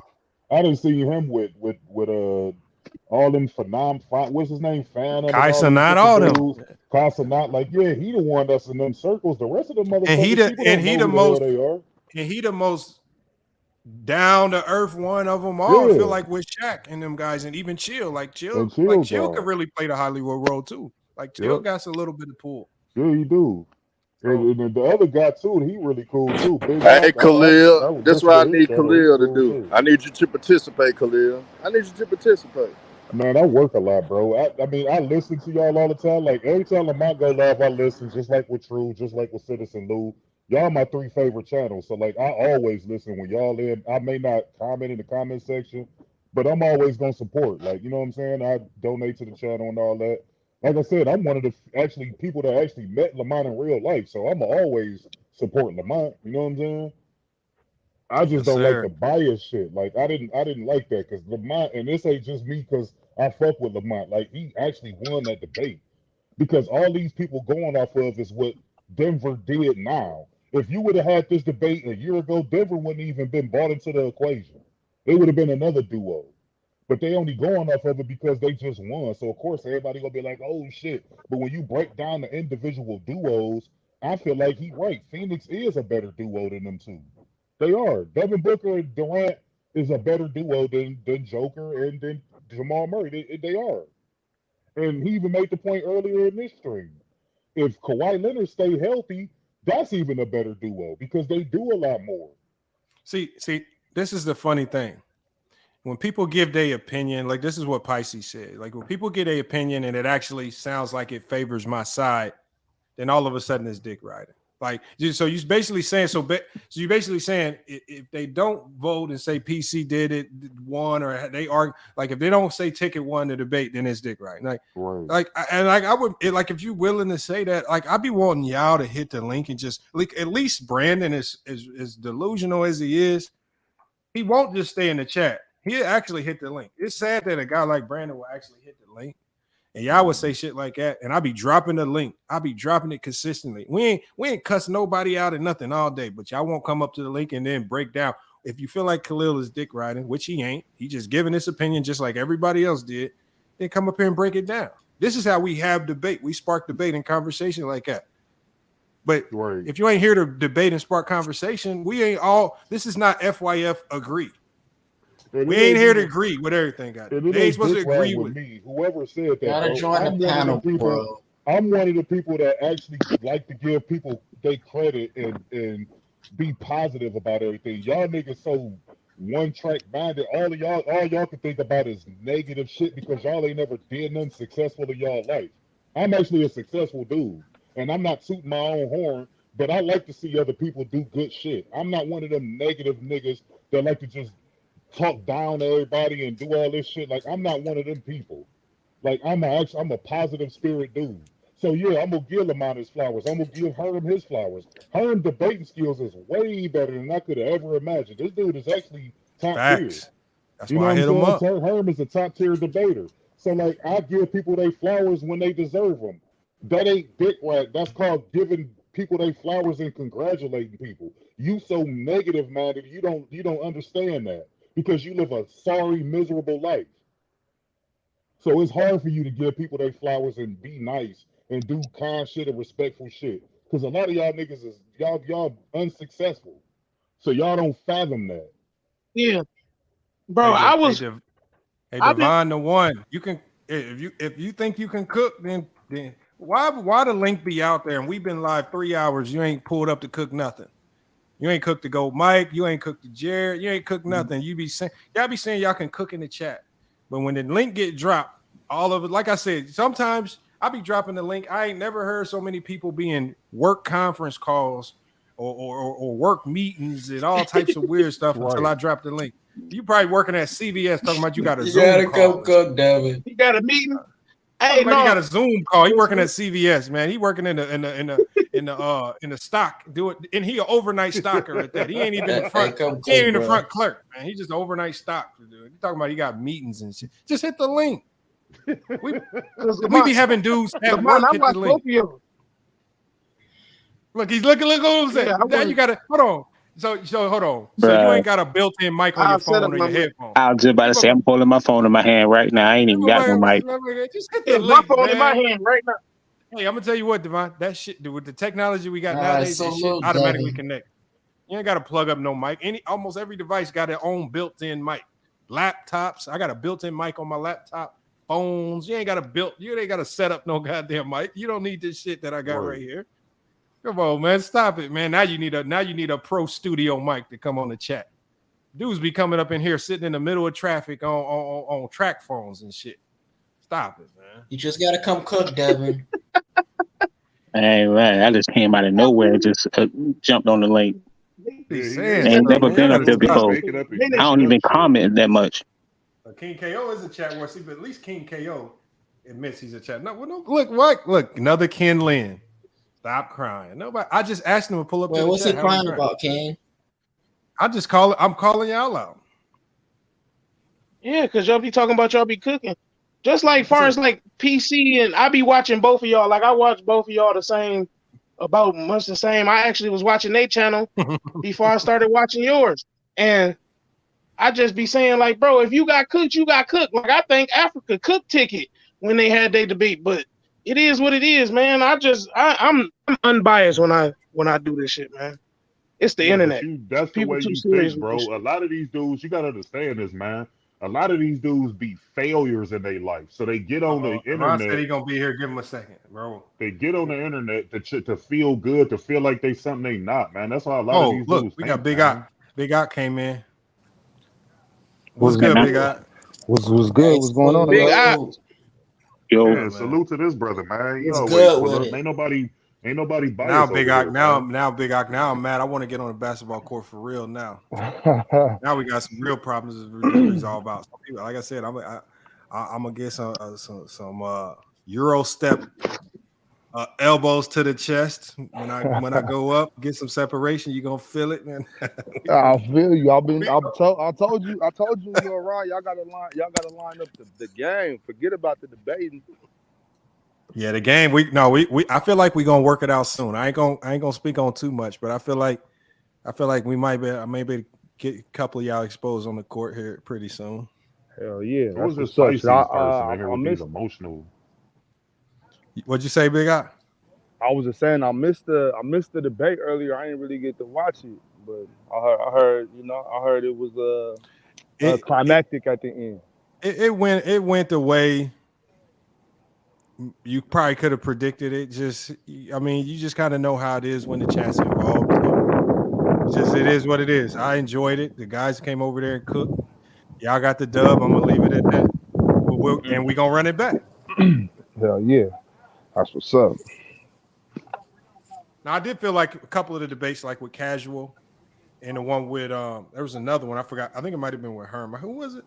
It was There's a couple ones where I felt like the voting was kind of off right there, a little bit of bias, but I mean that's just talk after the fact. I'm gonna go back and watch it a little later on tonight when I It's get definitely home. entertaining though. That shit was entertaining. It was It was good. Listen. Ain't nobody Yeah, else Ron, doing it. Ain't nobody else doing it. Ron had called me because at first I was gonna be on.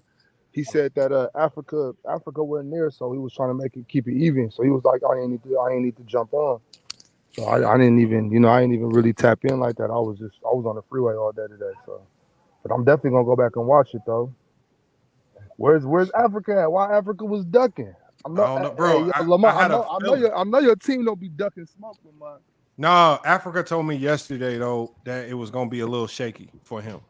And True the King hit me up a few days ago and told me with his work schedule, because he deployed overseas, it was gonna be tough. And then Hoop Jargon, obviously, with his new work schedule, he hit me up early and was like, "Yeah, he's probably not going." So we just had to get some substitutes real quick, make it work with the subs. And I mean, the guys like Herm and the Casual came in and they actually cooked. I ain't gonna lie, they actually did their thing. That's what's up. Yeah. So what's the topic? What y'all talking about now? Well, we was just talking about the debate. We was talking about we was talking about best duos in the league. We got about 10 more minutes to cook on it. I get your thoughts on it. Yeah. Oh, because matter of fact, that's Lamont. Because I had tapped in a little earlier when right before I got back to Portland. I was listening, and when somebody brought up DeMontis and De'Aaron, and you was like, hell nah. What's up with that? No, put it like this. No, this is what I'm saying. I know that we got a reputable duo. No. What do we classify that as? What we say about them is they're a good young duo because they're on the rise and potentially could end up being one of the elite like duos that we really talk about when we talking about true duos in this league. I have a hard time saying that Jokic and Murray are duos because I don't look at Murray as an elite level player in this league. He's not an all NBA level player. He's not an all-star. And it's hard for me to just duo because they had a good playoff run. And now this is the best duo in the league. This man ain't even looked at as an elite player in the league. No, I can't ride with that. I need both guys to be elite at what they do, irregardless of win-loss. All that other win-loss shit has more to do with team to me, not duo. Right. I heard, like during the playoffs, they were hyping up Jamal and Jokic. They were saying that they might be a top 10 duo all time. Like that's just crazy. But that's just show business though. That's too early for that talk. That's just the media doing what they do. That's just show business. It's no way. I don't even know if they're a top. Well, no, I can't say that. I was gonna say I'm not sure if they're a top 5 duo right now. They're not better than Stockton Malone, and they didn't win a chip. Oh, all time duo. That's not even a discussion, bro. Yeah, it's not even a discussion. It's not even a discussion. That's what I'm saying. People just going off the winning bias. That just happened this year. They like, Jamal Murray performed in the playoffs. Hell of a run. Hell of a performance by Murray. But do y'all think they're one and done? Like that was it for them? They gonna sink back down to reality, or do you think they can keep it up? The reason why I say they are is because the guys that they need to keep, they're gonna get priced out of them. I think they might have one more year in them because they obviously can keep Gordon and Porter. But when it comes time to pay some of these guys and they can't keep this core together, it's the core of Michael Porter being healthy, Aaron Gordon playing that role of the cleanup guy. You had Bruce Brown playing lights out. KCP didn't miss a goddamn shot. Yeah. And it's just they already lost Bruce. They lost Bruce. So to begin, it's starting. We seen when like I can't believe that Miami's gonna be the same. They lost the core that got them there. That wasn't really just Jimmy and Bam carrying them. That was a team getting them there. They lost Vincent. That's gonna hurt. They lost Struss. That's gonna hurt. They lost Oladipo that helped them in the regular season. They lost a lot, and you got no replacing for them. Tyler Hero ain't gonna be that much of an impact to make up for those guys. So, and nobody realistically is gonna think Caleb Martin is gonna duplicate what he did in the playoffs in the regular season because it was just a one-off. Is Kyle Lowry still there? But that man was looking. Yeah, he's there for now, bro. That man was looking. Yeah, that's what I'm saying. That man was looking old out there. Kyle Lowry looked like he need to retire. Yep. So so they lost Struess and Vincent, but there's a lot of things like that they have an amazing run. You got, and then they drop off. Who you got as your top 3 duos in the league, Big Eye? I don't know if he's still with us. Big Eye, you with us? No, he ain't with us, man. His audio crashed out on us. No, but go ahead. You heard he said though he don't even think that they might be a top 5 duo. Bro, when I was first asked this question, I don't even think I had them as a top 5 duo. I even said I think Kawhi Leonard and PG a better duo because if we talking duos, it's not about can you win games. Ain't no duo gonna win no game. But teams win games, but shit, that's a lot of goddamn talent. Kawhi Leonard is healthy as a top 10 player in this league. So shit. Yeah, they were balling too. I mean, you can't get me to buy into that now. I like to look at teams. You give me a 5-man rotation, I'll tell you if they can win a championship. You know, but you can't give me no duo. So if somebody gave you a blind duo, they ain't winning. They ain't winning. Like I said, you put Murray and Jokic on the Fort Wayne Mad Ants, they're a lottery team. Yeah. He said the Fort Wayne. That's what I'm saying. You gotta have a good team to win. That's why I look at duos totally different. Because these dudes was in here making it seem like this dude Brandon came in here talking about Aaron Gordon was inefficient missing shots. We didn't pull up Aaron Gordon's number. This man that shot 50% from the field, 40% from the three. That man was playing some great basketball. And good defense on top of that. Good rebounder. Yeah, good rebounder, and he checking the best player.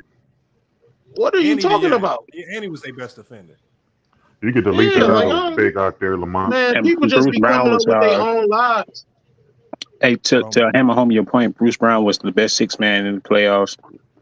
Michael Porter is renowned as one of the better shooters in the league at standing at 6'10", and he's improved on the defense and he rebounds the ball. Aaron Gordon, the dunker spot, man, he doing damage with that, and he's playing great defense. KCP is a great shooter, and he's a very good defender. And then you had people like Christian Brown coming in, giving you that spark off the bench. It was a total team effort. And they got a good coach, bro. Yeah. And they had Jeff Green coming off, giving him a couple minutes, see if he can give him a spark. Man, they had a squad. They did, and Michael Malone been in that team for some years now, so they have the continuity from the top down in the organization. It was a total team effort with a star on top. KCP hit about 5 threes. You see Aaron Gordon get a double-double. Man, they was a good squad, bro. That's why I don't look at them as like one of the elite donations, Jokic and everybody else. Yeah, I do Zelle. I just got to put it in the private chat. It's just my FYF newsroom email. I put it back there. Yeah, I fuck with the Zelle, bro. You get all of the money instead of Cash App be taking a little percentage of it. Zelle. We had an issue with it with my bank for like a month, but they fixed it. But my bad. I don't know what happened with my audio. I'll put it in a private chat for you. Hey, Lamar got the first thing Lamar said he came on the channel was this stream ain't gonna be that long. We just gonna cook up quick. I done ate dinner, put the kids to bed, dropped my girl dead, y'all. Came back home, left still lying. Hey, SB, I swear to God. Hey, SB, that live they did was 2 hours, dude. I literally drove for 2 hours listening to that shit. Came back to get my opinion, and them niggas are still online. I'm like, damn. No, I got 4 minutes in me right now. We about to shut it down in the next 4 minutes. I'm dead serious on that. I'm locked in. I literally came back. I'm like, all right, I'm gonna get back on because I'm finna record this reaction video to the. I'll put that in the chat too. Look, if anybody want to donate, man, y'all can donate, man. I'll put my Zelle in the chat for y'all, man. Hopefully y'all can help us out, man. Hey, Lamar, since you lost, you know how they do like the fantasy championship belts. Now you got to send Ticket a belt because he beat you, bro. You got to send it to him. I'm gonna send him. Hold on. I got Ticket. We gonna do another stream. We gonna do his.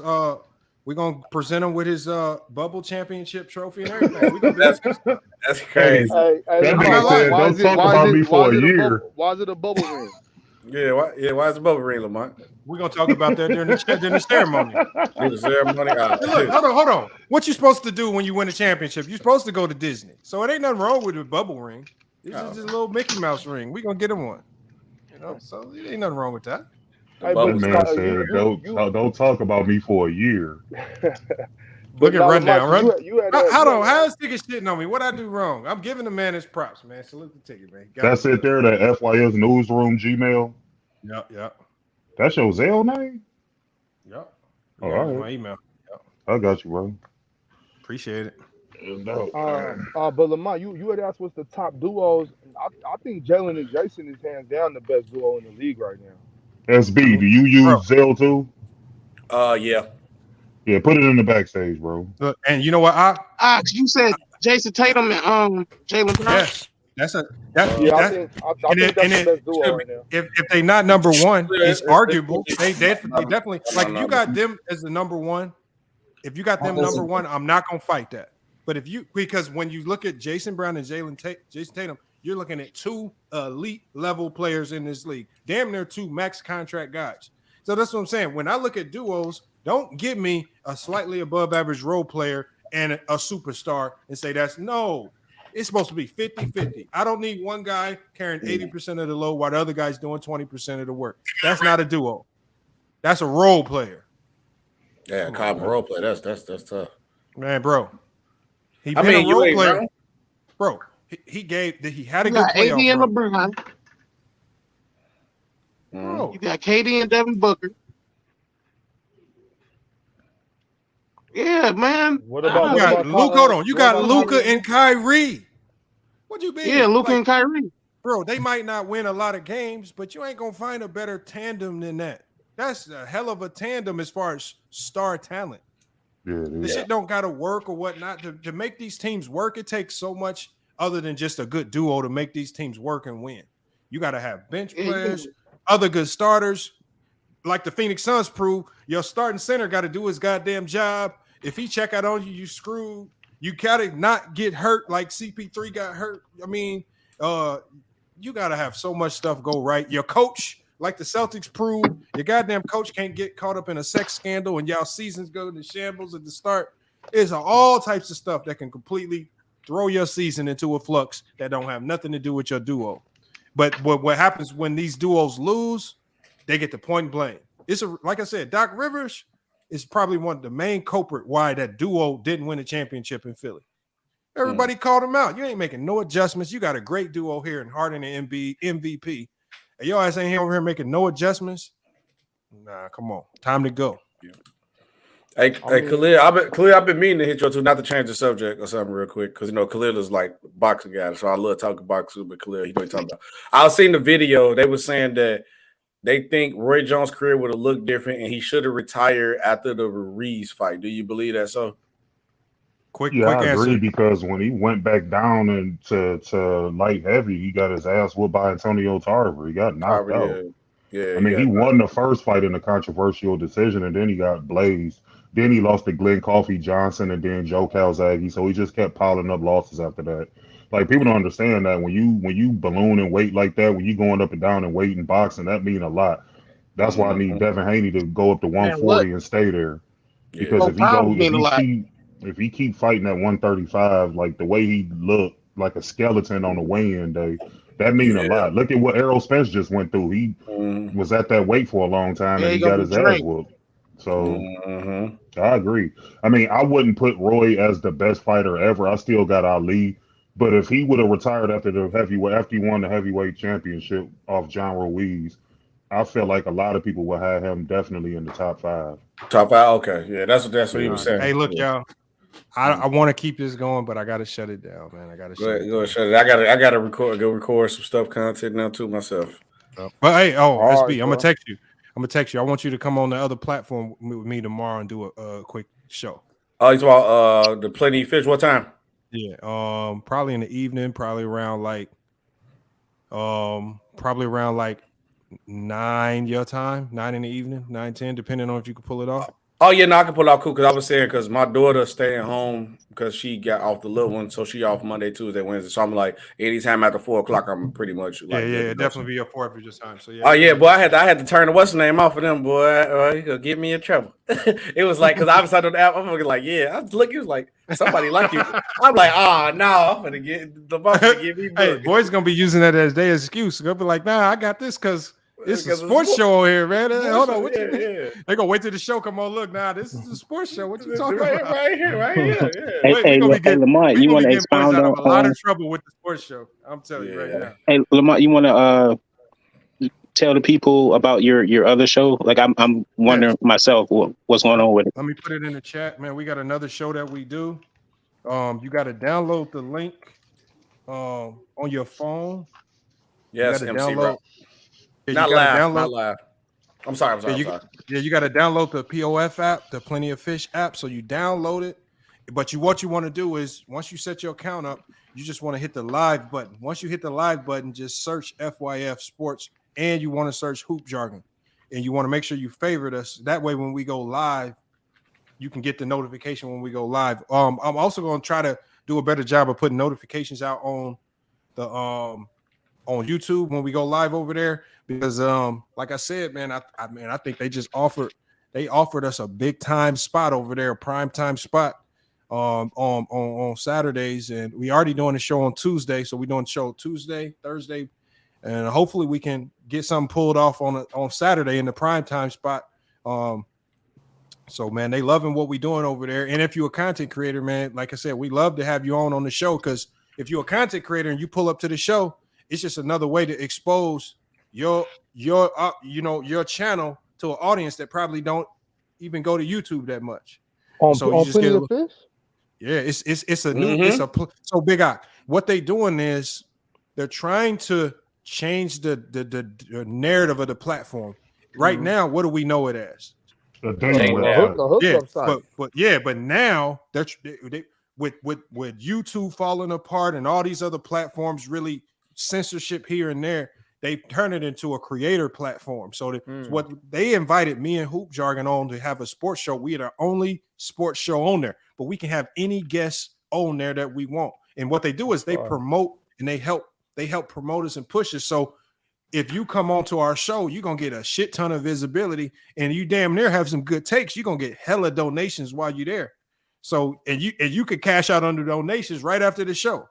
Like it ain't no get monetized. If you come over there and cook and got some good takes, you're gonna have that money right on your account right then and there. It ain't no and what they can do is the people can decide who to donate to. If I come on there and cook me, they're gonna donate to him. Cash out, show over. Right. That's fine. So what I'm saying is I want y'all to pull up, man. So if any of y'all interested in pulling up over there, and when y'all pull up to our show, it's gonna introduce you to some of the execs that watch us, and maybe they can extend something out to you guys, because they are looking to expand into sports, especially if you're knowledgeable about football. They are looking. So if you come over there, you have some sense, you pull up, and we giving them a good show, man. Like I'm telling you, the execs will be watching. They call me and Hoop Jargon after every show, man, talking about the show, how we can improve it, what we can do to bring more viewership in. They work. It's rare that you have the people behind the scenes of a whole platform working with you to be great. So that's why I say I want to get some of y'all over there. The only catch is when you go over there, you have to be on camera. They don't want people to over there not on camera, so you have to be on camera. Yeah, that's cool. But like I said, any of y'all welcome to pull up, man. Because it was a good stream. It was a good stream when you and Hoop Jargon did the one I watched. Yeah, it's a chill vibe. They only want the show to be 1 to 2 hours. We ain't over there, so we got time constraints because it's more like a real structured show. We got topics that we run through, and then we got to move on to the next topic. Because obviously, with it being like a real show, we can't harp on one topic too long like we do over here. So, like I said, y'all download the app. Right, some of y'all already got it. Don't be finessing. Hit that live button. Search us FYF and Hoop Jargon. You can even search SB. I think that's your name on there, right? SB Talk Sports. Yeah, SB Talk Sports. Yep. Yeah, you can even search SB Talk Sports, because if he potentially start going live on there, you can send them notifications out. Like I said, so I'm gonna check it out, Lamont. If I do that, don't get me hurt. Don't get me hurt, Lamont. Big eye. Big eye. Now, I will tell you right now, it do be some distractions that come in there, and we gotta lock in. You gotta lock in, and you gotta stay focused in. And sometimes you have to say it out. Nah, hold on. I see you. Salute, but it's time to lock in. We gotta stay on the sport. But you know what? That's what I think the app is good, because it's like a 50-50 fan base. It's rare. Like when we come over here, it's damn near like 100%. Oh man, over there, you're dealing with mixed bag. You're dealing with people that know sports heavy, other people that just know it casually, both men and women. And it's a different mix, and it's a different vibe. It's way more chill.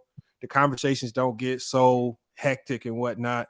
And the content it's just better. It's just more chill and relaxed content. That's what I'm really trying to steer towards anyway.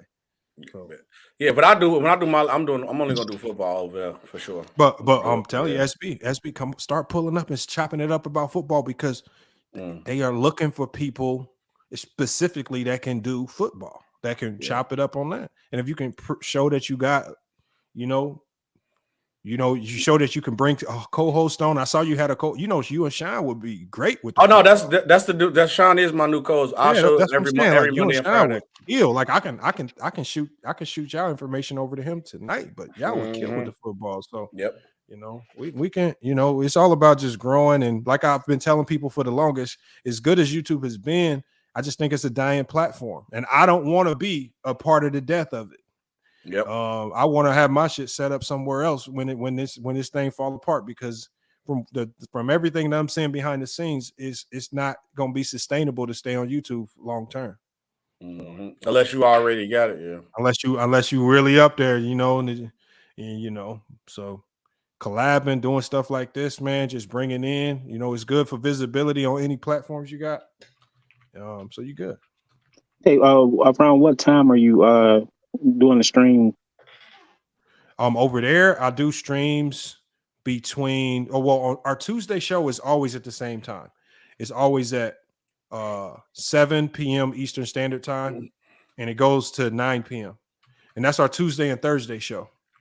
Our Saturday show, I don't know the exact time yet because, like I said, they're trying to get clearance on the promo for us. But hey, you know, I believe that, you know, I believe they can make some things work for us. But like I said, it's a lot of creators here, man. I think y'all would do a good job of coming over and transitioning over there. And I'm definitely pulling up over there. So yeah, just download the app, favorite us. You got to go to the live link. You got to search us, FYFSports and Hoop Jargon. Once you favorite us, you always gonna get notifications when we live, and that's how we bring you over. So, and then you can watch the community posts over here when we go live over there. But I definitely want SB and you and Big Ock, if y'all want to pull up, man, when we go live Tuesday, that'll be the perfect time because the execs gonna be in there. Yeah, because I definitely want to chop it up with the guy who you said who helped who you said he helped get on flight and the other dude. Yeah, because I'll be wanting to ask questions like what other routes they went with it to do, like to get people up there and everything like that. Because it's more than just posting. Because that's what I realized too. It's more than just posting stuff. I can show you some other things that I've figured out. But like I said, it's I don't want to board a stream up right now because I could go on all day about shit like that. I done found some new strategies that I think I'm looking at, because you got to think I didn't post a lot last week. Yep. But I still gained like 1,000 subs. Hey, see, that's good. I think I'm figuring certain things out that's having a bigger impact other than just spamming and posting all post. And I think you can have a little bit more traction with some other things, but I could plug you in with that. We can chop it up on that. We can chop it up, yeah. Yep. Shit, I can't on that meeting with y'all. Hey, hold on, I'm not shy. Let me tell you, I give anytime I figure out something, I'm giving that shit away for free. Big Ox. Look, my head. This is when I first started. Cause imagine I could have been at like where a lot of people at, but I had stopped. I had family issues, whatever. I'm almost at 2K now with taking a year off. But when Lamont first did, like, all right, everybody get your domain. Remember, you hit the domain name, make sure you own your name stuff. After that class, Lamont tell you, I was at like 200. By the end of the year, I was off. And I think by the end of and he said that it was a summertime. By the time December came, I was monetized already on my way to like close to like 2K in a couple months. Anytime Lamont been helping me, bro. Hell yeah, and I'm paying attention. I'm gonna keep listening. Big because what I like to do, what I want to do is I want to get some of y'all in like a StreamYard link that's not live, but it's easier to share my screen and kind of show you what I do because the shit easy as hell, really low key. But it'd be shit that nobody really thinking about. I be stealing my ideas. I'm telling you, if you just research and see what other people do to market, I'm really stealing their ideas. Like, I can flip that. And I found another idea that then went crazy. Oh yeah, you got to put me on that. I got to show y'all this, man. Well, so whenever you do that, Lamont, just send me the link on Telegram or text message. Yeah, I'm gonna hit you up. I'm gonna hit you up on Telegram, Big Eye, because like a day like tomorrow when I'm not doing nothing, we could just take an hour and chop it up tomorrow. Like we can exchange information on how we do it, but it's a lot of stuff that I do that it should just be working shit sometimes. Yeah. Now I gotta change my dynamic because the dynamic I used the first time when I got a lot of followers, I was like doing like the bull stuff, and that ain't gonna work no more now. SB started growing when he switched that logo up. Yeah, look. Hey, chill. My old Big Eye, do you see the old logo? Look, man. I don't know the old logo. he a hater, bro. Hold on, wait. Let me put my logo up. He a hater, bro. Look at the Lamont was trying. Lamont was. Hey, look. That's when I found out Lamar edited. Investigation skill when it's good because he was trying his best to find the original picture from this. What's wrong with this logo? This is the OG one. Ain't that wrong? Hey, that's kind of fire. thank you. Thank you. Look, he a hater. He a hater, man. He a hater. No, he said Kind of wide. it looked Mouth open kind of wide, man. Yeah, it looked like you eating a glizzy, girl. That's Whoa. It's crazy. I hate y'all. Oh, man, he going crazy. Yeah, on the mic, Lamar was trying his best to say, "Hey, bro, did you take a picture pose for that?" He did. I said, "Nope, he never get it." He was trying his best to find that. Nope. You never go. You ain't go because you know the artists when the artists create them designs, you got to send them an image. Yeah. So I say that the original OG image got to be somewhere, man. Nope, that motherfucking exile go fire. Oh man, you'd have been etched in history with some of the greats, man. You know, I captured the greats, man. I got Ralphie. I got Young M.A. M.A. for sure. Yep. Yeah, M.A. Young M.A. We got the who else we got? Anti with no neck. Remember him? That's a lot of people forget Lord Gamer. That's Lord Gamer, yeah. Yeah, what happened to Shorty? Remember when he faked the profile pic, man? He had the black man pic he stole from the model site. Yeah. We got Renegade, man, a classic, bro. This video was funny. Mega facts. Funny as hell. But look, the thing is, we also got Jared, right? Yeah, hey, that picture crazy. We also got Jared's brother, man. I ain't know we had Jared's brother. Hey man, that nigga, that's it, man. Look at him. Who is who? Are they the same? Always I know it's Jared because them burgundy glasses. No, that's Hitman X. That's Hitman. Oh, that's Hitman. Yeah, that's Ed Reed. I like. Hey Lamar, boy, I was rewatching that one time you did the funny moments video. It was some classics in that night. Yeah, it was some classics in there. But look, y'all, I'm gonna shut this one down. Shut it down, man. Big Ock, I'm gonna get up with you. SB, I'm gonna get up with you. Hopefully, we get up with you tomorrow. Salute to Old Nutty, man. Appreciate you pulling up. Jared, man, appreciate you pulling up as well. Quan, man, always. I see you in the chat, always, and the comments, man. I know you don't always get on the panel, but I'll definitely be seeing you, though. I definitely be seeing you. Appreciate you, all the support as well. And Khalil, man, always coming through big time. I'm definitely gonna be back out at Cedar Point, man. Oh yeah, for sure, bro. Hit me up when I get out there. I'm gonna chop it up with you. Oh yeah, for sure, bro. We got to treat you to dinner, man. We got to get you to dinner out there. You got to tell me where one of the best places is to eat, man. We gotta get a good dinner in, man. But salute to Khalil as well. Shout out, man. I got y'all on the Zelle too. Yes, sir. You need to stop playing and start this boxing channel. If I had to make you a show on my channel first to start off, I will do it, bro. You need to. You got that knowledge, bro. I be trying to carve out time, SB, man. I work 2 full-time jobs, bro. So I be grinding like a motherfucker. Then when I'm not working, I'm be with my baby. So you know what I'm saying? It'd be tough. But look, y'all, I'm gonna go ahead and drop y'all down. I definitely appreciate y'all pulling out. Right, for sure, salute, y'all. FYFSports, man. Another great podcast episode, man. Look, y'all, we're gonna be back. Man, I got to get a haircut. I'm looking crazy. But look, we're going to be back, man. Another one. Salute to everybody in the chat, man. Our mods in there cooking it up. And then our mods supporting, telling everybody to like the video. Sammy, Derek Franks, I see you. The Pisces. You was in here hating a little bit. But salute, man. I appreciate you being here. We like everybody. I don't want people in here that just all agree with me. So the fact that you here, you disagreed that I won, I still got to salute you for even being here. You know, and you stuck around and you stayed in the comment. George, you always in here cooking up with us. Appreciate you as well. So, man, salute to everybody that pulled up. Great stream. Salute to Players Choice and Shaq, man, Ron and them guys for setting that up. Like I said, at the end of the day, we all gonna have our opinions on the debate, who won, who lost. But I want y'all to not let that overshadow the fact that all these platforms is finally starting to collab, right? So unlike these ESPN and Fox News always warn with each other and whatnot, we got the freedom to collab and we can make these events happen. And you will never see Stephen A. debate and Skip Bayless, and you will never see some of these guys cross platforms and then interact. So because so we do it in a way where we can actually interact and then we can come back to our own platform. So y'all can take away whoever I don't mind who you feel won or lost. It is what it is.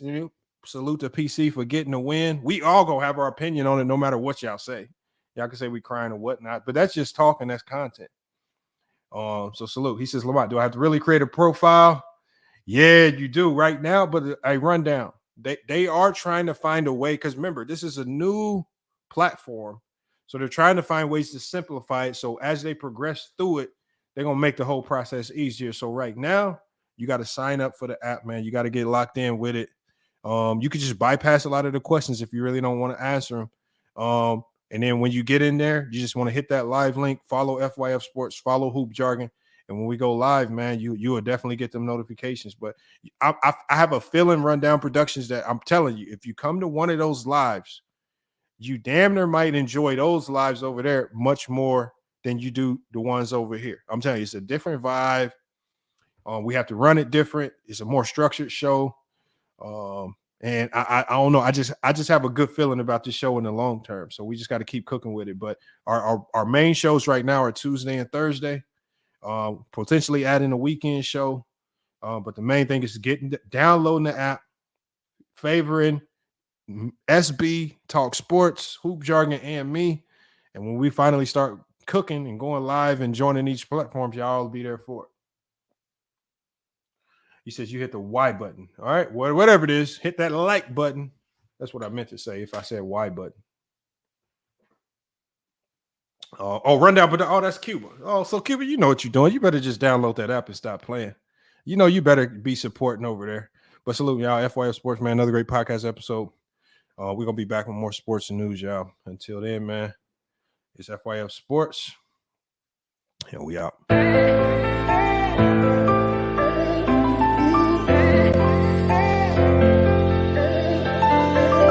Yeah, we done came from the bottom, mad that we up, but I don't hear him talking. Started with knowledge inside of my noggin. We took a dream and then we started vlogging. Put my city on the map now. I'ma say how it is and I don't back down. On the road to 100K, we finna act out. We gon' show them that we not just in the background. We the main event, we the main show. We the one that people always gon' pay for. FYF, we the best, no debate though. Number one sports channel, every angle. I'ma show them all how we ride. Best sports talk show, we not like them guys. We playing it safe while they feather the lines. We pushing the narrative all the time. Like who to go in the game is not MJ. Kobe Bryant top 10, not what we say. I keep Elijah one is very overrated. Keep it real if it ain't fact, we don't say it. Now it's stable, we won't be ignored. We number one special when coming to sports. FYF ringing the heat here, of course. Where everything backed up with actual source.